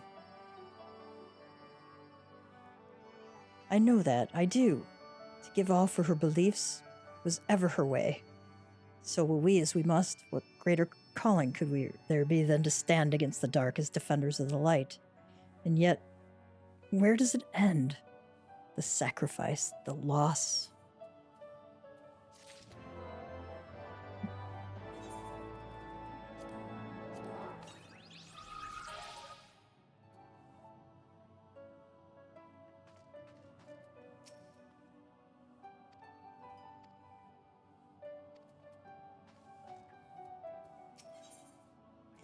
Elfino has reached a decision. I must ask that you not breathe a word of this to any of the others at the Rising Stones, especially Flamine. I will brief Tataru on what we have learned, as well as Urianger. He may have insight into what the word told us. As for you, Gav, After all you've done, I would say you have earned a rest.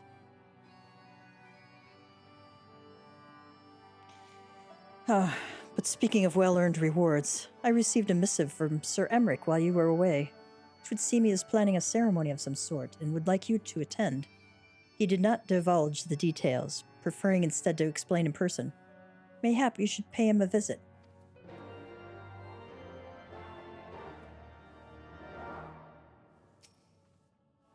Pray, take some time to rest.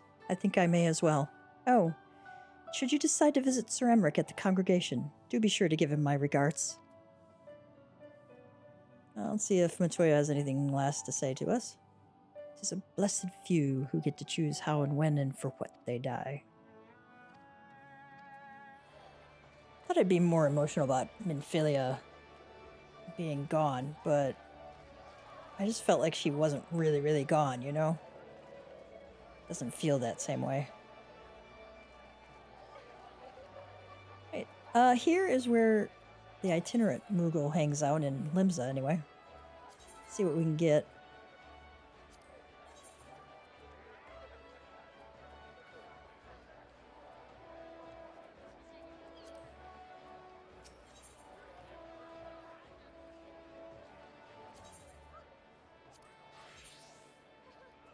See, Paiza earring. No. Inferno jacket, that looks kind of cool.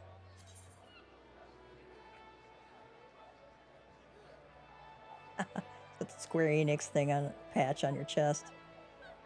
That's pretty cool looking, actually. I'll probably pick that one up. Shadow Gwibber trumpet. Yes, I will pick that up, definitely. That's a cool song with it. Falcon Ignition Key. Gives you the Falcon class airship. That'll be kind of cool to get. Magicked Bed. That's a bed mount. Like you literally lay in the bed. Queen's Guard Barding. Ancient One. Small and appearing to be fractured, but whole. I don't think I have that one. Primal Angel Orchestrion roll. I always go for the Orchestrion rolls too. Modern Aesthetics Form and Function. Oh, that's actually quite nice. It's a more girl kind of hairstyle. It's got a braid and some shoulder-length hair. It's really quite pretty. Pleasant Dot Parasol. Ballroom Etiquette, the Winsome Wallflower. Not quite instruction manual that is nevertheless instructive in warding off potential dance partners. An illustrated not quite instruction manual that is nevertheless instructive in warding off potential dance partners and looking good while doing so.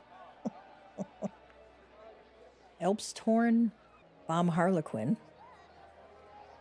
Oh, Palanquin. You could have your own Palanquin.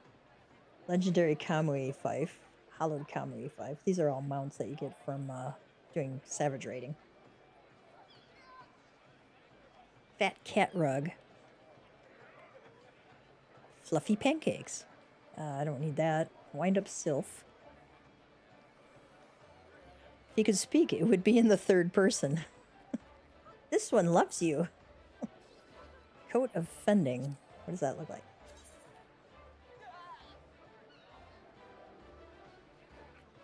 I mean, you can get these from, I think, drops in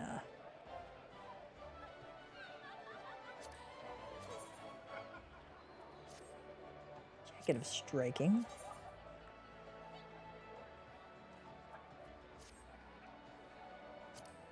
Jacket of Scouting. I hate the ones that go up, like, hide your face. No, thank you.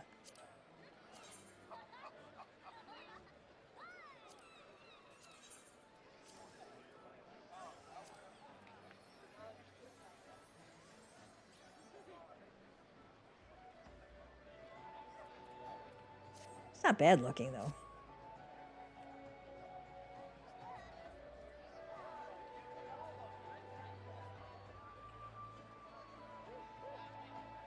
Bacon bits? That's a minion.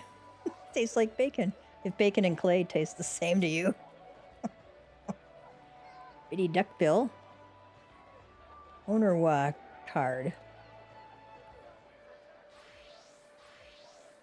Virago card. Okay. Garden's Gate Orchestrion rolls. Curio Root and Magic Prison. Okay. Complete the quest Seeking Sanctuary to unlock. Let's see what Seeking Sanctuary does. Now, speaking with Baldin at the Morbi Dry Docks. Journey to your island sanctuary. Speak with Tsaru. Okay. All right. We'll unlock it. Because why not? We can see what the island sanctuary is going to be. Moogle interior wall. Oh my god.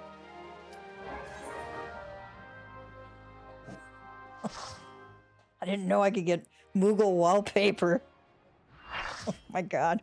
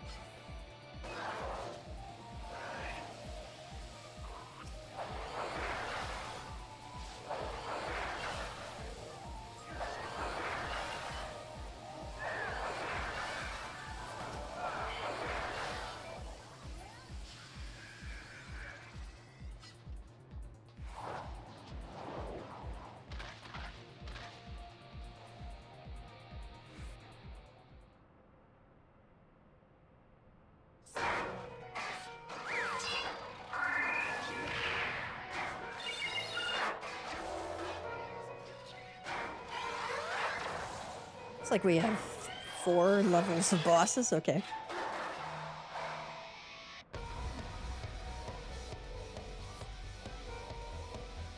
Cool music.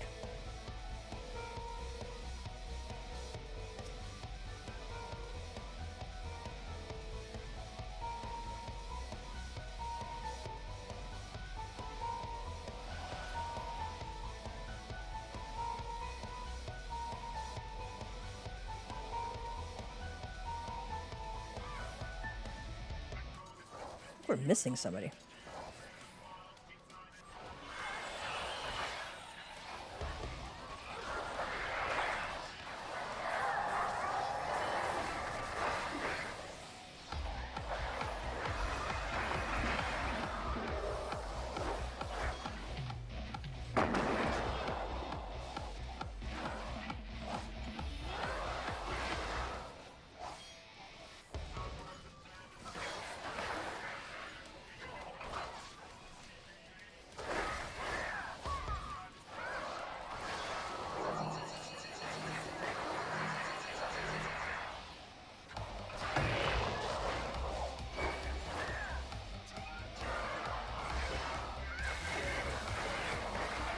Oh, that got me.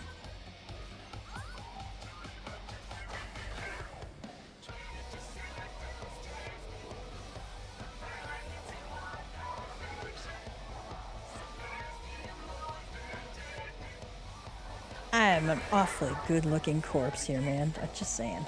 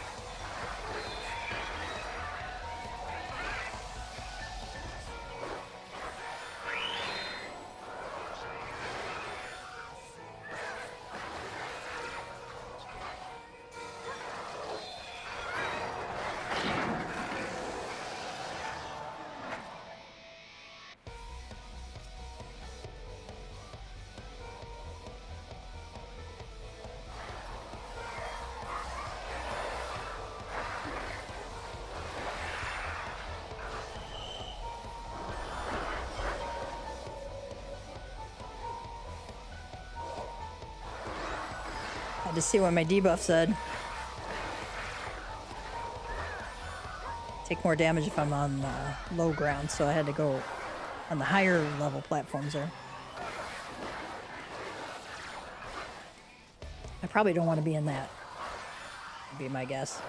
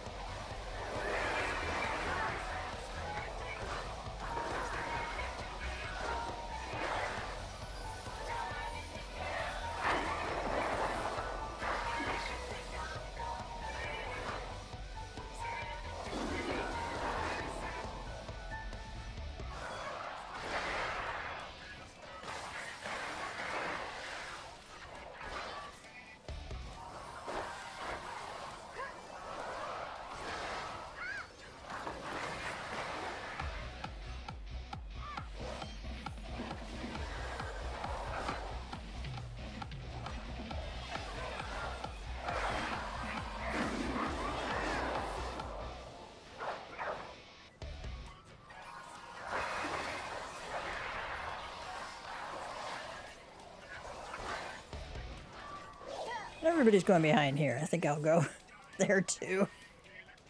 Oh, Ultra Flash is casting. Okay, that's what we're looking for.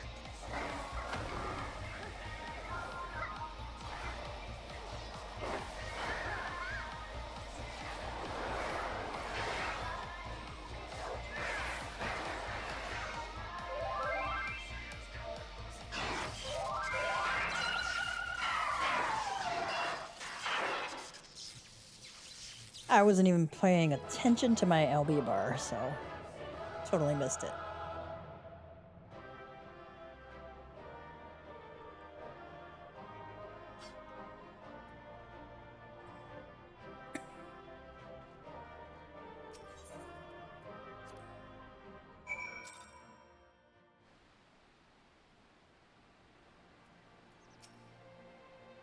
Big says, another Illuminati brainchild back on the scrap pile, is it?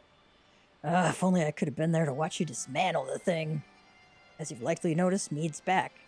Now, I haven't said a word to her about what went on when she was away, as I wanted you on hand if things turned nasty, but since she gets on better with you anyway, maybe it'd be best if you spoke to her yourself.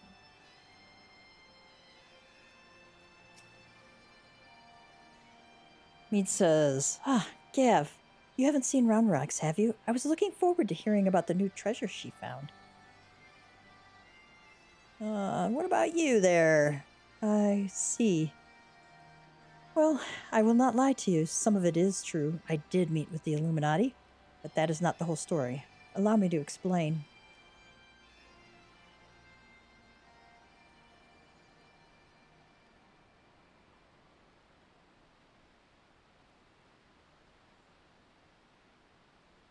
You're saying you handed over the Codex fragment to stop the Illuminati from coming here and taking it? Yes, but the fragment I handed over to them was not but a stone picked from a pile of rubble. The true Codex fragment is safe. Here, safe and sound.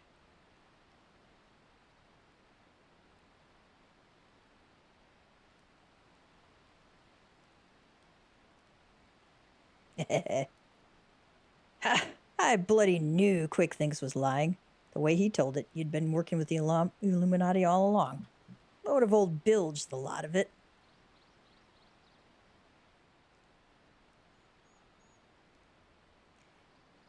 Mead says, I am afraid not. Quick Thinks told you true. In fact, it was I who first taught the goblins how to summon the primal. I meant only to use them for my own ends, of course, much as I did you.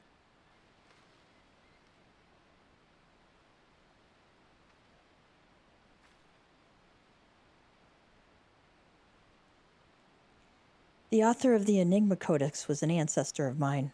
The creation of the so-called perfect world proposed within it has long been the goal of certain members of our tribe, myself included. For years, we strove in secret to realize its high ideals, free of the twisted elitism which seems to have infected the Illuminati.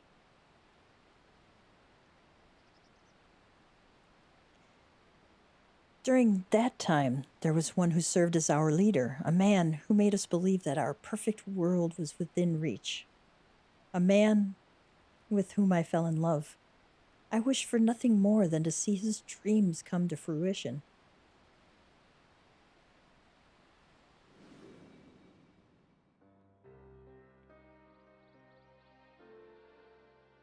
We're looking at some kind of weird cone. So blind was my devotion, I agreed to help him summon a primal without a second thought. The danger to our lives never even crossed my mind. But on that day, 3 years ago, I came to know the folly of our mission.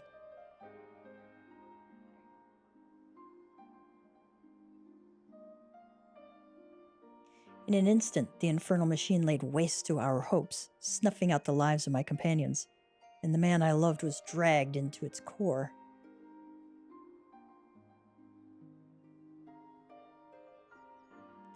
In a last desperate attempt to make right our mistake, I called forth a barrier with which to seal Alexander.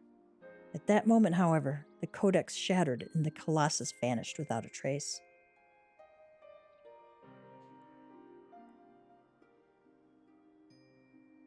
When the dust settled, I found myself surrounded by the broken fragments of the codex, the cold, accusing remnants of our dream of a perfect world.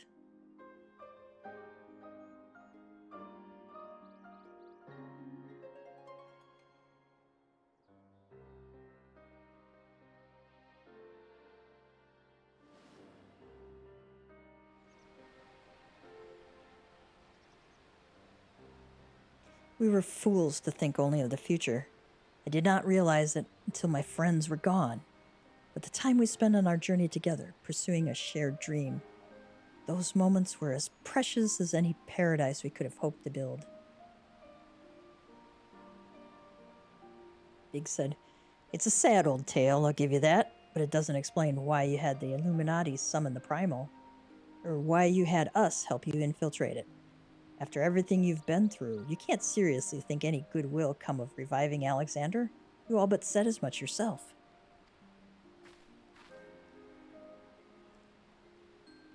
Good has nothing to do with it.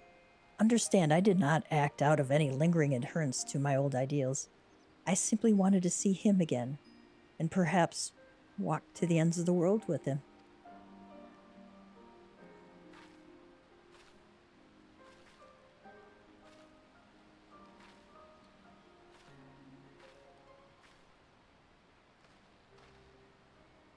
Him?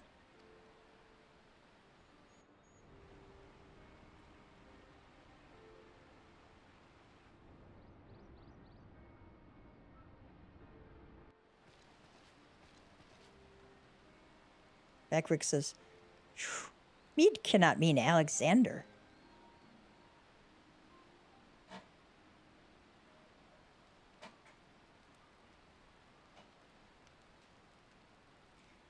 Not Alexander itself, but the soul, I believe, still resides within.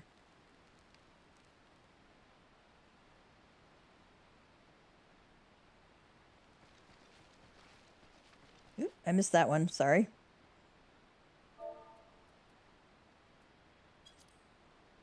Backrick said, "Soul of Uplander, sleeps in giant machine. Never has Backrick's heard such unsense. Mead must abandon this." Big says, "Now's not the time." I've got one more question to ask you. What happens when all the codex fragments are brought together? Alexander was born from hearts that yearned for a perfect world. The writings of the Enigma Codex inspired such a desire, but they were more than just a collection of texts. The codex can also be used to control the primal. To be precise, 2 elements are required: a complete Enigma codex and one capable of reading it. When both are present, Alexander can be commanded to transport its residents wherever they choose.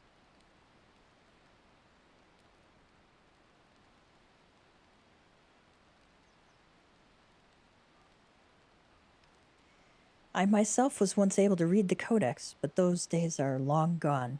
Now the fragments are as dead to me as the stones beneath my feet. There is another, however, to whom the codex still responds. One we all know quite well. Oh, Round Rocks is in trouble.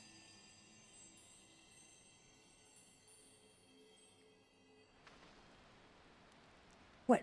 Round Rocks? Are you saying that little girl is the key to controlling a bleeding primal? Yep.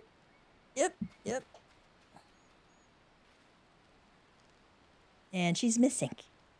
Round Rocks!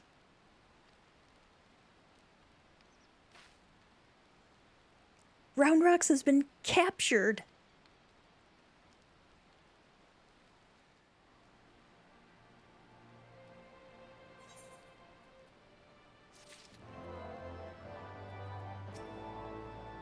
It's all my fault. I only lost sight of Round Rocks for a moment, but by the time I spied her again, the Illuminati had her surrounded.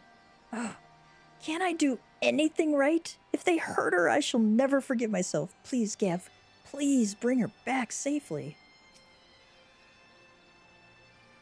Big says, tale old as time, eh? Woman falls in love with man, man gets sucked into primal, woman tries summoning primal to be reunited with man. Load of old rot if you ask me, but Mead seems to believe it.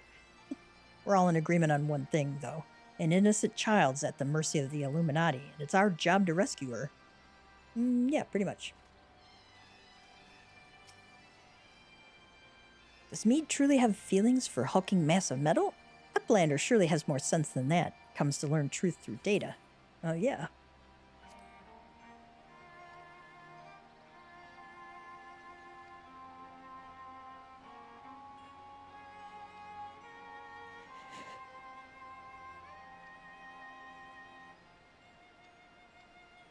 I think we've basically gone through all that. Alright, Mead. Round Rocks' plight weighs heavy on Mead's mind. Curse me for a fool. I should have known better than to underestimate the Illuminati. I assumed the missing piece in their plan was the Codex fragment, but they were talking about Round Rocks all the time. We must mount a rescue, now, without delay. To the Illuminati, she's no more than a cog in that monstrous machine. It is like that she is being held somewhere in or close to Alexander's upper body. Continue your push through the left arm, and while the Illuminati are distracted, I will search for a way forward.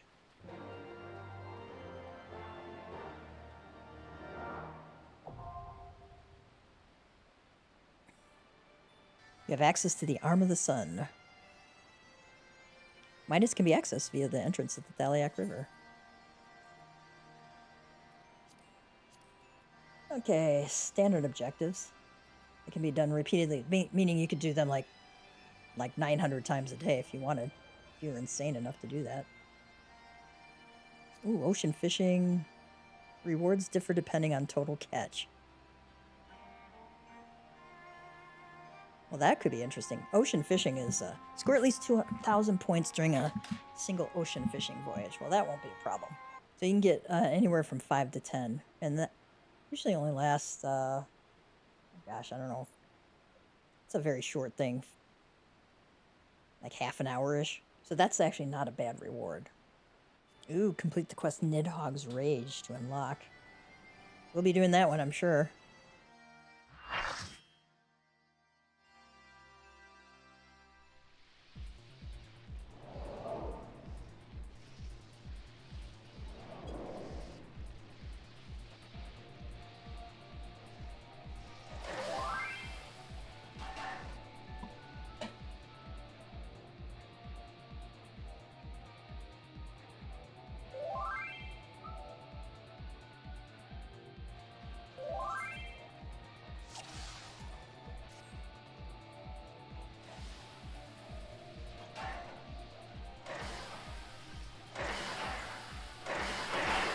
Yeah, I'll have to pick one.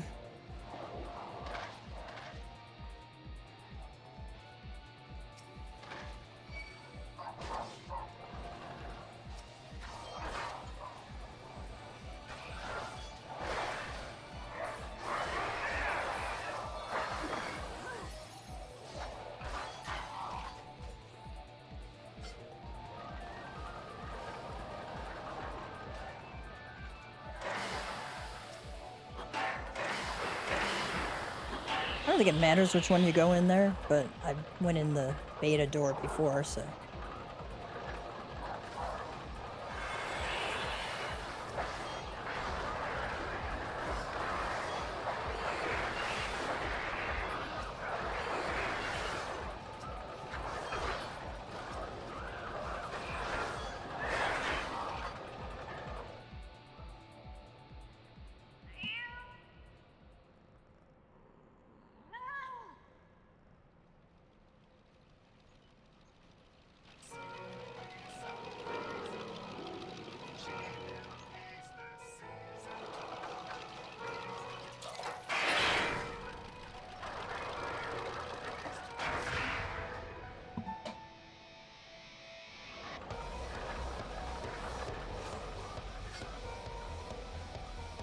You want to take the one that takes you down there, not back, right?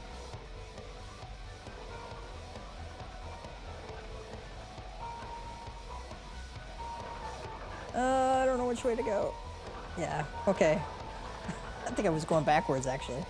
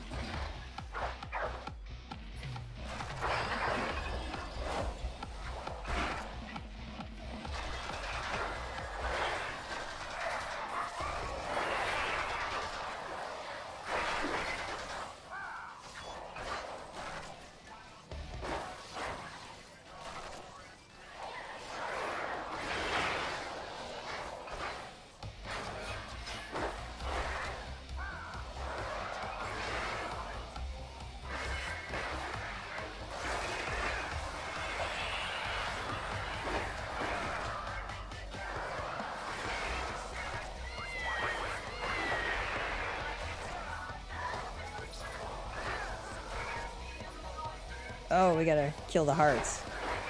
Can't let the hearts get the quick things. Okay.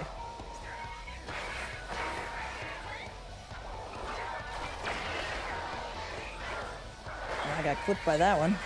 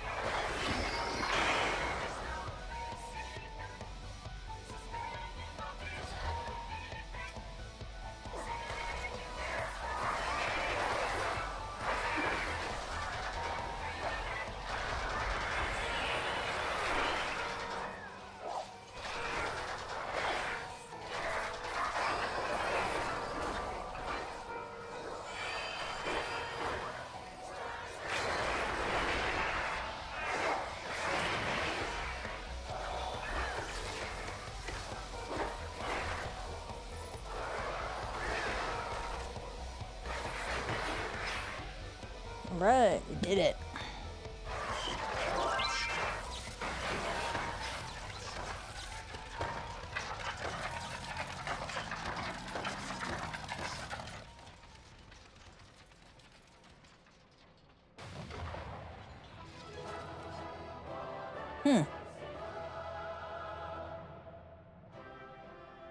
Oh, we just get a nod this time. We don't get joy.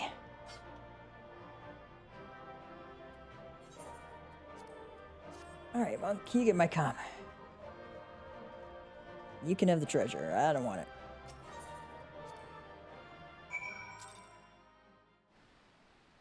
Big says, so the master of the Illuminati himself came flying in to drive you out? Ha! Sounds like you got him worried. We must be getting close. Wedge says, Give! I hear you made short work of Quick Think's flying machine. He will surely think twice before barging into the shortstop uninvited again. Though I don't suppose he has any reason to come here anymore. He already has his missing piece. Poor Round Rix. If the Illuminati have harmed her, I don't know what I'll do. Shh. Uplander sends Quick Think scurrying. Illuminati think twice before threatening us again. Uplander is nearly through left arm. Next, Uplander must push forward into the inner parts and save Round Rocks.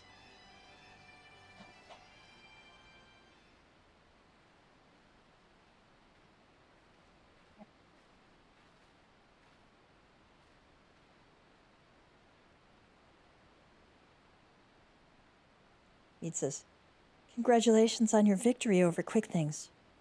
While you were busy dismantling his flying machine, I finished charting Alexander's interior.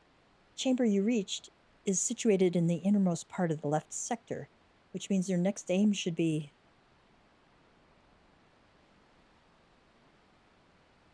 Backrix does not trust Treasure Hunter. 3 years ago, she summoned Metal Giant. Backrix wonders if she still wishes to finish mission of dead comrades.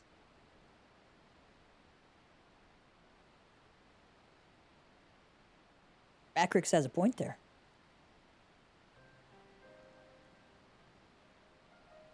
I do not blame you for doubting me. Truth be told, my former mentors often stressed that were the unthinkable to happen, it would be my burden, as the youngest, to carry on their work. But building the Codex's perfect world was their dream, not mine. I only borrowed it. As long as I was with those I held dear, I could happily have devoted myself to any cause. Seeing their passion, their joy, that was what filled me with resolve.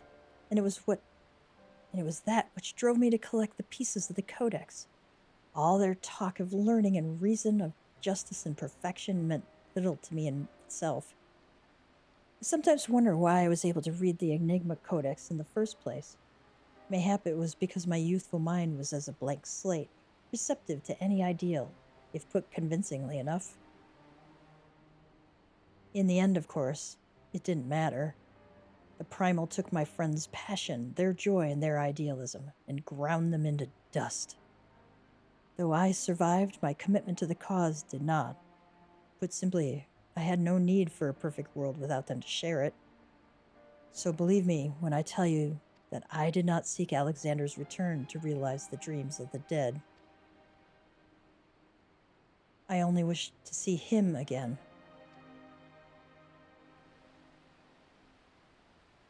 Big says, meaning your leader.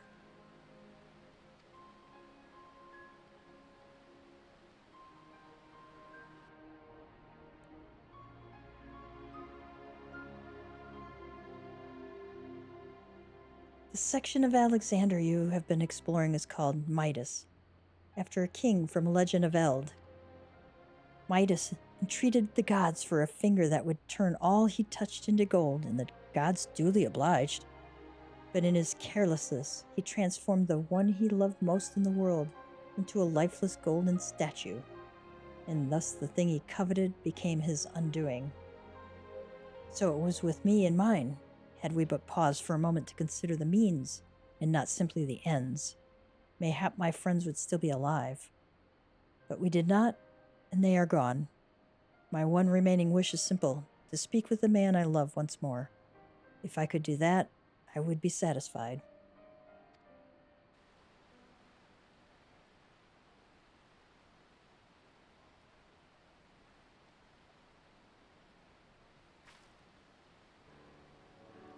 There. I've told you everything. Assuming no one else wishes to question my motives, I would speak of Round Rock's rescue, as was my original intent. Now listen well.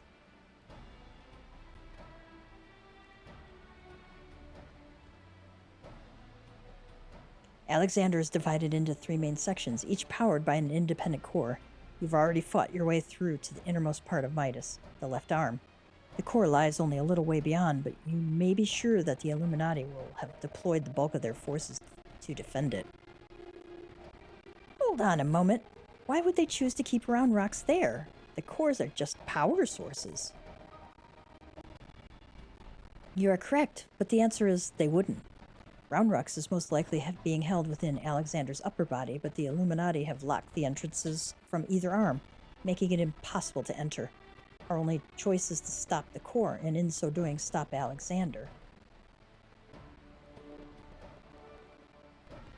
I see. Why, that's actually rather clever. The Illuminati need Round Rocks to control the Primal, but if it can't move, they'd have no need for her. At the very least, they'll have no choice but to keep her safe until the Primal is in working order again. Because activating those cores would have used up every crystal the Illuminati had. If we destroy the second one, I doubt they'll have enough to get them operational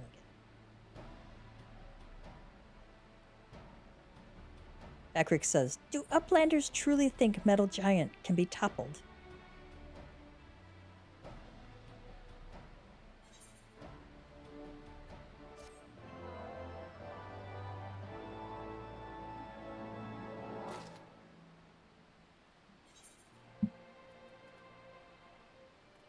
Alright, we have done...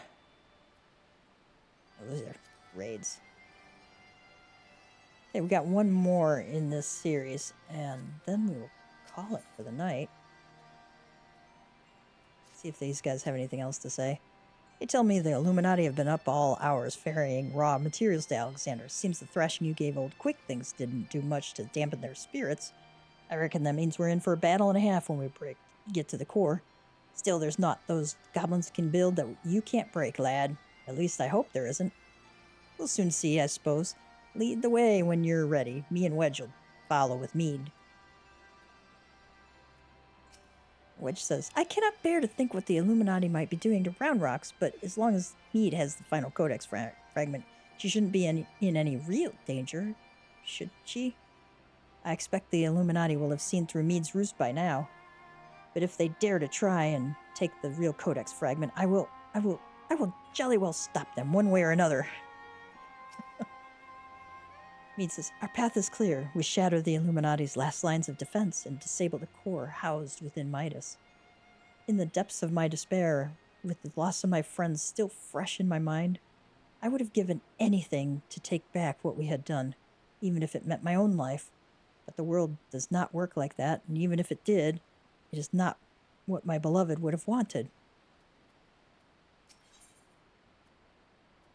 Alright, one step behind. In the absence of a better option, Bakrick seems ready to go along with Mead's rescue plan. Treasure Hunter truly believes the soul of lost love sleeps in Metal Giant. Madness, but Bakrick does not doubt resolve to rescue Round Rocks. Go with Mead deep into Midas and deactivate Second Core, but do not underestimate Illuminati. Day and night they bring supplies into Steel Fortress. Bakrick suspects Illuminati are tinker-making new weapons. Okay. Go inside, get the core, watch out, because they're making more weapons.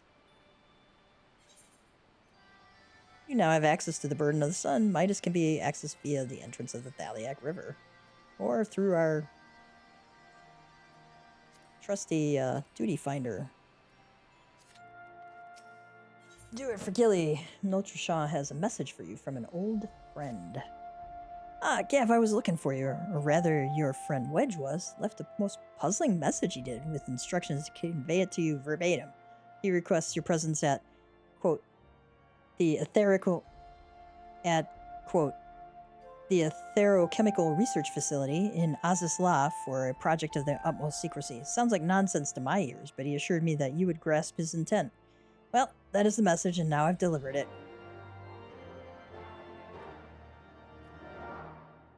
Here's Wedge.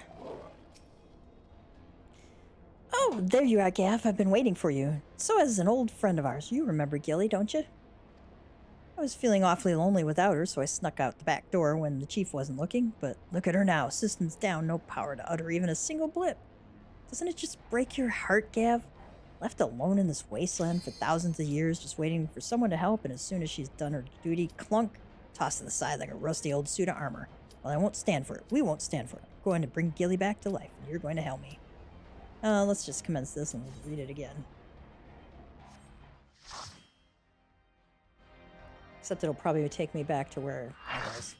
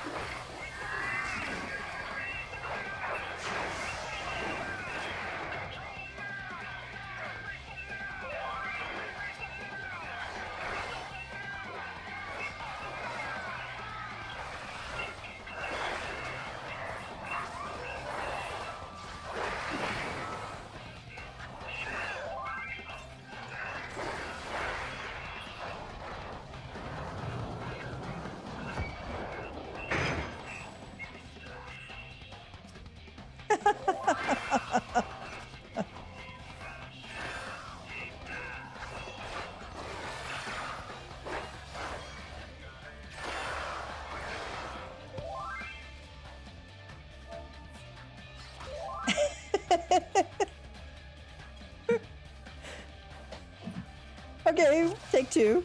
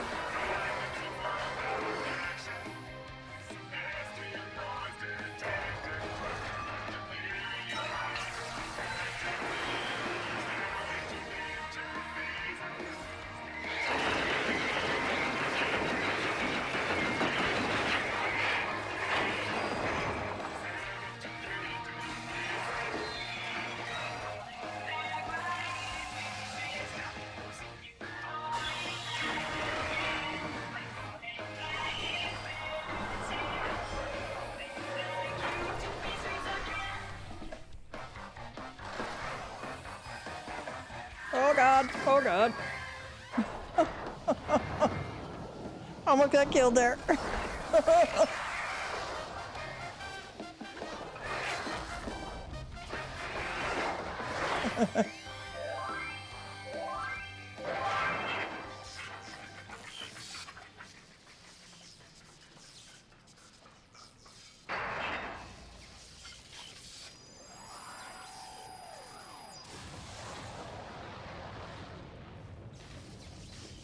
We just stand there while it explodes behind us.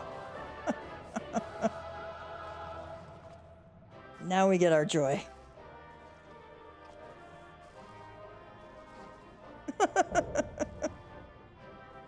Let's do our posing at the end.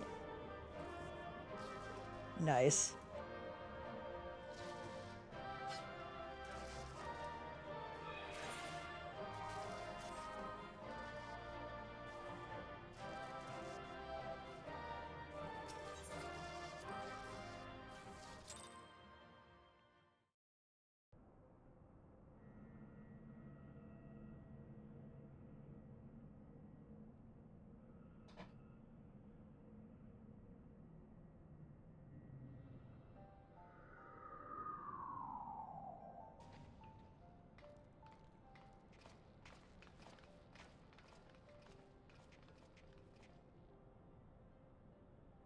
Biggs, the second core, I do believe.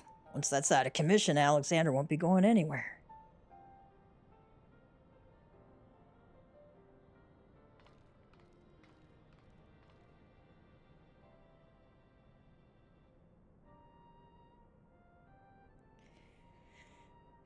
Diane, would that I could see you just once more.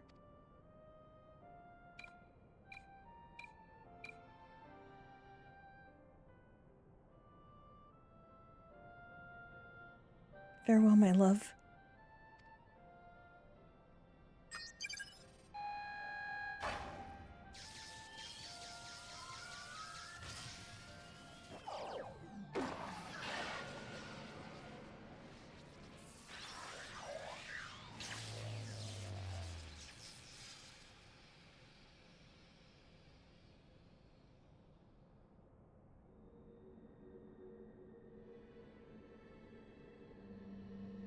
Oh. Quick Things is back. You!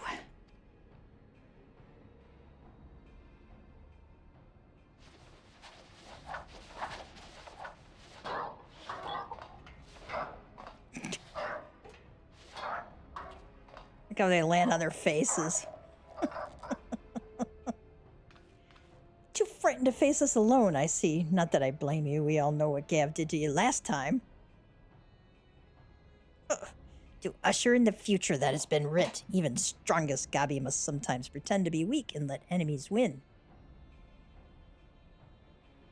Big says, oh, pretending, were you? And I suppose losing this core was all part of your plan. Don't make me laugh. You know as much about the future as we do. Quick Thinks knows all. For example, Quick Thinks knows one among Uplanders carries true fragment of Enigma Codex.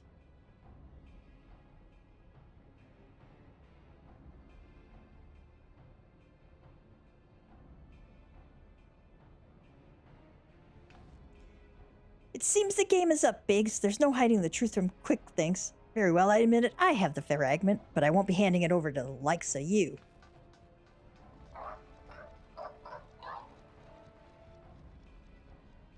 Oi, Wedge, didn't you hear him? He knows all. Which means he knows that what you're carrying's a worthless rock, while I've got the genuine article tucked away in my small clothes. Don't think I want to dig it out of there, man.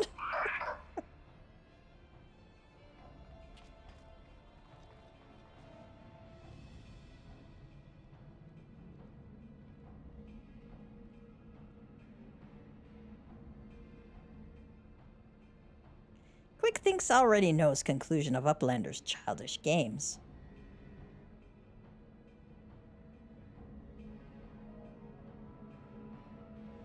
Mead says, he's coming for me. Eh? What's he waiting for? Long ago was outcome decided. Uplanders think they're victorious, but luck is no friend to them today.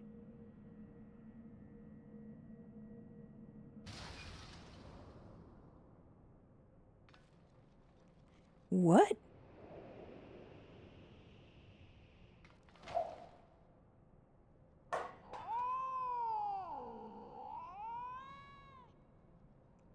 And now Enigma Codex belongs to Illuminati. All pieces fall into our hands.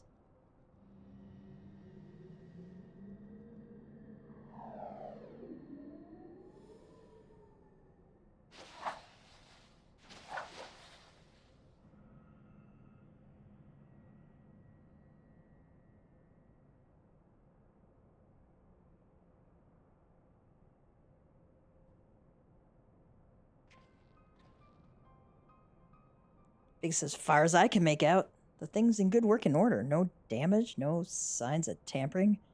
I can only think it was an energy fluctuation that did it. Just bad luck.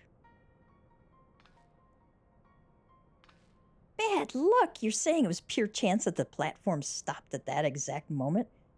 Then what about Quick Thinks? There's no way he could have predicted something like that. The odds would be infinitesimal.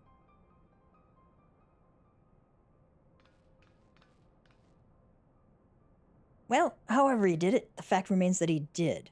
But that doesn't mean we have to stand for it.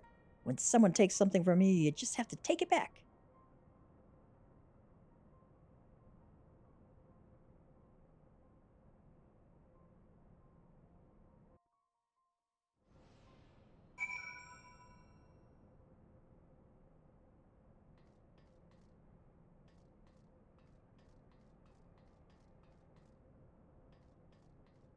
Kind of taking a look around here to see what's down there. Oh, bottomless pit. Yeah, way up there. Can't see up top real well. Alright, let's go. Too far away.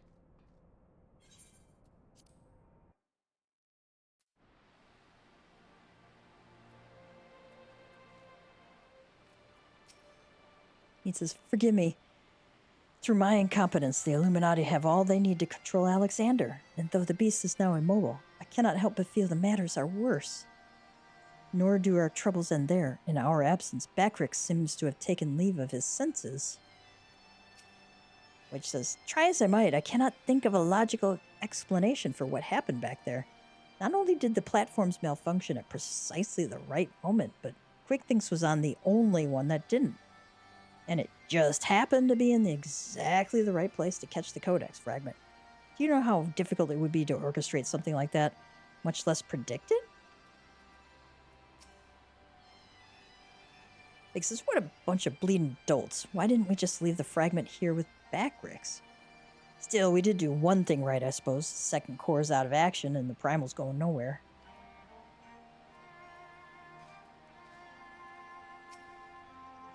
Backrix. Do Uplanders forget something? Matters are too urgent for much foolish doings. What? Tongue flaps of Uplander make Backrix almost to laugh. Uplander claims already to have stopped core and lost fragment to Quick Things?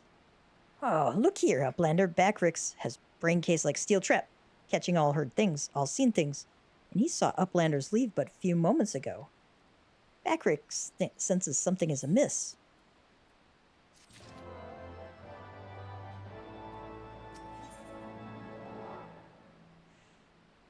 A gob in the machine. Behind his impassive mask, you sense that Backrix is eyeing you and your comrades with no small amount of suspicion. Backrix is certain that Uplanders left for Metal Giant only moments before returning. He watches Uplanders disappear over horizon with own two eyes. But it is impossible to return so soon if Uplanders' trail is true. Why Treasure Hunter also makes such claims. Backrix does not know. Go, Uplander, trade tongue flaps with Mead, and together think of explanation.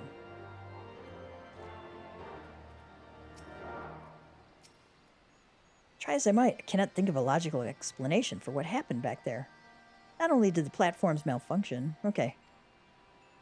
We heard that all.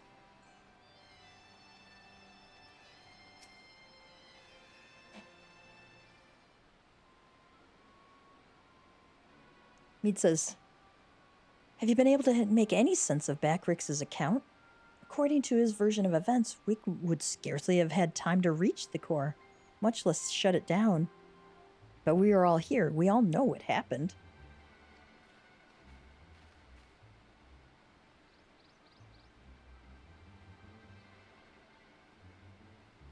Are you sure he's not just confused? Maybe he got lost in all that data of his and forgot the time. Which says, I'm afraid not. That is, unless the goblins standing watch near Alexander was also confused. His reports corroborate Backrix's. No, something else is going on here. I'm certain of it. The question is, what? If we assume for a moment that the goblins' accounts were true, then hardly any time has passed since we entered the barrier around Alexander. Time stopped? Impossible. Big says impossible? You mean like quick things predicting everything that was going to happen in the core room? I hate to say it, but maybe he wasn't talking out of his arse. If time doesn't work the same in there, maybe he saw the future. There may be another explanation for that. There is a device deep within Alexander capable of performing complex mathematical calculations. It is not outside the realm of possibility that it could be used to predict the outcome of simple events. Using mathematics to predict the future. Now, even if I could believe that, it wouldn't explain this business with Backrix. Biggs is right. Perhaps the presence of the primals somehow disrupted the flow of time within the barrier. It's only a theory, of course, and a far-fetched one at that, but it might go some way towards explaining recent events. Mead says, to be clear, you are implying that the Illuminati are aware of this temporal disruption and have been using it to somehow gaze into the future. Very well. If you are willing to accept that, why not go further? Might it not be the case that they have found a way to bend time to their will? By moving back and forth in time, the Illuminati could effectively manipulate the present however they see fit. They would ever remain one step ahead of us, our every effort doomed to fail from the first. Big says, now, that's a sobering theory, but it's still only a theory, right? There's no point panicking just yet. Wedge, give the chief a call on your link pearl, why don't you? If anyone knows how to untangle this knot, it's him.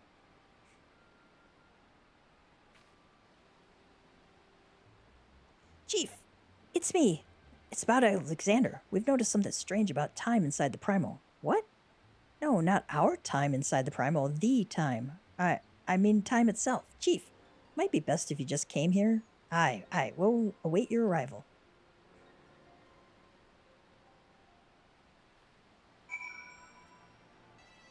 Let's finish this up.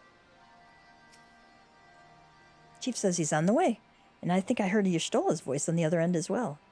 She kept asking him what I was talking about. It seems only yesterday that Round Rocks and I spent a few happy hours here sorting through a collection of treasures.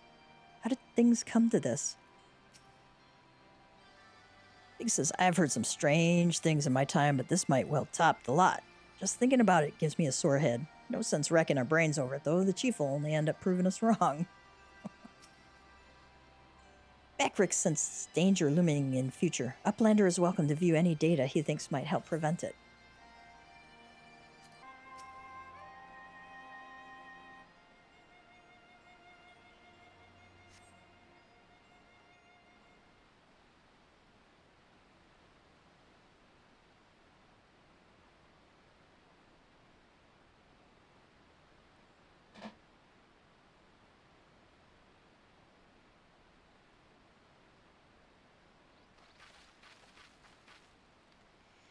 Is that a heated debate, I hear? Boys, you started without me.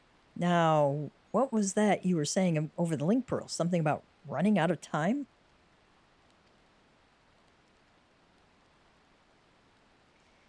Y'shtola says, Sid insisted that I accompany him, though I would have come even had he not. Matters have taken a turn for the worse, I gather. You gather correctly. You could say that again.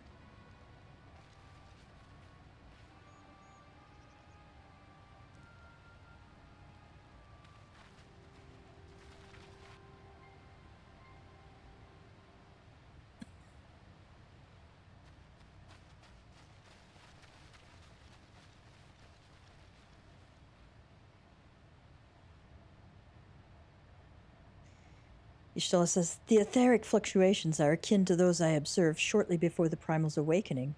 In the absence of a functioning core, its form is dissipating, albeit slowly.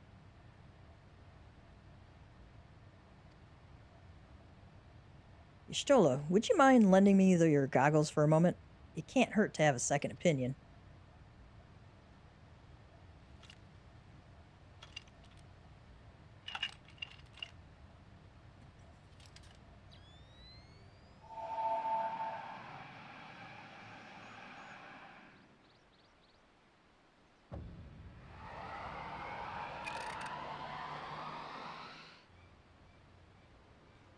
What in the seven hells? The ether pouring from the primals flowing backwards, as if time were passing in reverse. Zhloe says, that cannot be. Such a phenomenon is wholly without precedent. Knowing so little of this primal's capabilities, however, it would be remiss to discount the possibility outright. Mead says, if it is as we fear, then at this very moment Alexander could be undoing our efforts to shut down its core. All of our labors will have been for naught. Ah, the treasure hunter of whom we have heard so much. You seem unperturbed by our outlandish speculations. Was this perchance the subject of Wedge's communication?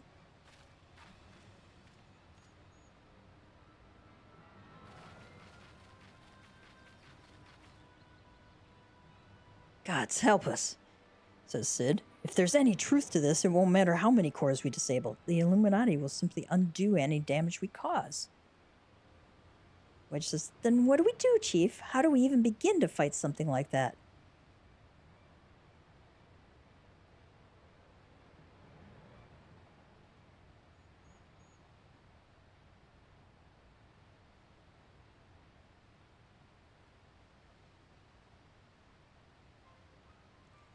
To erase the past, return to a clean slate. Could Diane have known?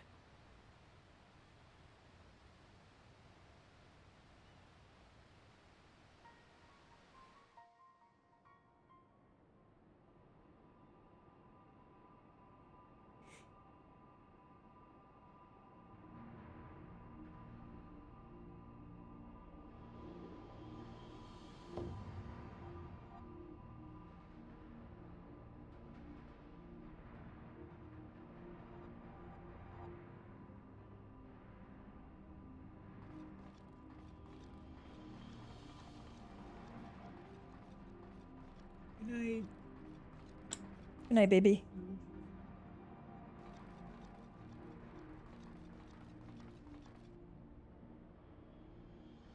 Illuminati Machinist says, preparations for restoration of Enigma Codex are complete. Calculations show margin of error for future readings is 0.03%.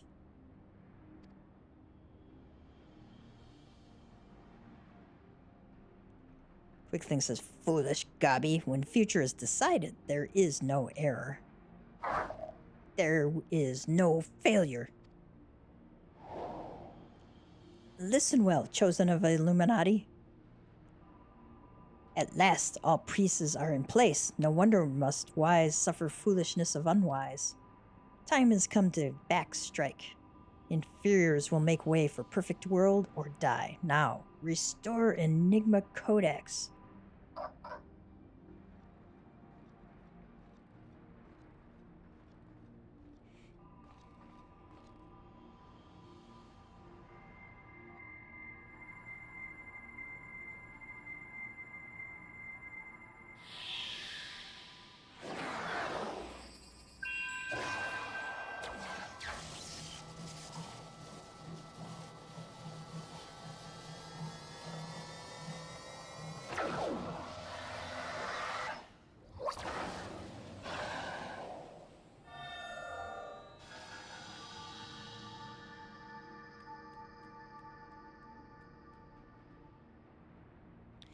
Now is Alexander Illuminati's to control. Soon will cores disabled by Uplanders be disabled no longer. Reverse time.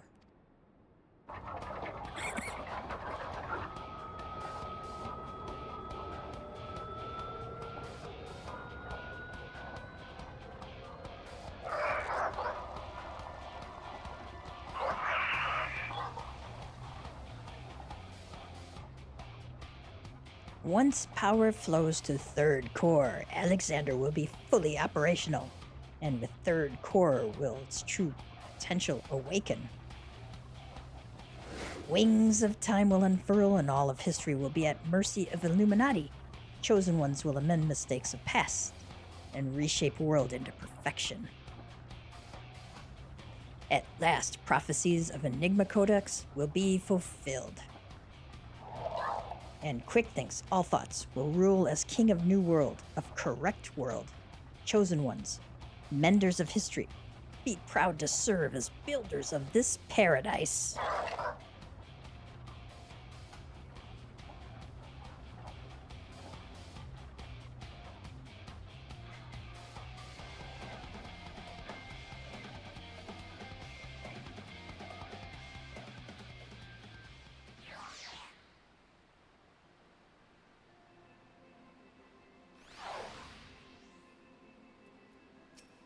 It says, seems we have more questions than answers where this primal's concerned. If the Illuminati really can see into the future, does that mean they already know what we're going to do next? We don't have the luxury of time to plan our next step. We must rescue Round Rocks without delay, for her sake and ours.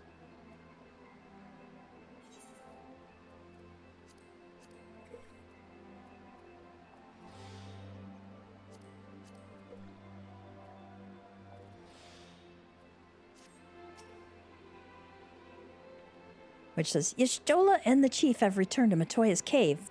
Don't worry. Between them, they're sure to find the answer to our problems. If it isn't waiting on a shelf in the Charlian Annals, it'll be in some forgotten corner of the chief's brain, you mark my words. And the next time we meet Quick Things, we'll be ready for him.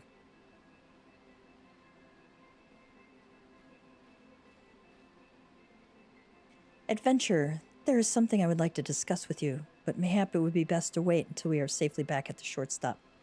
I will see you there.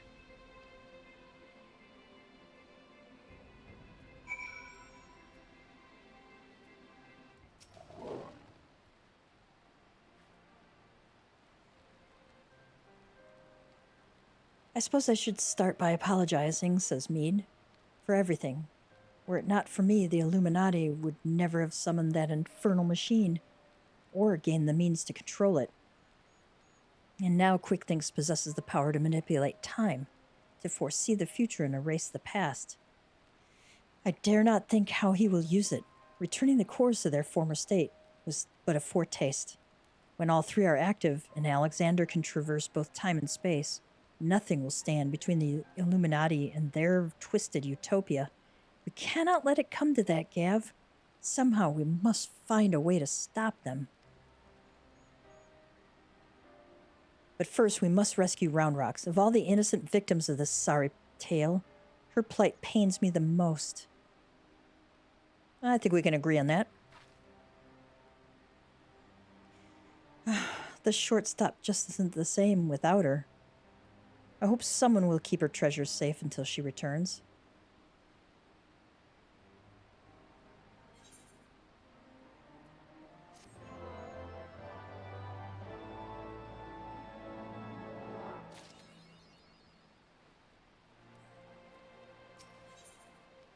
The Curl and the Colossus. Mead warily eyes the thicket a short distance away. Ah, adventurer, you come at an opportune moment. It would seem we have a visitor. I was pacing about thinking of Roundrix when something in the shadows drew my eye. Caught only a brief glimpse, but it bore an uncanny resemblance to Quick Thinks' constant companion. Shanoa, was it? If the Curl's here, there's a good chance our Illuminati keepers are close by. We'd best track her down and quickly. Follow me. Okay, we're going to leave that there, and we are going to go unlock Fractal Continuum because that's on our Mogpendium. And it gives some nice tomes, and then we're probably going to wrap it here for the night. So let's go back to Azisla, or Azisla. I keep mispronouncing it. One of these years I'll remember.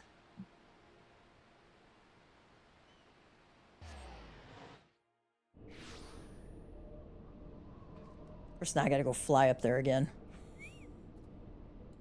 Alright, here's Wedge. And he says, "Oh, there you are, Gav. I've been waiting for you, and so is an old friend of ours. You remember Gilly, don't you?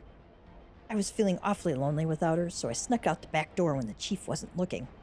But look at her now. Systems down, no power to utter even a single blip. Doesn't it just break your heart, Gav? Left alone in this wasteland for thousands of years, just waiting for someone to help, and as soon as she's done her duty, clunk. Tossed to the side like a rusty old suit of armor. Well, I won't stand for it. We won't stand for it. I'm going to bring Gilly back to life, and you're going to help me."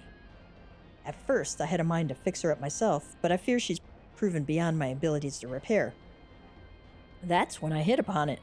If we found a new body for Gilly, we could transfer her personality and memories right into it. It'd be like she never left. I know what you're thinking. And just where are we going to find this new body, Wedge? I've got 3 words for you. The Fractal Continuum.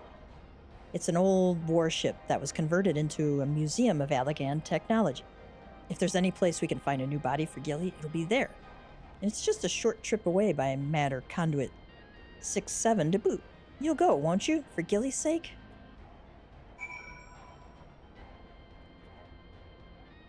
Okay. Examine the Allegan teleporter.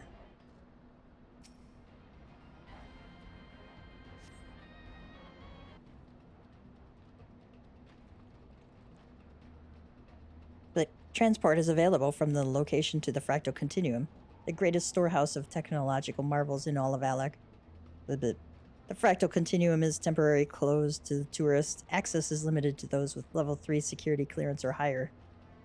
Unauthorized visitors will be removed via the Continuum's anti-intruder defense system. Thank you, and we hope you enjoy your visit. Duty Finder has been updated with a new regular duty. Okay. Let's check it out. I want to see what's there.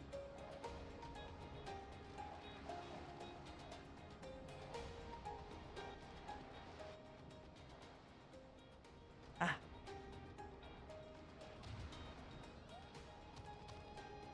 Okay.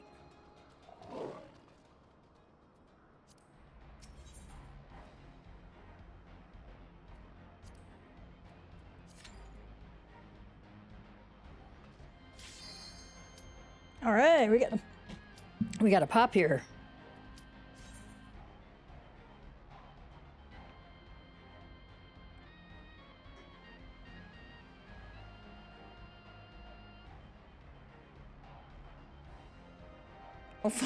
Okay, good. I was worried about the DBS there for a moment.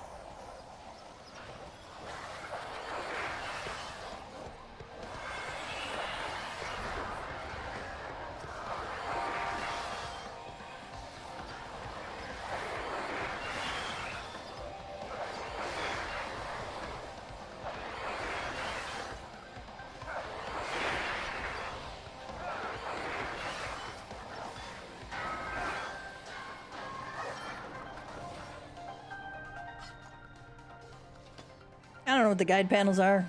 I'm gonna have to wait until they come up with the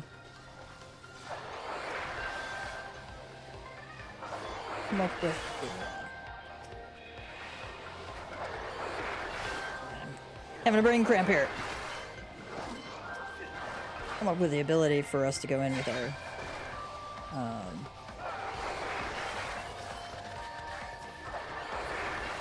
trying to think here. Trying to think and fight at the same time. It's not working.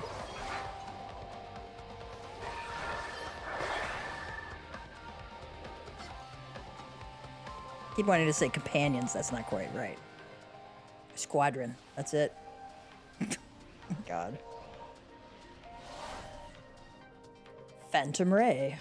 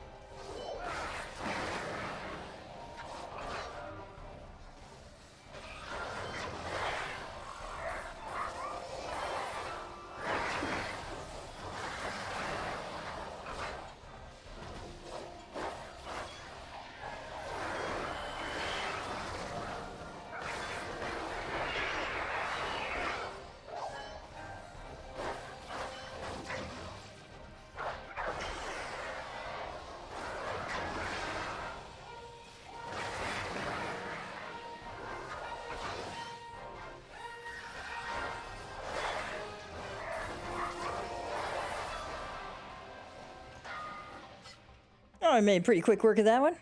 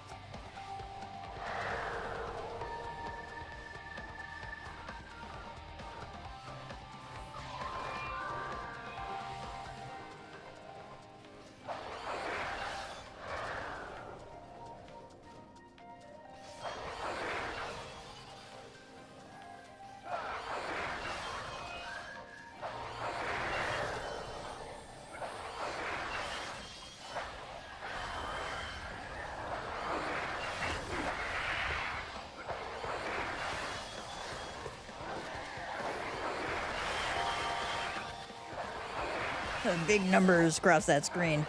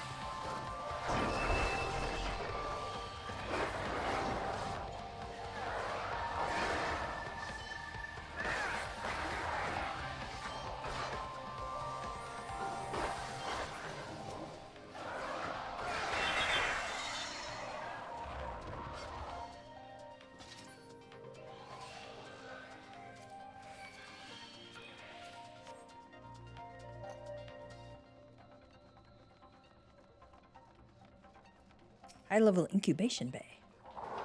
There's a Minotaur here.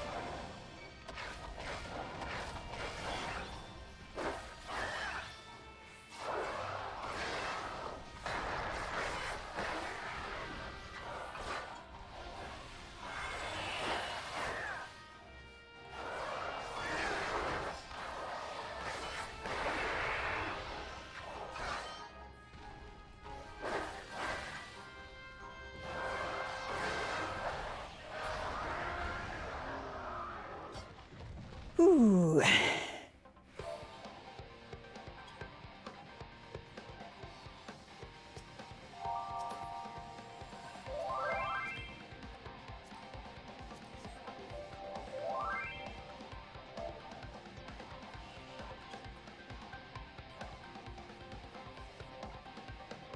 Somehow we got hit by that big hit. I'm not sure if we were supposed to go in towards the boss or out away from the boss. And so we lost our healer and our other DPS. Tank did a good job. Good job keeping us alive. I would have felt better doing this on a Reaper because I have Arcane Crest to kind of give me a little protection there, but between the second wind, the healing potion, and bloodbath, I was able to stay alive.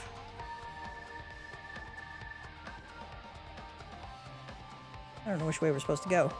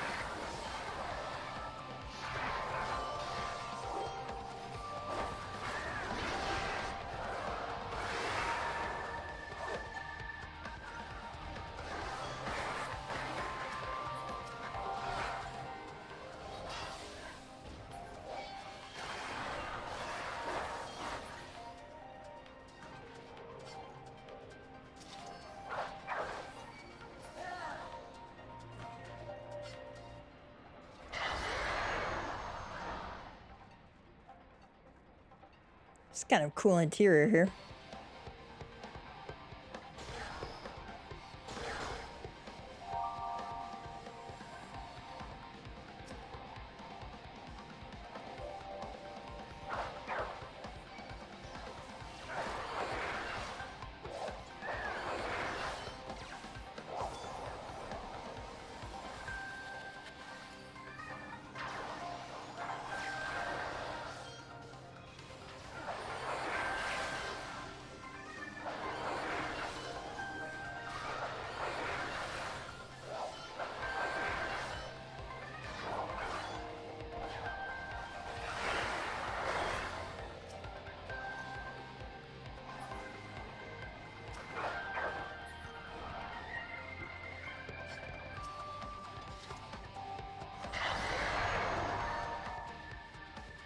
Okay.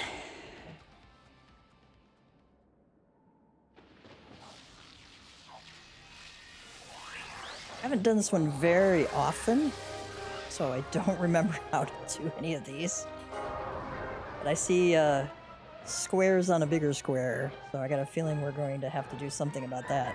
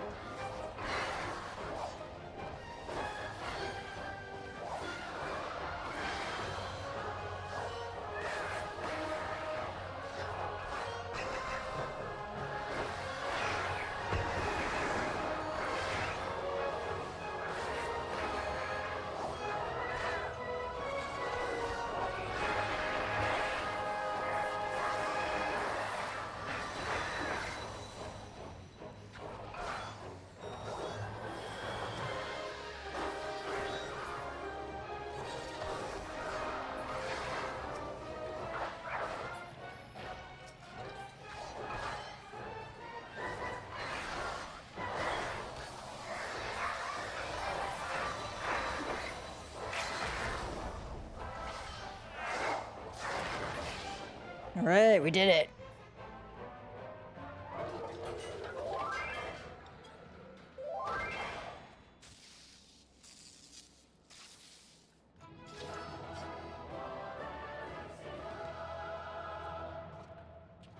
Joy.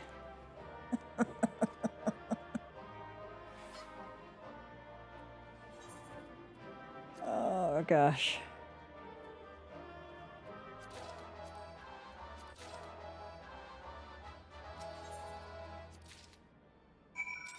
Aw, somebody gave me a comm.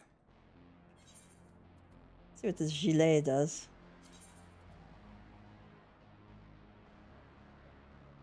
Not too into the frilly sleeves there, man.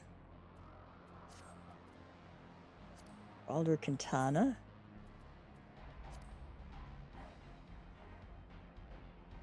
Doesn't float my boat. Unbreakable Orchestrion roll. Yes.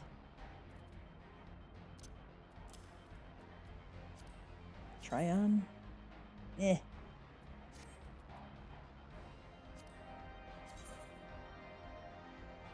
have a glowy thing at my neck. I don't want to look like I have a collar on, though. Alright, deliver the Node Nacelle to Wedge. I had a feeling we were going to have to go back up there.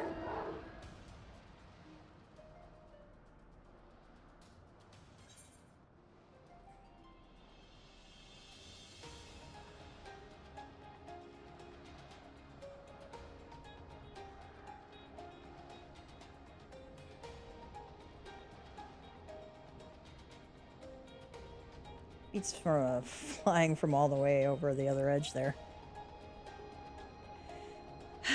They really need another aetheryte thing. It would be very nice to have one on this ship.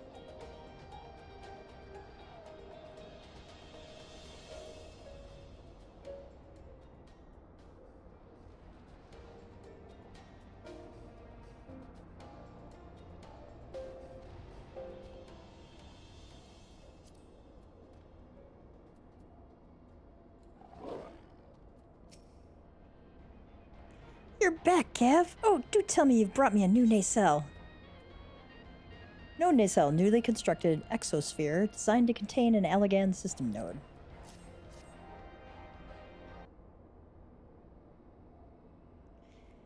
Why, that's a functioning nacelle if I ever saw one. This'll do the trick, I'm sure of it.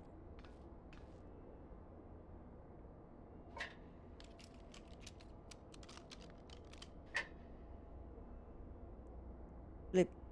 Auto-detecting newly installed nacelle. Nacelle detected. Reinitializing system settings. Initialization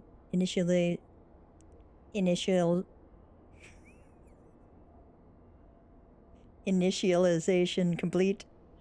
Welcome to Azus Law, Master Wedge and Master Gav. Gilly, could it truly be you?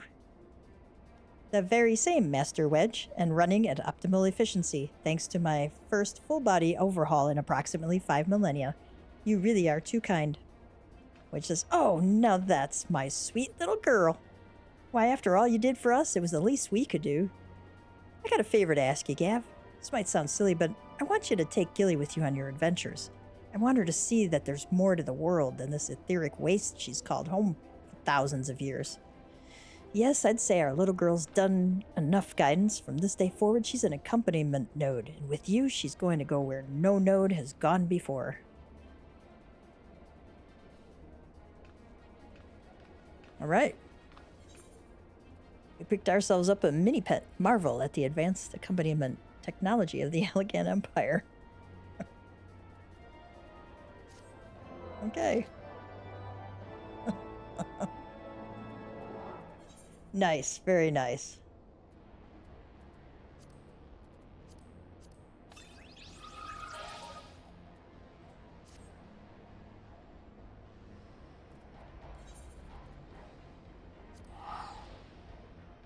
Go back to our free company home. I just typed in chat, who knew there was Moogle wallpaper? All right, folks. On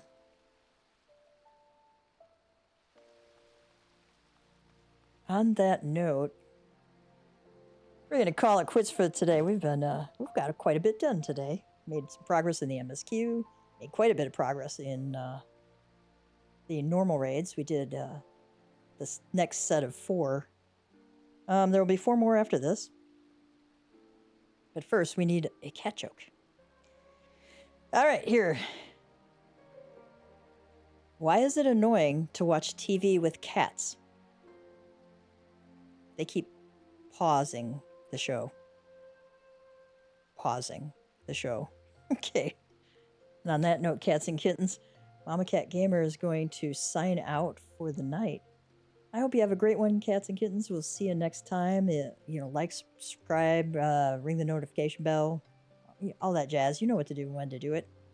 You have a great next few days, and I will hopefully be back soon to take us continuing along the Heavensward adventures, post-Heavensward adventures, and we're getting kind of close to getting into Stormblood, so we'll see what happens. I know the next few cutscenes are gonna be pretty big deals, so don't miss those. Those are some great cutscenes, so I know you'll enjoy those. All right, have a great night, cats and kittens. Mama Cat Gamer signing out.